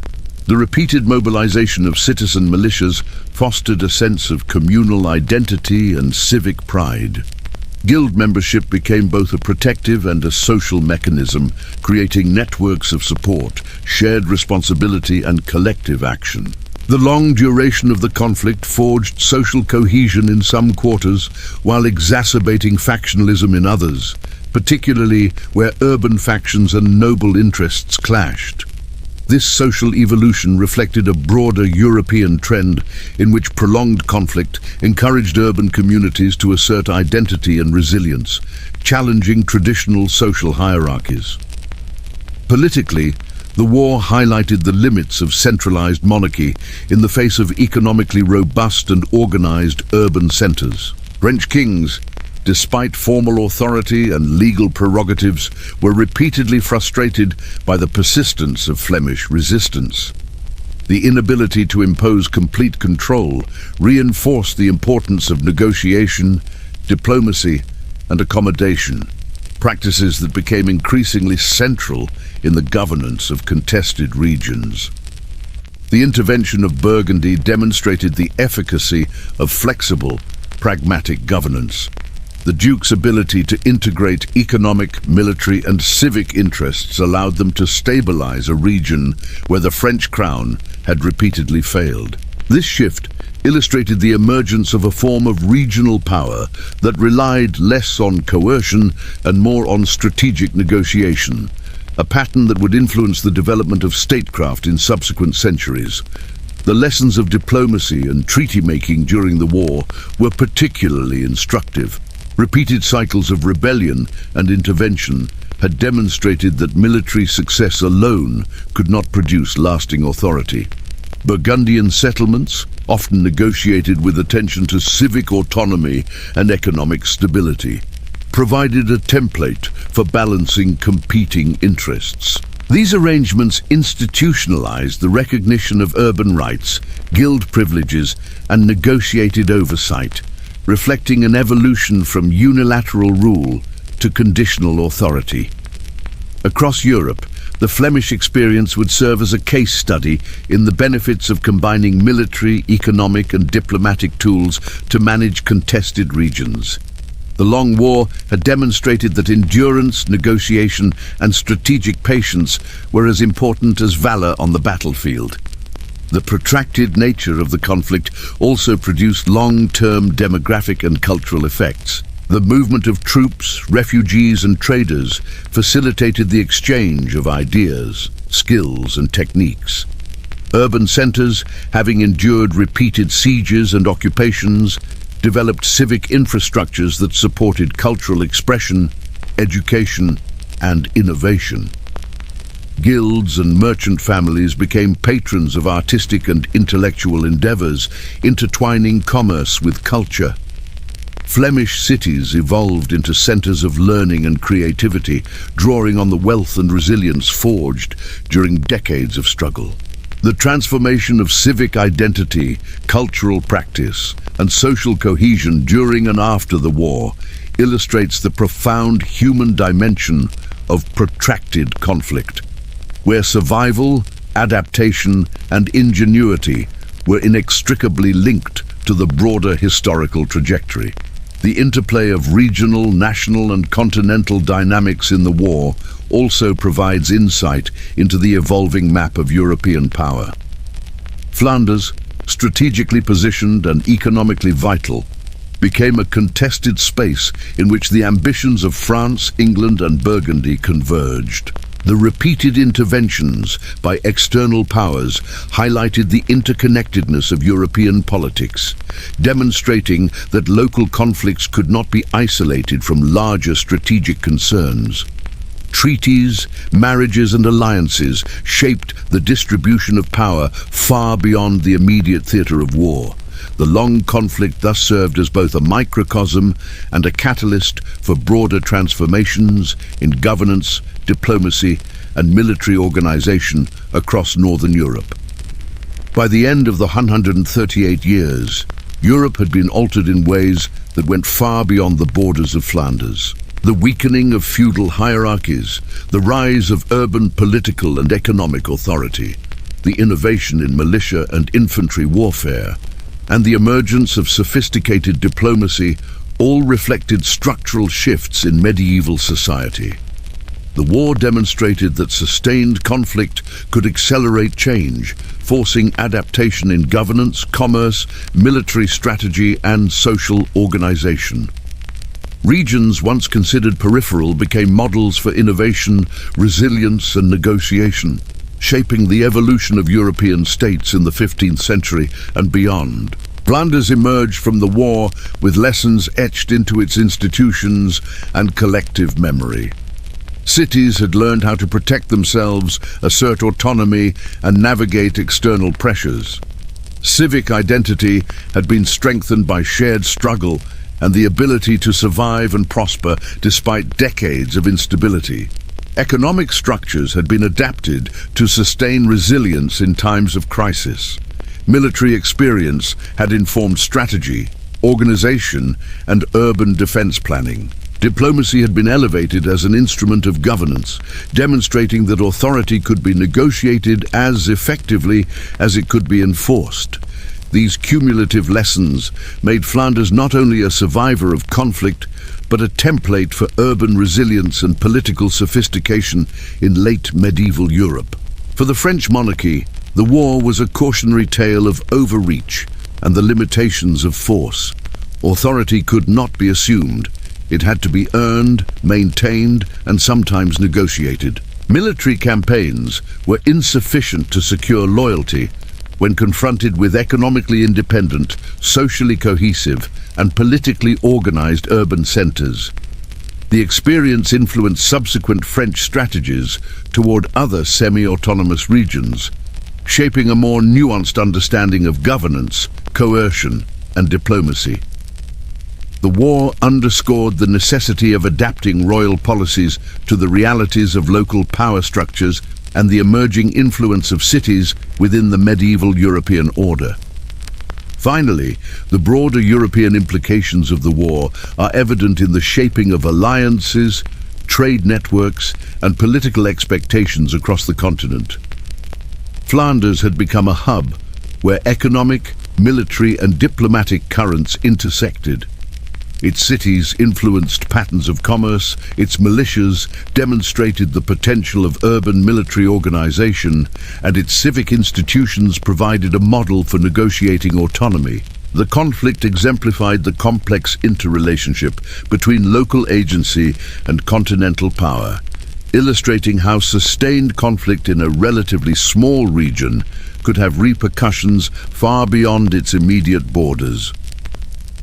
The war's lessons on endurance, strategy, governance, and economic resilience informed practices throughout the Low Countries, northern France, and beyond, reverberating into the 15th century and contributing to the emergence of new patterns of political, social, and military organization in Europe. The 138-year struggle between France and Flanders had changed Europe by demonstrating that persistent resistance could alter traditional hierarchies, that urban centers could wield influence that rivaled kings and nobles, and that diplomacy and negotiation were central instruments of power. The war had reshaped the relationship between monarchy and vassal, between cities and external authorities, and between economic prosperity and political autonomy. It had forged a generation of civic leaders, seasoned militias, and urban communities capable of navigating complex political landscapes. Its legacy was not simply in treaties or victories, but in the transformation of European governance, society, and culture. The endurance, ingenuity, and resilience displayed throughout the war became part of the foundation upon which later states, economies, and cities would build, leaving an indelible mark on the trajectory of the continent. The war between France and Flanders, which had raged intermittently for 138 years, left an imprint far deeper than any single battle or treaty. Its legacy extended beyond the immediate political and economic shifts, shaping identity, memory, and the trajectory of medieval Europe itself. Across generations, the conflict influenced how people understood themselves, their communities, and their relationship to power. The repeated cycles of rebellion, occupation, negotiation, and resistance embedded a collective memory in Flemish towns and French provinces, a memory that would influence cultural narratives, civic pride, and emerging ideas of belonging well into the 15th century. The conflict's length and complexity created a landscape in which identity was continuously negotiated, contested, and reinforced through experience, struggle, and survival. For Flanders, the long struggle fostered a sense of civic and regional identity that transcended the authority of any single ruler. Urban centres such as Ghent, Bruges, and Ypres had repeatedly demonstrated the capacity to resist external domination, to organize militias, manage economies, and negotiate privileges with powerful nobles or foreign crowns. The collective experience of defending homes, livelihoods, and civic freedoms from repeated French interventions created bonds of solidarity and a shared narrative of resilience. Guilds, merchant families, and civic councils became custodians of this memory, preserving tales of revolt, victories, and negotiated settlements. The stories of victories at the Golden Spurs, of the Bruges Matins, and of successful defense against occupation became central to the understanding of what it meant to be Flemish. Identity was forged not merely through birth or lineage, but through participation in the struggle, through commitment to the preservation of local autonomy and the defense of communal prosperity. This identity was civic, economic, and cultural, intertwined with the very fabric of the cities that had endured decades of intermittent war. It was also political, rooted in the recognition that agency, negotiation, and resistance were fundamental components of Flemish life. In France, the war produced a complex and sometimes contradictory sense of national and royal identity. The repeated failures to assert control over Flanders exposed the limits of feudal authority and highlighted the challenge of governing vassals whose economic and civic power rivaled that of the crown. For the French monarchy, the war was a lesson in the dangers of overreach and the necessity of flexible governance. At the same time, French chroniclers and political commentators framed the conflict as a struggle to maintain honor, loyalty, and the integrity of the realm. Narratives emphasized the courage of knights, the duty of vassals, and the legitimacy of royal authority, even as repeated defeats and negotiated settlements complicated these stories. The tension between the ideals of feudal loyalty and the practical limitations of power shaped a consciousness among the French nobility and populace, fostering a sense of identity that balanced pride reflection on failure and the recognition of new social and political realities. French identity evolved in dialogue with resistance and the failures of centralized control, contributing to a nuanced understanding of monarchy, honor, and governance in the later medieval period. The war also planted the early seeds of what would later develop into nationalist consciousness. While the concepts of modern nationalism were not fully formed in the 14th and 15th centuries, the processes of repeated conflict, collective memory and civic solidarity created the foundation for identity based on shared experience rather than solely on feudal allegiance. In Flanders, urban communities had learned to define themselves in relation to both internal governance and external threats. Civic pride, economic interdependence, and the collective defense of towns contributed to a sense of belonging that extended beyond loyalty to a count or king. Similarly, in France, the repeated interactions with Flemish resistance, the challenges of maintaining authority over contested regions, and the chronicling of shared struggles helped shape ideas of regional and national consciousness. In both contexts, identity was inextricably linked to the experience of war, to memory, and to the articulation of political and social cohesion. The conflict provided a historical laboratory in which questions of loyalty, belonging, and governance were tested, generating patterns that would resonate in later European thought and state formation. Memory played a crucial role in sustaining this identity. Across generations, the events of the war were recorded, retold, and commemorated. Chronicles, civic records, and oral histories preserved the victories and defeats, the sieges and negotiations, the heroism of militias, and the follies of kings. In Flanders, urban institutions ensured that stories of the Bruges Matins, of the Golden Spurs, and of successful resistance were integrated into civic culture. Festivals, guild ceremonies, and public commemorations reinforced these narratives, embedding them in everyday life and creating a continuous thread of memory that linked one generation to the next. In France, chroniclers emphasized the honor of knights, the importance of feudal loyalty, and the legitimacy of royal authority, framing the conflict within broader narratives of monarchy and kingdom. These acts of remembering were not neutral. They shaped perceptions of identity, justified claims to power, and reinforced social cohesion. The war's duration meant that memory was cumulative, with each generation layering new experiences over the old, creating a rich tapestry of communal understanding that linked past, present, and anticipated future. The long conflict also mirrors the broader transitions of medieval Europe. By the end of the war, the feudal order had been significantly weakened, with the limits of military and legal authority exposed by persistent urban resistance.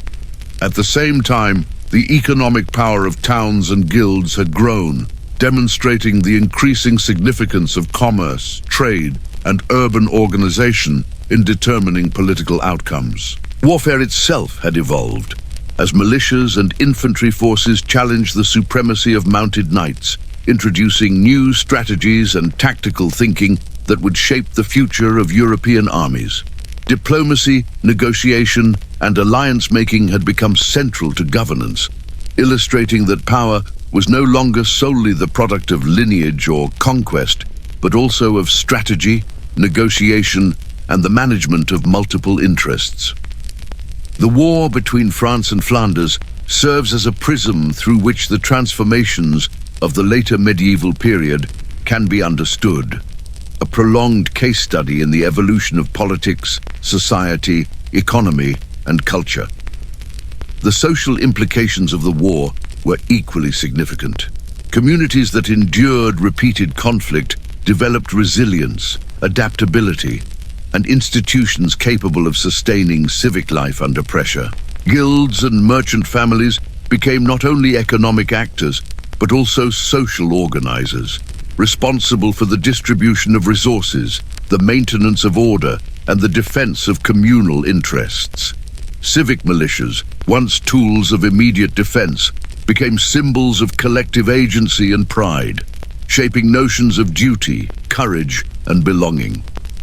The war demonstrated that social cohesion could be built through shared struggle, that identity was inseparable from experience, and that governance required both negotiation and participation. In Flanders, The social fabric woven during 138 years of conflict became the foundation for prosperity, cultural achievement, and enduring civic autonomy. In France, the war's lessons contributed to the ongoing negotiation of power between crown, nobility, and emerging urban centers. Economically, the war underscored the interdependence of regions and the consequences of disruption. The reliance of Flemish textile production on English wool, the vulnerability of trade networks to military campaigns, and the resilience of cities in adapting to blockade and scarcity all highlighted the increasing importance of commerce in shaping political outcomes. Economic agency became a source of political leverage as towns demonstrated their capacity to negotiate, resist, and survive. By the conclusion of the conflict, these economic lessons had been institutionalized, influencing governance, trade policy, and civic strategy not only in Flanders but across Northern Europe. The war revealed that long-term prosperity depended on stability, foresight, and collaboration between rulers and economic actors, lessons that would echo into the 15th century and beyond.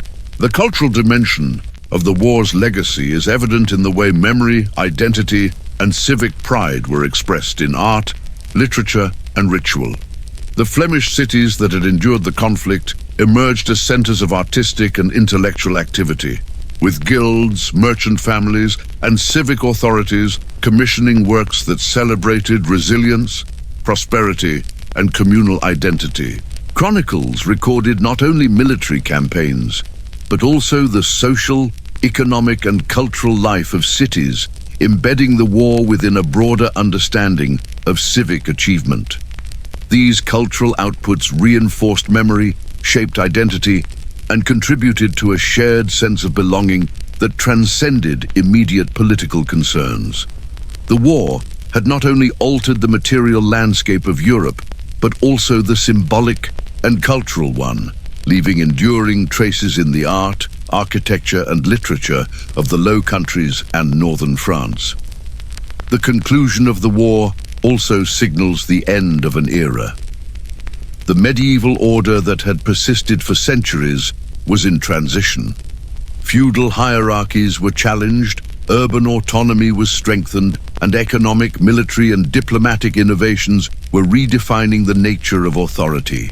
The long conflict between France and Flanders exemplifies this transition, revealing both the fragility and adaptability of medieval structures. The war's conclusion under Burgundian auspices did not erase the lessons of the past.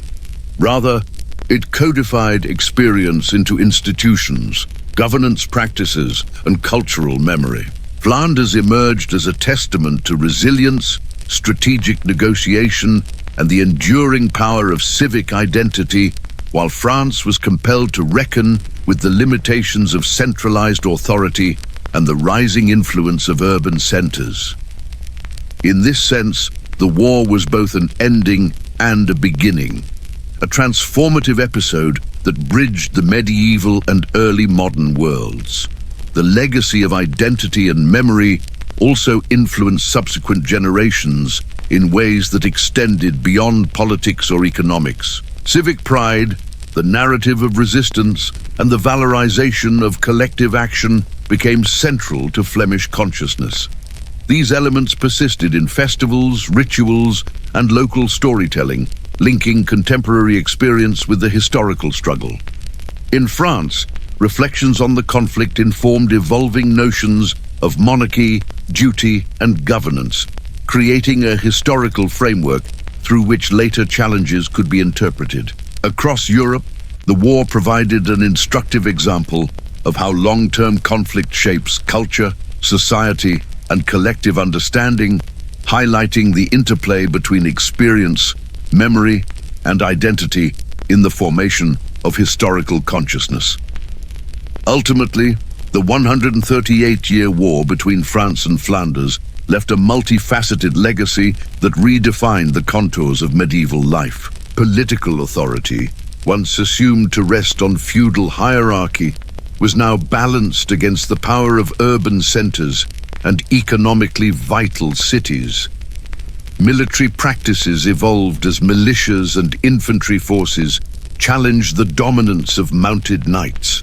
Economic resilience, cultural innovation, and civic organization emerged as central components of sustainable governance. Identity was forged in the crucible of repeated conflict. Memory preserved narratives of courage and endurance, and social cohesion was both tested and strengthened. The war exemplified the transition from medieval structures of power toward a more complex, negotiated, and interconnected European order. In this light, the struggle of France and Flanders can be seen as a mirror reflecting broader changes across Europe.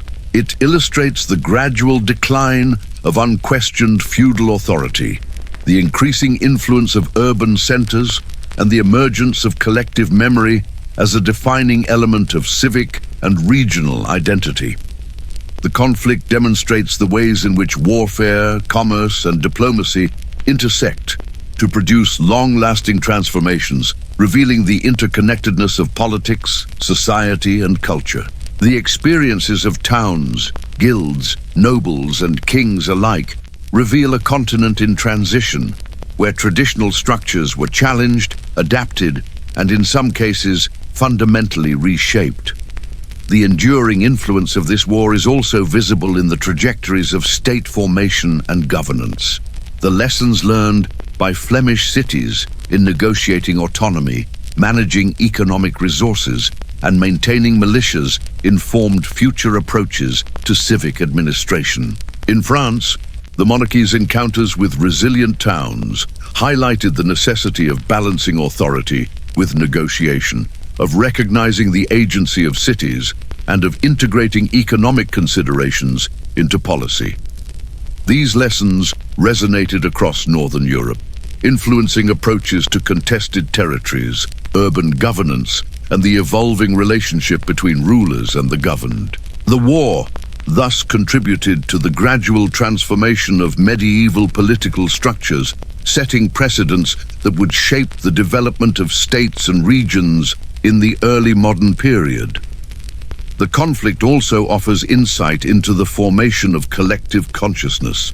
Flemish citizens internalized the memory of resistance and victory, while French observers recorded and interpreted the failures and challenges faced by the crown. The narratives produced by this long struggle became part of civic education, public memory, and political discourse. They informed ideas of duty, courage, negotiation, and resilience, embedding historical consciousness into the identity of both peoples. The war demonstrates how prolonged conflict can generate enduring frameworks for understanding communal and national identity, illustrating the interplay between lived experience, memory, and cultural formation. The conclusion of the war thus marks a pivotal moment in the broader narrative of European history. It reflects the culmination of persistent struggle, the emergence of new forms of political, economic, and cultural organization, and the crystallization of identity and memory forged through conflict. Flanders entered a period of Burgundian stability, cultural renaissance, and civic pride, while France recalibrated its approach to governance, loyalty, and the exercise of authority. The war's legacy persisted in institutions, practices, and narratives, shaping the trajectory of the region and influencing broader European developments. It stands as a testament to the enduring power of resilience, negotiation, and collective identity in the shaping of history. The 138-year war was more than a protracted military contest. It was a transformative process that reshaped Europe at multiple levels. It altered the balance of power between monarchs and cities, challenged military orthodoxy, catalyzed economic innovation, and generated enduring cultural and social legacies. Identity, memory, and civic consciousness were forged in the fires of repeated conflict, embedding lessons that would resonate well beyond the 15th century. The experience of Flanders and France illustrates the profound ways in which long-term struggles shape not only political outcomes, but also the lived experience of communities, the evolution of governance, and the articulation of collective identity.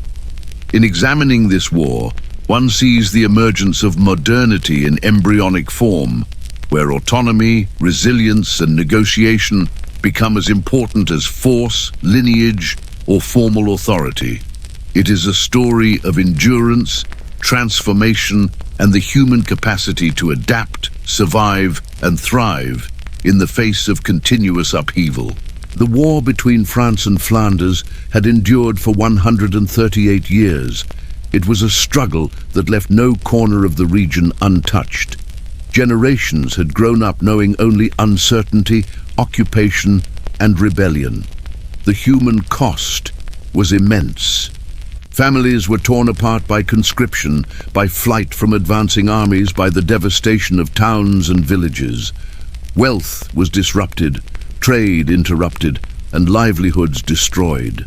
The recurring sieges, the burnings of homes, and the executions left scars, not only on the physical landscape, but on the psyche of those who lived through it. Fathers, sons, and daughters bore witness to suffering that spanned lifetimes. Yet amid devastation, communities endured. They adapted, organized, and resisted, revealing a resilience that would define the identity of Flanders. The citizens, guild members, and urban militias who fought in these struggles became more than defenders of their cities. They became the custodians of memory, shaping a narrative of endurance and courage that would echo for centuries.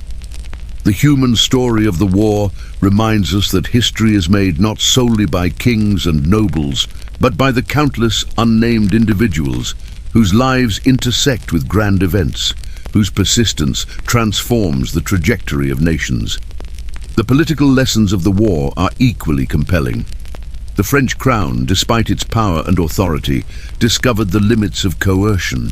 Kings could command armies and assert feudal law, but wealth, organization, and civic cohesion in Flanders rendered brute force insufficient.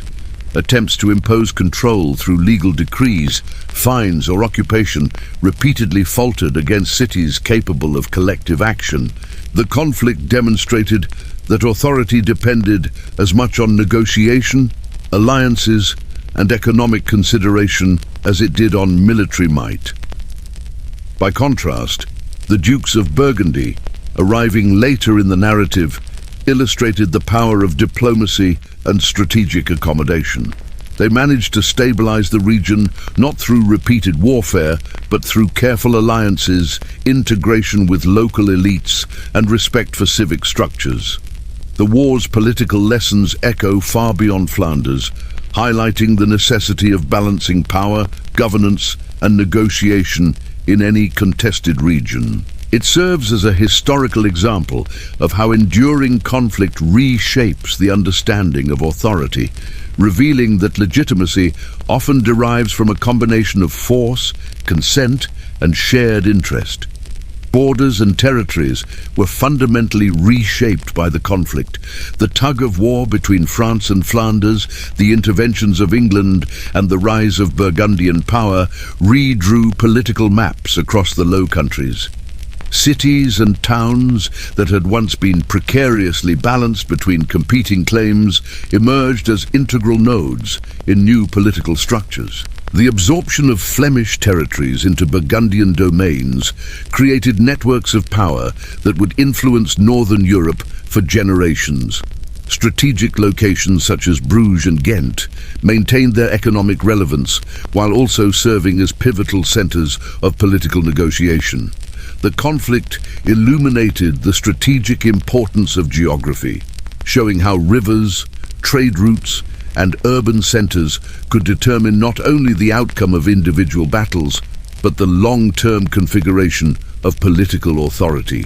Borders were no longer just lines on a map. They were expressions of power, diplomacy, and civic endurance, drawn and redrawn by human action and collective struggle over more than a century. The war also profoundly influenced economies. Flanders, as the richest textile-producing region in Europe, depended on trade and industry for its wealth. The war disrupted trade networks, particularly the supply of English wool, and introduced blockades, taxation, and uncertainty. Yet the cities adapted. Guilds and merchant families organized supply chains, developed new trading relationships, and leveraged political connections to maintain production. The experience of economic crisis forced urban communities to innovate, institutionalize protections, and assert control over their own commercial destiny.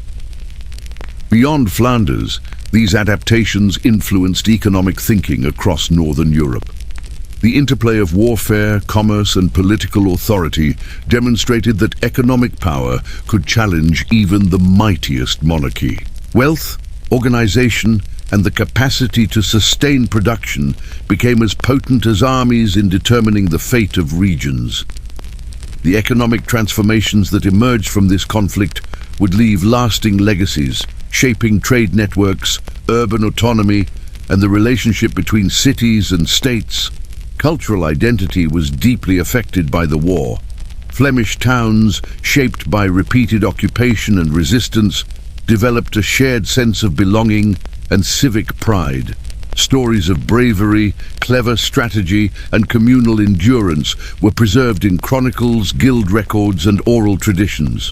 The memory of events such as the Bruges Matins and the Battle of the Golden Spurs became symbols of collective agency. Identity was expressed not only in tales of military triumph, but in the very organization of urban life. The regulation of guilds, the administration of civic councils, and the defense of communal rights. For France, the repeated failures to control Flanders contributed to an evolving sense of national consciousness, one framed by the limits of feudal authority, the necessity of adaptation, and the interpretation of victory and loss. Memory, narrative, and identity became intertwined, illustrating how prolonged conflict can shape cultural self-understanding in profound and enduring ways. The war illuminates the fragility of the medieval world. Political authority, economic stability, and social cohesion could be disrupted by a combination of military action, economic dependency, and civic assertion. Loyalties shifted, allegiances were tested, and long-standing hierarchies were challenged. The repeated cycles of rebellion and reprisal revealed the vulnerability of institutions that were assumed to be unassailable. Towns could rise against monarchs, militias could defeat knights, and economic leverage could outweigh military dominance. Yet the medieval world was also resilient. Communities rebuilt, trade networks recovered, and governance structures adapted. The war reveals a duality that defines the period. A world susceptible to disruption, but capable of extraordinary endurance and innovation. Flanders, in particular, illustrates how civic cohesion, strategic negotiation, and economic organization can transform vulnerability into strength. The human dimension of the conflict also extends to the social transformations it encouraged. Urban communities gained agency through participation in defense, governance, and negotiation. Guilds not only regulated production, but organized defense and maintained social cohesion. Citizen militias became symbols of responsibility, courage, and belonging, reinforcing civic identity.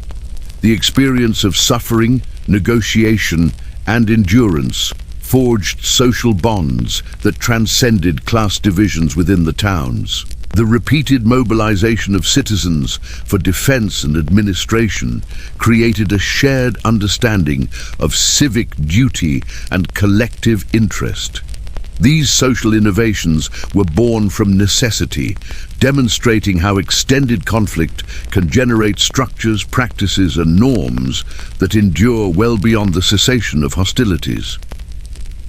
One of the broader legacies of the war is the way it illustrates the interplay between local and continental dynamics. Flanders was not isolated. Its economic and political significance drew the attention of France, England, and eventually Burgundy. The war shows how regional conflicts can be amplified by the strategic ambitions of external powers. The repeated interventions of these actors shaped outcomes, influenced negotiations, and altered the distribution of power. The conflict provides a case study in the interconnectedness of medieval Europe, where trade, marriage, military action, and diplomacy converged to produce complex outcomes that were never determined by a single factor. The lessons of interconnected power, alliance, and influence extend beyond the immediate period, offering insight into the emergence of larger European state systems.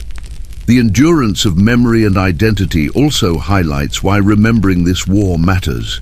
The stories, chronicles, and civic rituals preserve lessons about governance, resilience, and human agency. They remind later generations that authority is not absolute, that communities can shape their own destinies, and that endurance in the face of adversity is a defining feature of civilization. Memory anchors identity, providing continuity across generations and shaping how societies interpret both past and present. By reflecting on the human, political, and economic dimensions of the conflict, we gain insight not only into medieval life, but also into the enduring principles of negotiation, resilience, and civic engagement that remain relevant across centuries. The war's conclusion, brought about through Burgundian influence and negotiated settlements, did not erase the memory of struggle. Instead, it codified experience into the institutions, practices, and cultural narratives of the region. Flemish cities emerged with a reinforced civic identity, with governance structures capable of managing internal and external pressures. They had learned the value of economic adaptation, military organization, and negotiation, laying the groundwork for prosperity and cultural achievement in the late medieval period. France, while maintaining its monarchy, learned the limits of authority and the importance of engagement with economically and socially powerful urban centers. These lessons informed subsequent policies, strategies, and governance approaches, demonstrating how long-term conflict produces knowledge, experience, and institutional evolution that extend well beyond the battlefield.